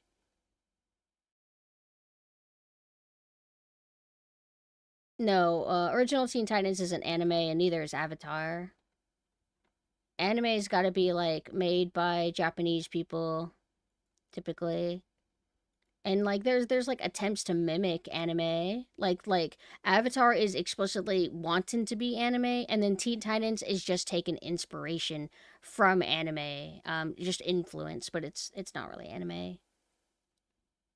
I wouldn't consider it Western anime at all. I don't think it's anime at all. Same with like the Devil May Cry, like Netflix cartoon. Like, it's probably animated by Koreans, like outsourced to them, but it doesn't really like look or feel like anime to me. It just kind of reminds me of like an evolution of Avatar. There's just something about it that doesn't feel like anime.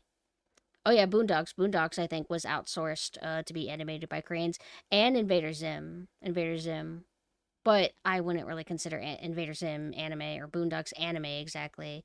But that's when it gets a little bit muddy and confusing because it's like, well, I did say it has to be animated by Japan or like Asians, I guess, which then it's like, okay, well then by that definition, Invader Zim's anime. But I feel like it's a vibe kind of deal. Like there's a reason why a lot of us don't consider Avatar anime, and thus it's just not. But some people argue it. Some people do want to call it anime, and if you want to, that's fine. But I would never concede it as such.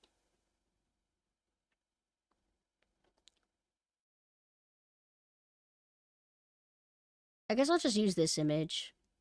It looks like it's a cropped screenshot.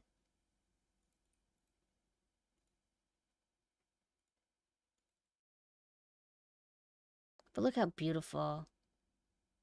So good. I even like the color that they did for the helmet. It's kind of like almost like a rose copper or something.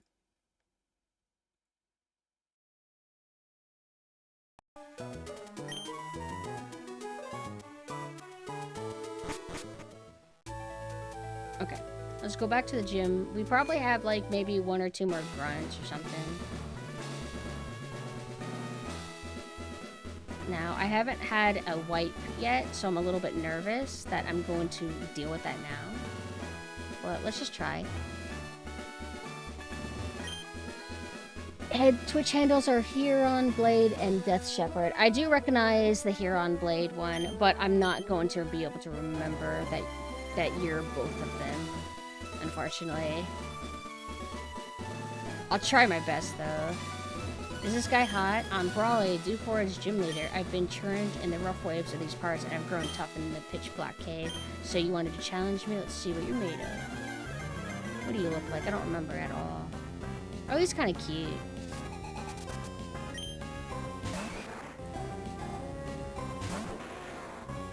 Yeah, I don't, Teen Titans is not anime, but I feel like it's, if you want to talk about crushes in general, that's fine. Because, I mean, obviously, like, we watched cartoons, too, growing up.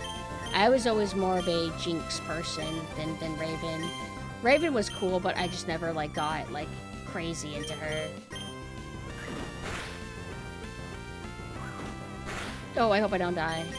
Let me win. I don't want to have to use a potion, but if I have to, I will.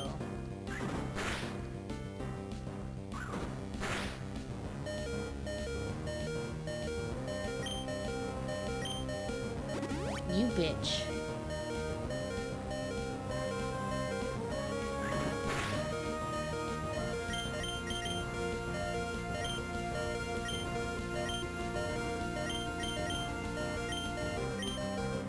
Blackfire was really good.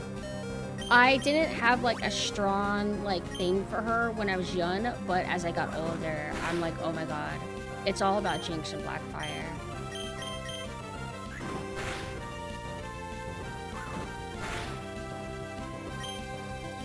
This guy better die.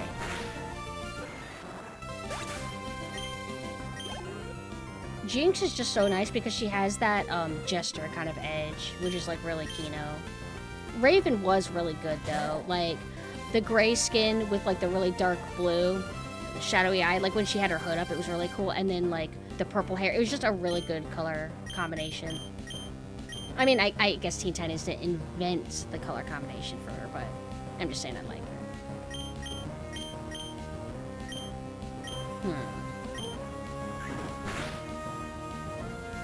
Don't kill me, dude. Oh! Oh, don't kill me, dude. Oh! Dude, stop! Stop!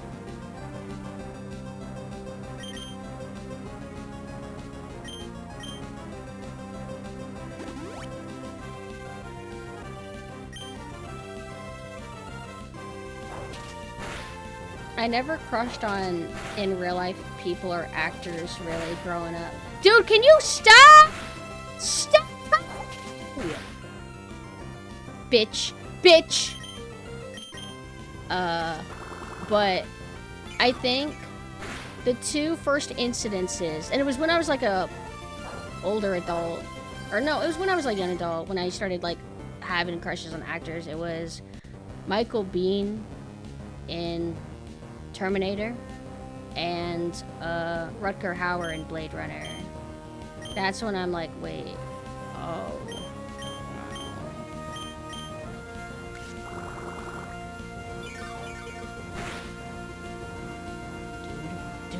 Dude, get that fucking shit out of here. Dude, come on, man. Come on, man. Fight like a man. What's that in your pocket? It's a band-aid. Don't worry. Dude, come on, man. No! Stop it! Get off of me! I loved Kid Flash. He was cool. I like him a lot more, like Kid Flash in Teen Titans, than I liked in Young Justice.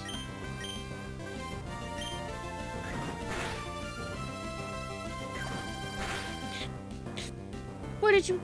My silk scarf... No! What? Come on, dude! Get the sand out of my face!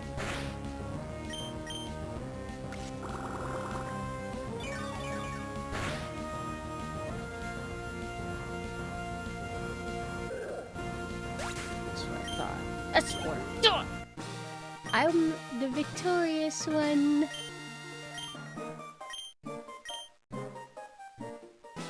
Mod to make it to where nobody else except me is allowed to use potions.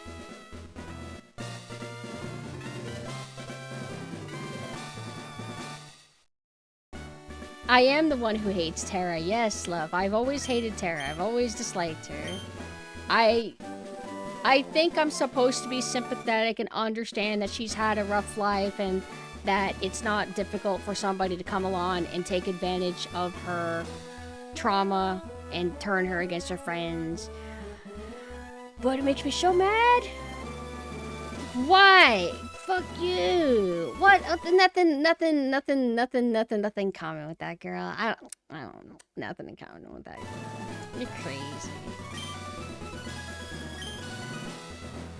I can see your talents becoming a giant wave. She had a cool ability, and I think her design was cute.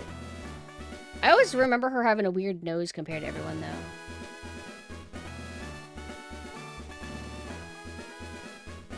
I am victorious. Write it down. Write it down in your little journal that you got to witness me triumph over this dude.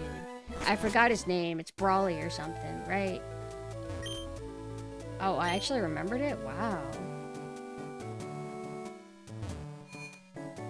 I read that apparently, like, one of the creators or people involved in Teen Titans said that that girl is actually totally not Terra. And the episode's about moving on. Something like that.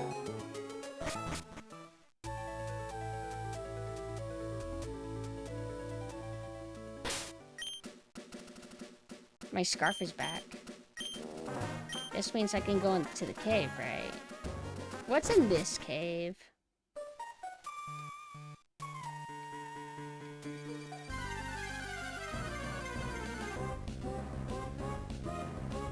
the show was forced to make that girl not Tara. And it was forced to make the episode about themes of moving on.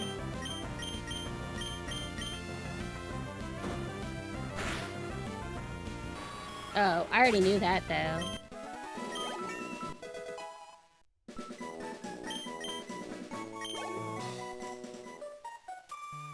You mean Hi Hi Puffy Amiyumi?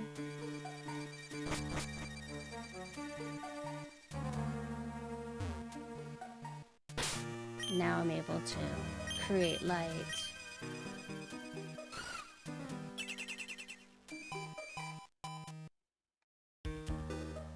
That's kind of crazy. Who won the lawsuit then? They're just Puffy, they're not Puffy Amiyumi or anything? Because I figured the Hi Hi was probably just part of the show.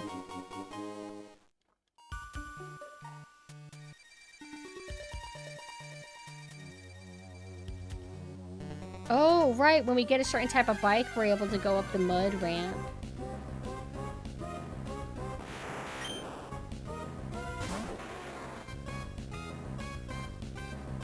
Oh. So what, is he called Puffy Diddy? Like, he doesn't ever, I never hear him go by the Puffy name. It'd be cool to get this guy, but we're not gonna be able to. He's just gonna run away. Oh, never mind, he's just gonna die. It's same thing, it's fine.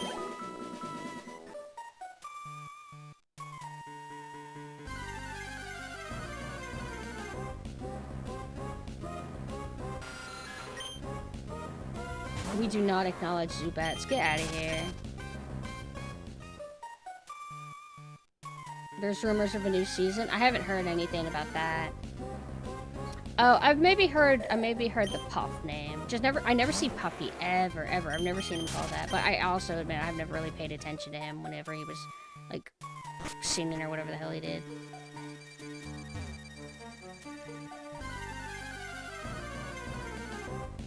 I'm not gonna hold my breath for rumors though. But I would be curious to see how a new Teen Titans would look. Like, would it look good? Or would it look chopped in, like, Flash animation or something? This does no damage. This is Steel. He's Steel. Who is this guy? What does this guy evolve into?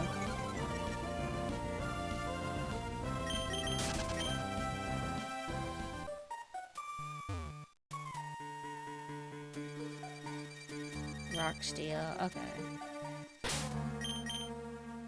From what I saw, Teen Titans Go was actually fine. It just wasn't what people want. But what I saw tweets that said, that's the only way I know about what people are talking about. But they said something like Teen Titans Go would just continuously make jabs over and over at the people who are critical. And I think that's kind of lame. I think you should make one jab and then move on. Not continuously do it. That's just my opinion. But I wouldn't say that I would get filtered out of the show because of that alone.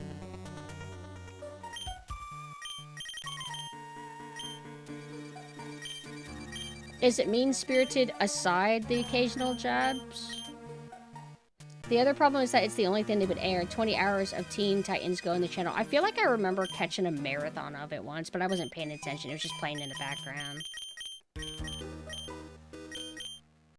Oh, I don't have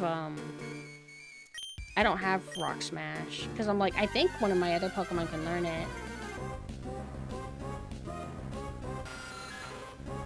Yeah, but aside that, which I already addressed, aside the jabbing at the old fans, what about the content and merit of the actual show itself? Because from what I saw, it seemed like it was, like, amusingly funny enough.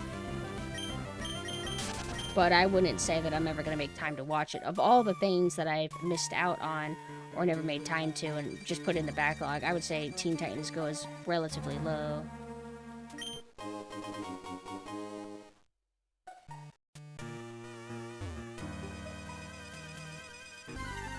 Every character is an asshole, basically. So it's just, like, kind of like cynical humor in general.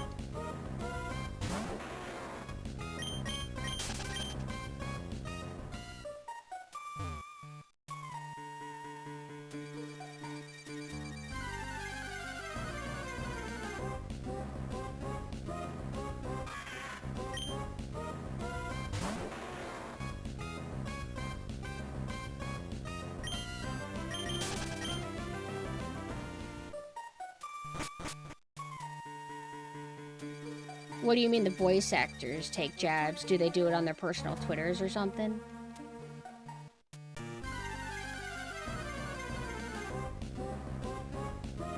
Kind of gross humor a lot of the time. It took itself so... And seriously, I felt like they were making it bad intentionally sometimes in the show. Well, that's not the voice actor's fault. Like, the voice actors are reading a script. So it's not the voice actors taking a jab, it's the script writers taking a jab. So I would be careful assuming how the voice actors feel. Did I come from downstairs or upstairs? I think I got turned around. Wait, no. I think I am in a new area.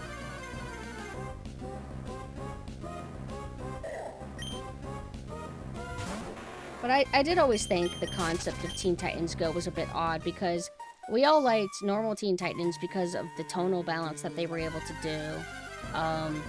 They were just really good at balancing comedic and lighthearted to, like, more serious and heartfelt, and then, like, really, like, dark moments. And people liked it, and then they ended it, and then they bring out the new one, and it's just, like, goofy, schlocky, kind of silly, only silly, which is, like, nothing anybody really wanted. And it's not even, like, it's not even in the normal art style. They made it all chibi. Like, maybe they could have done, like, a slice of life style of the normal art style, but still, you would be missing something from what people liked so much about it, which was, you know, the tone balance kind of deal. And whenever it first was a thing, everybody hated it. Everybody was mad about it. I wasn't angry, but I'm just like, I'm not watching that. What the hell is that?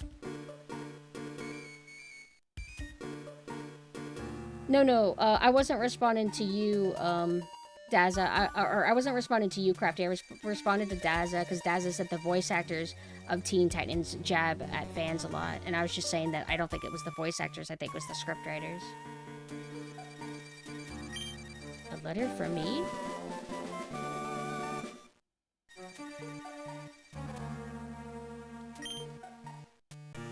Sonic Boom does the satirical humor way better. I kind of wanted to look into Sonic Boom, but I think the humor actually turned me away. Maybe it's because, like, you know, I'm used to Sonic Adventure 1 and 2, and they weren't really trying to be quirky or funny. They were a little bit more serious in how they presented themselves, so I guess I'm kind of stubborn about seeking out Sonic for humor, I guess.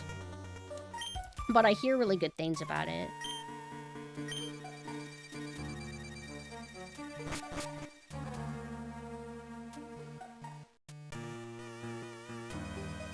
I do like that a character on the show is there to speak for fans, control freak. What do they project how they view the fans onto, like, a character? Is Control Freak the nerdy character that's in the normal show? This guy, yeah. I remember in the main show, like, yeah, he's like a Star Wars nerd. Teen Titans Go. I could kind of believe that they would do that with him. Honestly saying, hey, this isn't supposed to be Teen Titans you grew up with would have been fine, but they had full-on episodes of just saying, hey, fuck you haters, hey, we're doing fine on ratings, hey, you're not allowed to dislike this because you're an adult, but dude, I was the target audience when it started, even I was like, this is garbage. I do feel like that kind of stuff doesn't help with public relations, and it's very frustrating, because don't get me wrong, I wouldn't defend them trashing fans or anything. I just think that from what I heard, it seems like they did it too much. If they wanted to take one little jab, fine, but the fact that they did it as much as they apparently did is a little bit annoying. But then again, I think Devil May Cry, the Devil May Cry reboot game, they only did one joke, and that was enough to piss me off. So, I mean, I know how it feels, because what was it? The white wig falls on Dante, and he's like, I would never wear this, and it's just like... And I'm pretty sure people involved in making the game would... I think I heard that they would talk shit about the fans. And that's what they do, is, like, they treat the fans like bad people for having reasonable irritation at the new thing, right? Like, Why are you acting like you're shocked that they're upset? Why are you acting like they're bad people for being upset? Why do you try to make it and spin it to where they're just bad people and they're just man children, and it's just kind of unfair to do. And there's oh yeah, it's like same thing with what is his name? The Netflix Devil May Cry guy, Netflix Castlevania guy, Adi Shankar guy. Same kind of deal to where he is not good at what he does. He takes stuff, doesn't actually understand the stuff he's taken, and then makes his own little product with it, and just projects himself onto it. And then the fans that are more versed on the source material and like the original vision of the source material are like, hey, this is not good. Like, you're not really understanding the thing. And then he just copes and goes, la, la, la, la, la. They're all stupid, Lamau. I'm totally evil, you guys. And starts, like, making devil horn gestures and go and sticking his tongue out. I mean, I'm not saying he actually did that, but basically it's kind of like how he acts from what I've seen on social media. And I feel like it's really irritating because it basically comes across as somebody who has power that's just kind of, like, kicking people while they're kind of already down. Like, I understand that the haters can be very mean. Some haters take it too far to where they, like, threaten you, or they just, like, they personally DM you or find ways to contact you and your family, and they say insane things. And that is true. We can't pretend like haters aren't crazy sometimes, but still, I don't feel like, I feel like it's just nobody wins in these situations. In the end, they win. They get they get to botch your thing, and if you complain about it, you're crazy, and that's it. That's it. That's how it ends. Hi, Mina. Oh, what do you want me to check?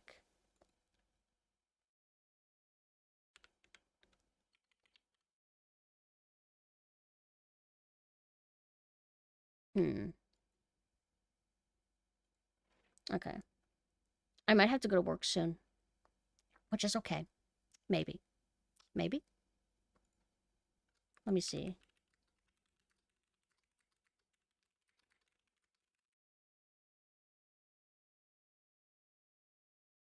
I got excited also because Love responded to Mina. I'm like, Mina wants to chill and hang out? Really? And it's just like, oh, busy work. A task. I see.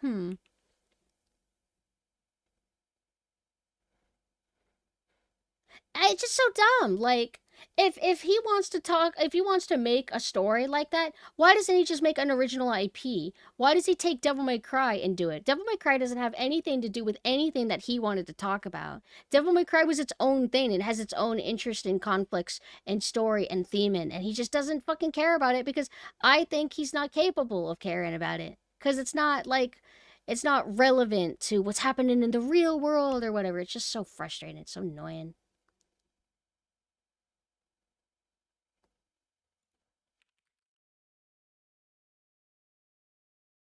Is coffee available?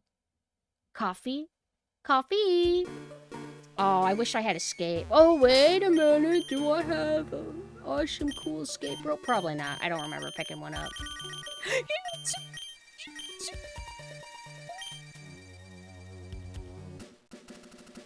I hate both Devil May Cry animes. I think, well, the real anime, I think it's just dull. It's dull and lacks the sauce. Even though Madhouse was doing it, it's just dull. And you can't really do something with Devil May Cry and have it be dull and get away with it, you know? It's like, nah, it's gonna really work hard against it. What if I had to choose between the two? Obviously, I would choose the Japanese one, but I'd rather just, like, tuck both of them away and not ever engage with them again. Local shop might be open. Oh, that would be kind of nice. I kind of want some. Hint, hint. It's crazy, though, because I was a kid when it started, and even I thought it was bad, but didn't have a way to vocalize in a visible way that it was trash, so that teehee, kids love it, adults don't, because no one did.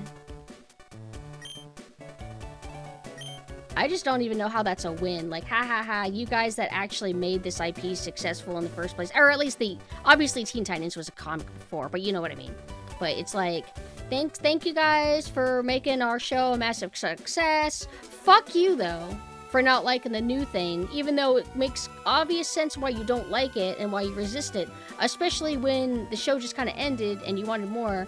But fuck you for having an issue, just kind of...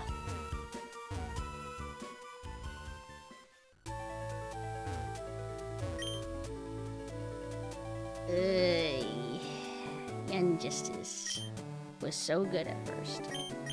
Young Justice, I loved it at first. It was like, what if Teen Titan, what if you took out the anime-esque out of Teen Titans? And that's what Young Justice was.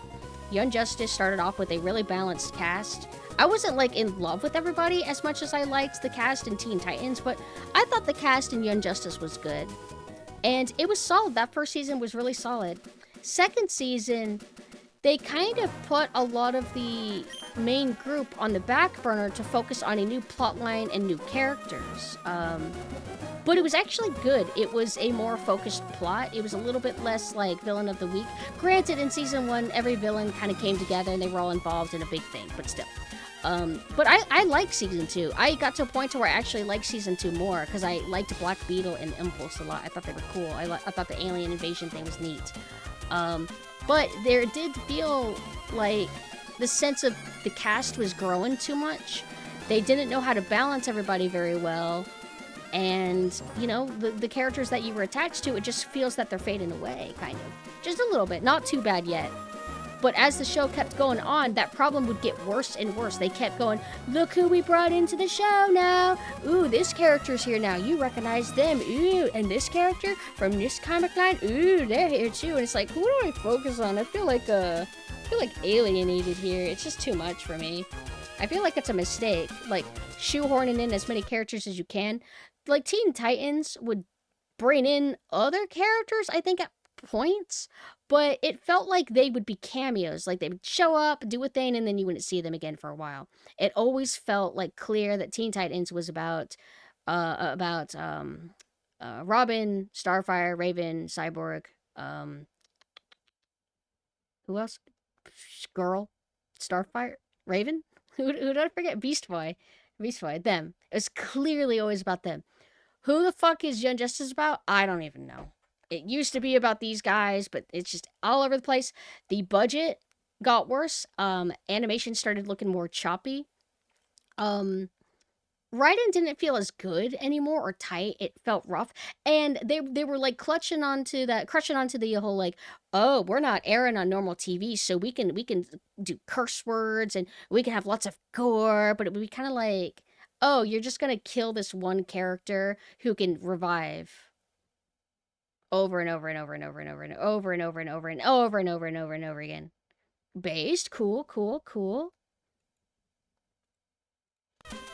I suppose you're going to visit Cat Stern and deliver the divine goods.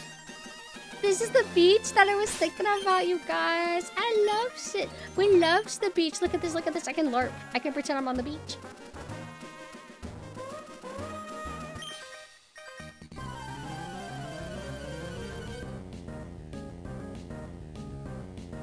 Am I high or would a Devil May Cry Teenage Mutant Ninja Turtles crossover go hard? I'm kind of biased because I don't really care for Teenage Mutant Ninja Turtles, but I guess Dante chilling with the pizza-eating turtles could work, I suppose. It was Devil May Cry 3 Dante anyway. Take this down!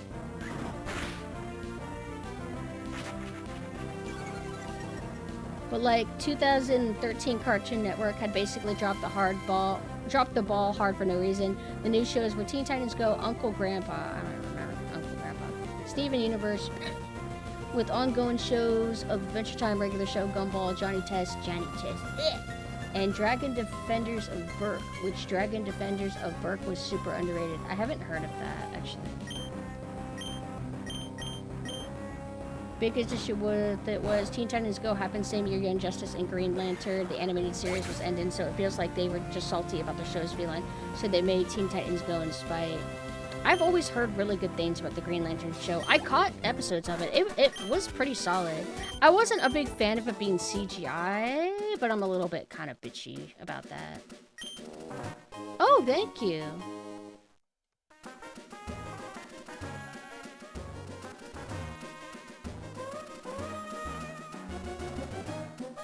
Uncle Grandpa? Why? What's funny? What's How to Train Your Dragon? Wait, what about it? Oh. Is that Dragon Defenders of Berk? Is it related to that IP? Didn't that get like a fucking live action for some fucking reason?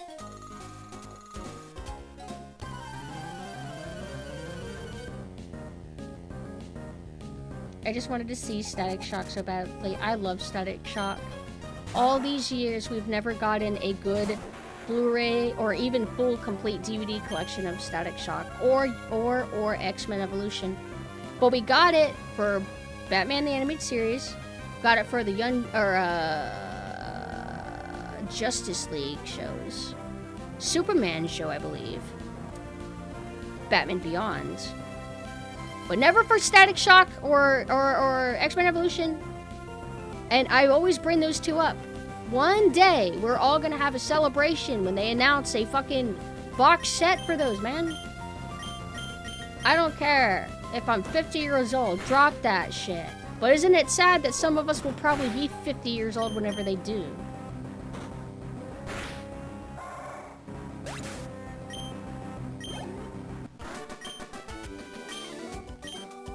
Do you guys ever, like, get weirded out when you remember that they did a CGI remake of the first Pokemon movie? Because I get weirded out by that. It's neat, I guess. Like, oh, you're gonna remake it. Oh, but you're gonna remake it in a totally different art form? Alright, well, you're also, you know, making it CGI and everything's CGI now. It looked okay for what it was. But I wouldn't watch it.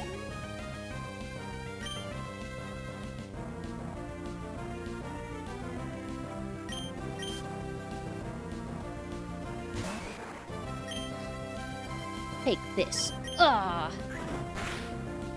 Uncle Grandpa is solo your fave verse, and I laughed when he was in. What the fuck is Uncle Grandpa?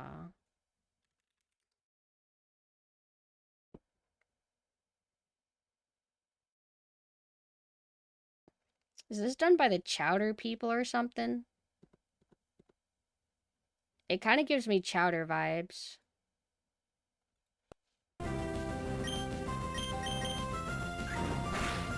DC animated series and movies are usually better than the live actions we get now. It depends on what era. I think some of the older stuff is really good.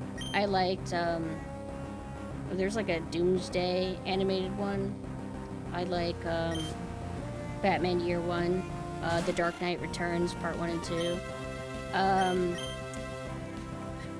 What else was there?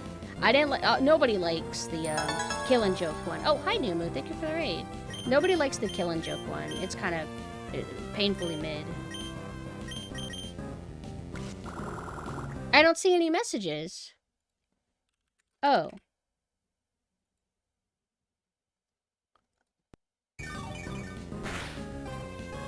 Okay. I'm going to... Man, because it's snowing, I'm going to have to put on my boots. I'm going to finish this fight really quick. And then I'm going to take a, like, 5-ish, 7-ish minute break to maybe get coffee. And then I'm going to come right back.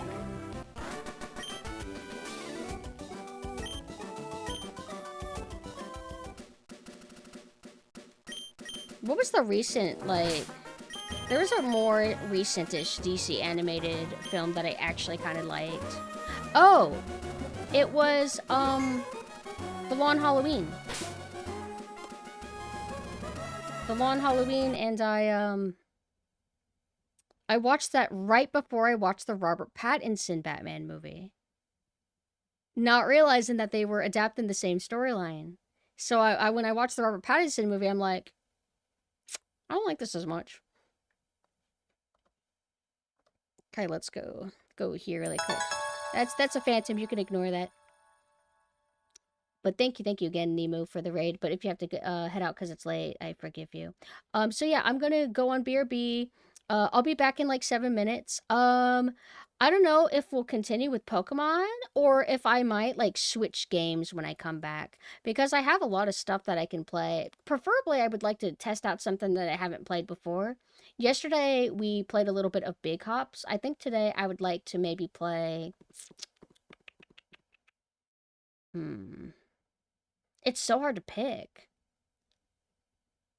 Definitely not Cast and Chill. That was Cast and Go to Sleep to me. Yeah, Groivel, he's the only one that I've really been bothering to level. I'm going to use him exclusively to dominate all my enemies. I'll have to figure it out when I get home. So give me a second. I'll be right back.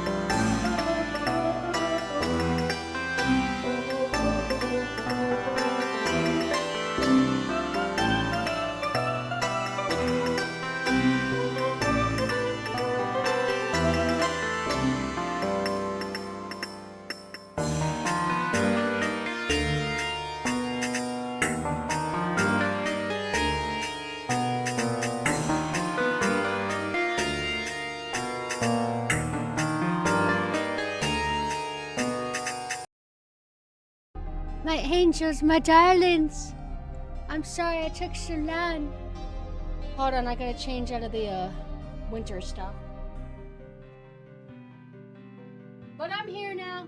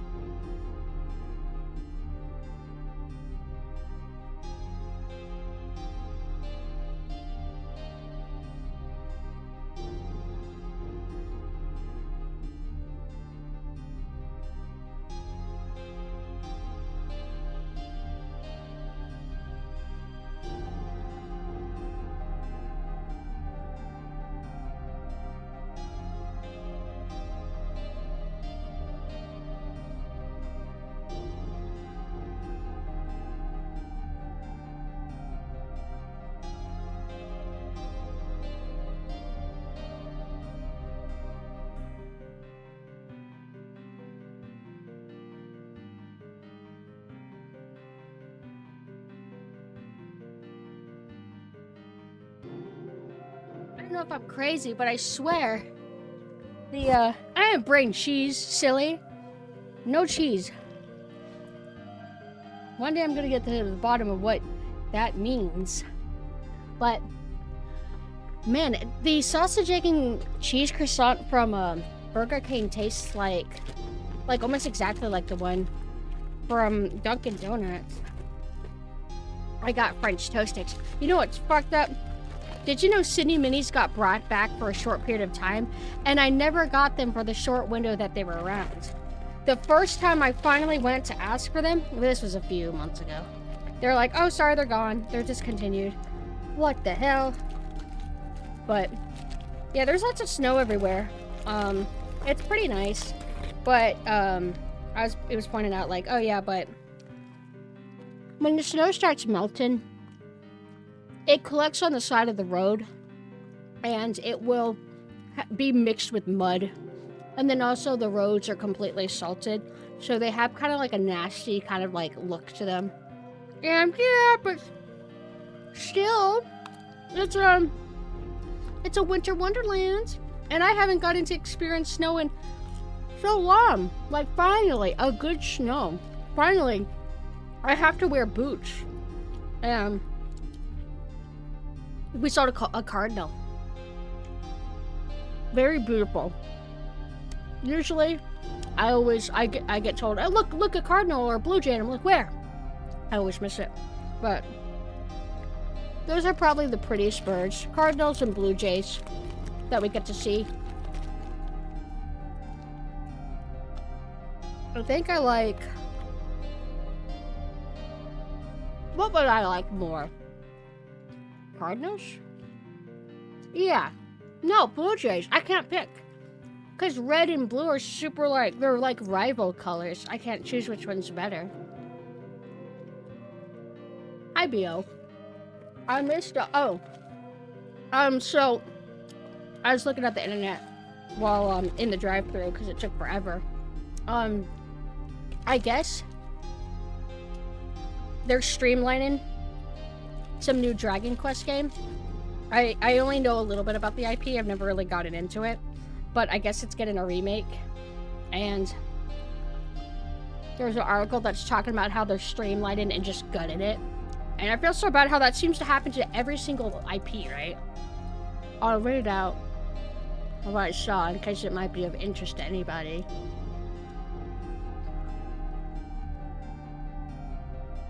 Let me see.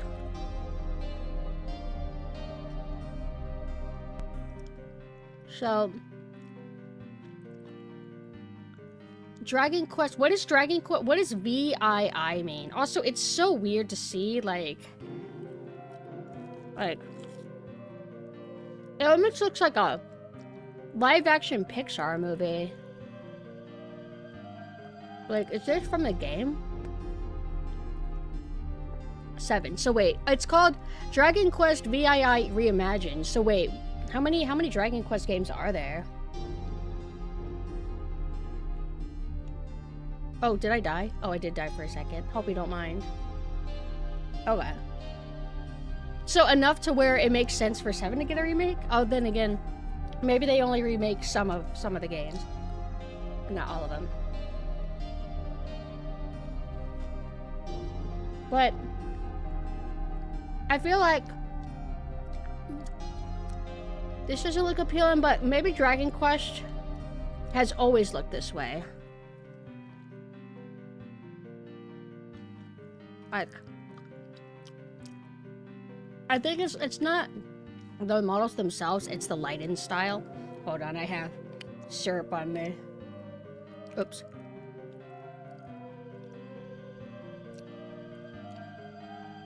Like, cute looking cast, but I guess it's like, what if you took a cartoon style and put it in Unreal Engine? Is this cursed or is this Kino and I just don't understand? But they said, we'll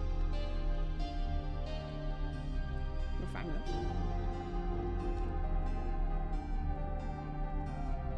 While Dragon Quest VII Reimagined still encapsulates much of what makes Dragon Quest VII resonant, efforts to streamline adventure succeed at the expense of player discovery. And then one of the excerpts is, even if a scenario is left in Reimagined, some have been trimmed significantly. One example is the Hardley Pool region, or the underwater city section of the Sunken Palace where you battle Grey Coast has been completely removed. Reimagined simply takes you straight to the final boss instead, or the boss battle instead. It's not just about cutting narrative content. All of the efforts to streamline Dragon Quest VII also affect every other facet of the game as well, including battles and exploration. Ultimately, Reimagined sounds down every possible frictional edge imaginable, which lessens how engaging the game is to actually play through, even though you can play through it more quickly.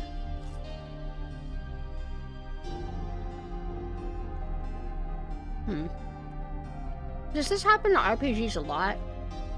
Because I assume that RPGs would get hit by the streamline and stick a lot. Like, oh, this is too grindy, or like blah blah blah blah blah. Alright, let me get this off the screen. But I have no stake in that. Just wondered if that would be relevant or interesting to any of you guys. Wondered if maybe anybody felt like being depressed to see their series getting streamlined. What did they say? Something something gatekeep it is based in Kino? And I saw another thing. Another tweet that was like, Polygon. Why is... What is this? What is ophidiophobia? But I guess there's been multiple petitions to add filters to different games for people having anxiety, and one stuck out to me that was kind of funny. One was new petition to demand Subnautica remove deep water. And I know that game. I play that game. So wait. Do people actually want, like... hold on.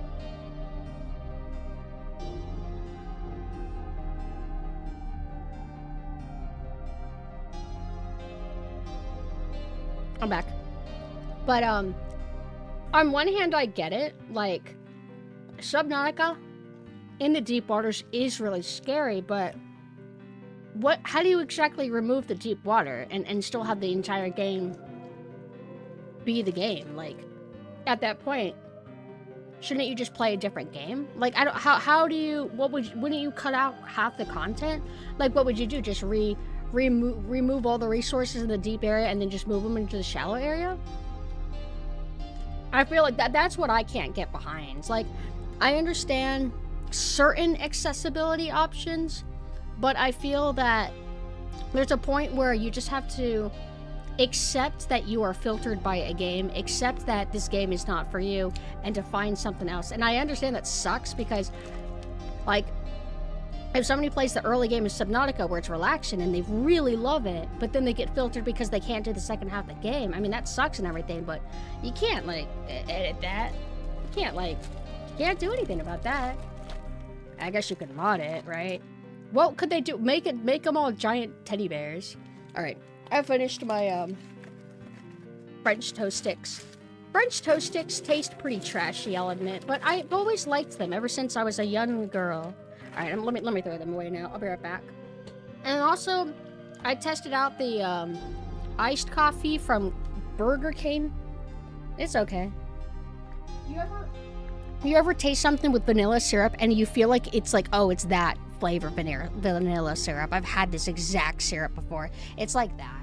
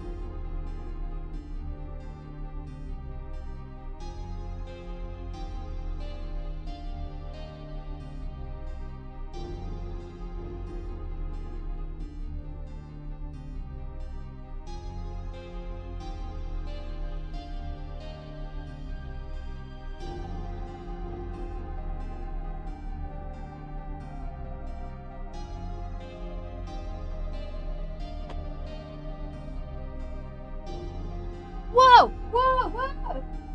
What's this? Why is there water? That better be water.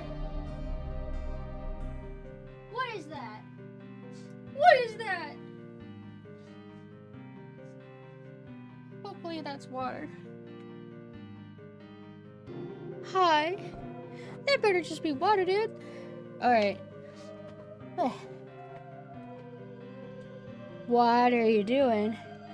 Stepping in water. It must be from the snow, but my boots aren't in here.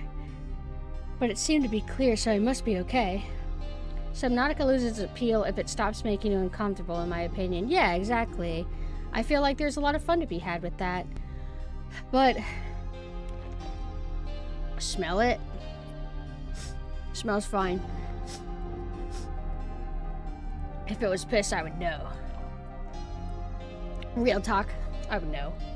Okay, so I guess let me save my game, and I'm gonna probably switch to pools. Otherwise, it's just gonna be lots of grinding and watching me attack creatures in the grass forever. So I went and did a save just to make sure, and I don't really know what to play, so I think I'm just gonna default to starting over pools again and then finishing it. I feel like that could be okay, right?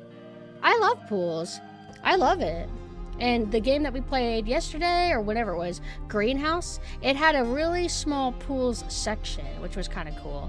So I'm gonna go on BRB. For anybody who's in the YouTube stream, I feel bad that I always have to say this, but usually I feel like drifters kind of find me.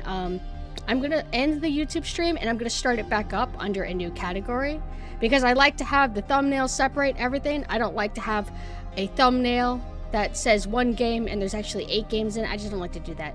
It might be a little bit convoluted, but it's just my method. It's my method. So just restart the stream in a second. Twitch, you guys don't have to go anywhere, but I'm gonna be on the BRB screen while I like do all this.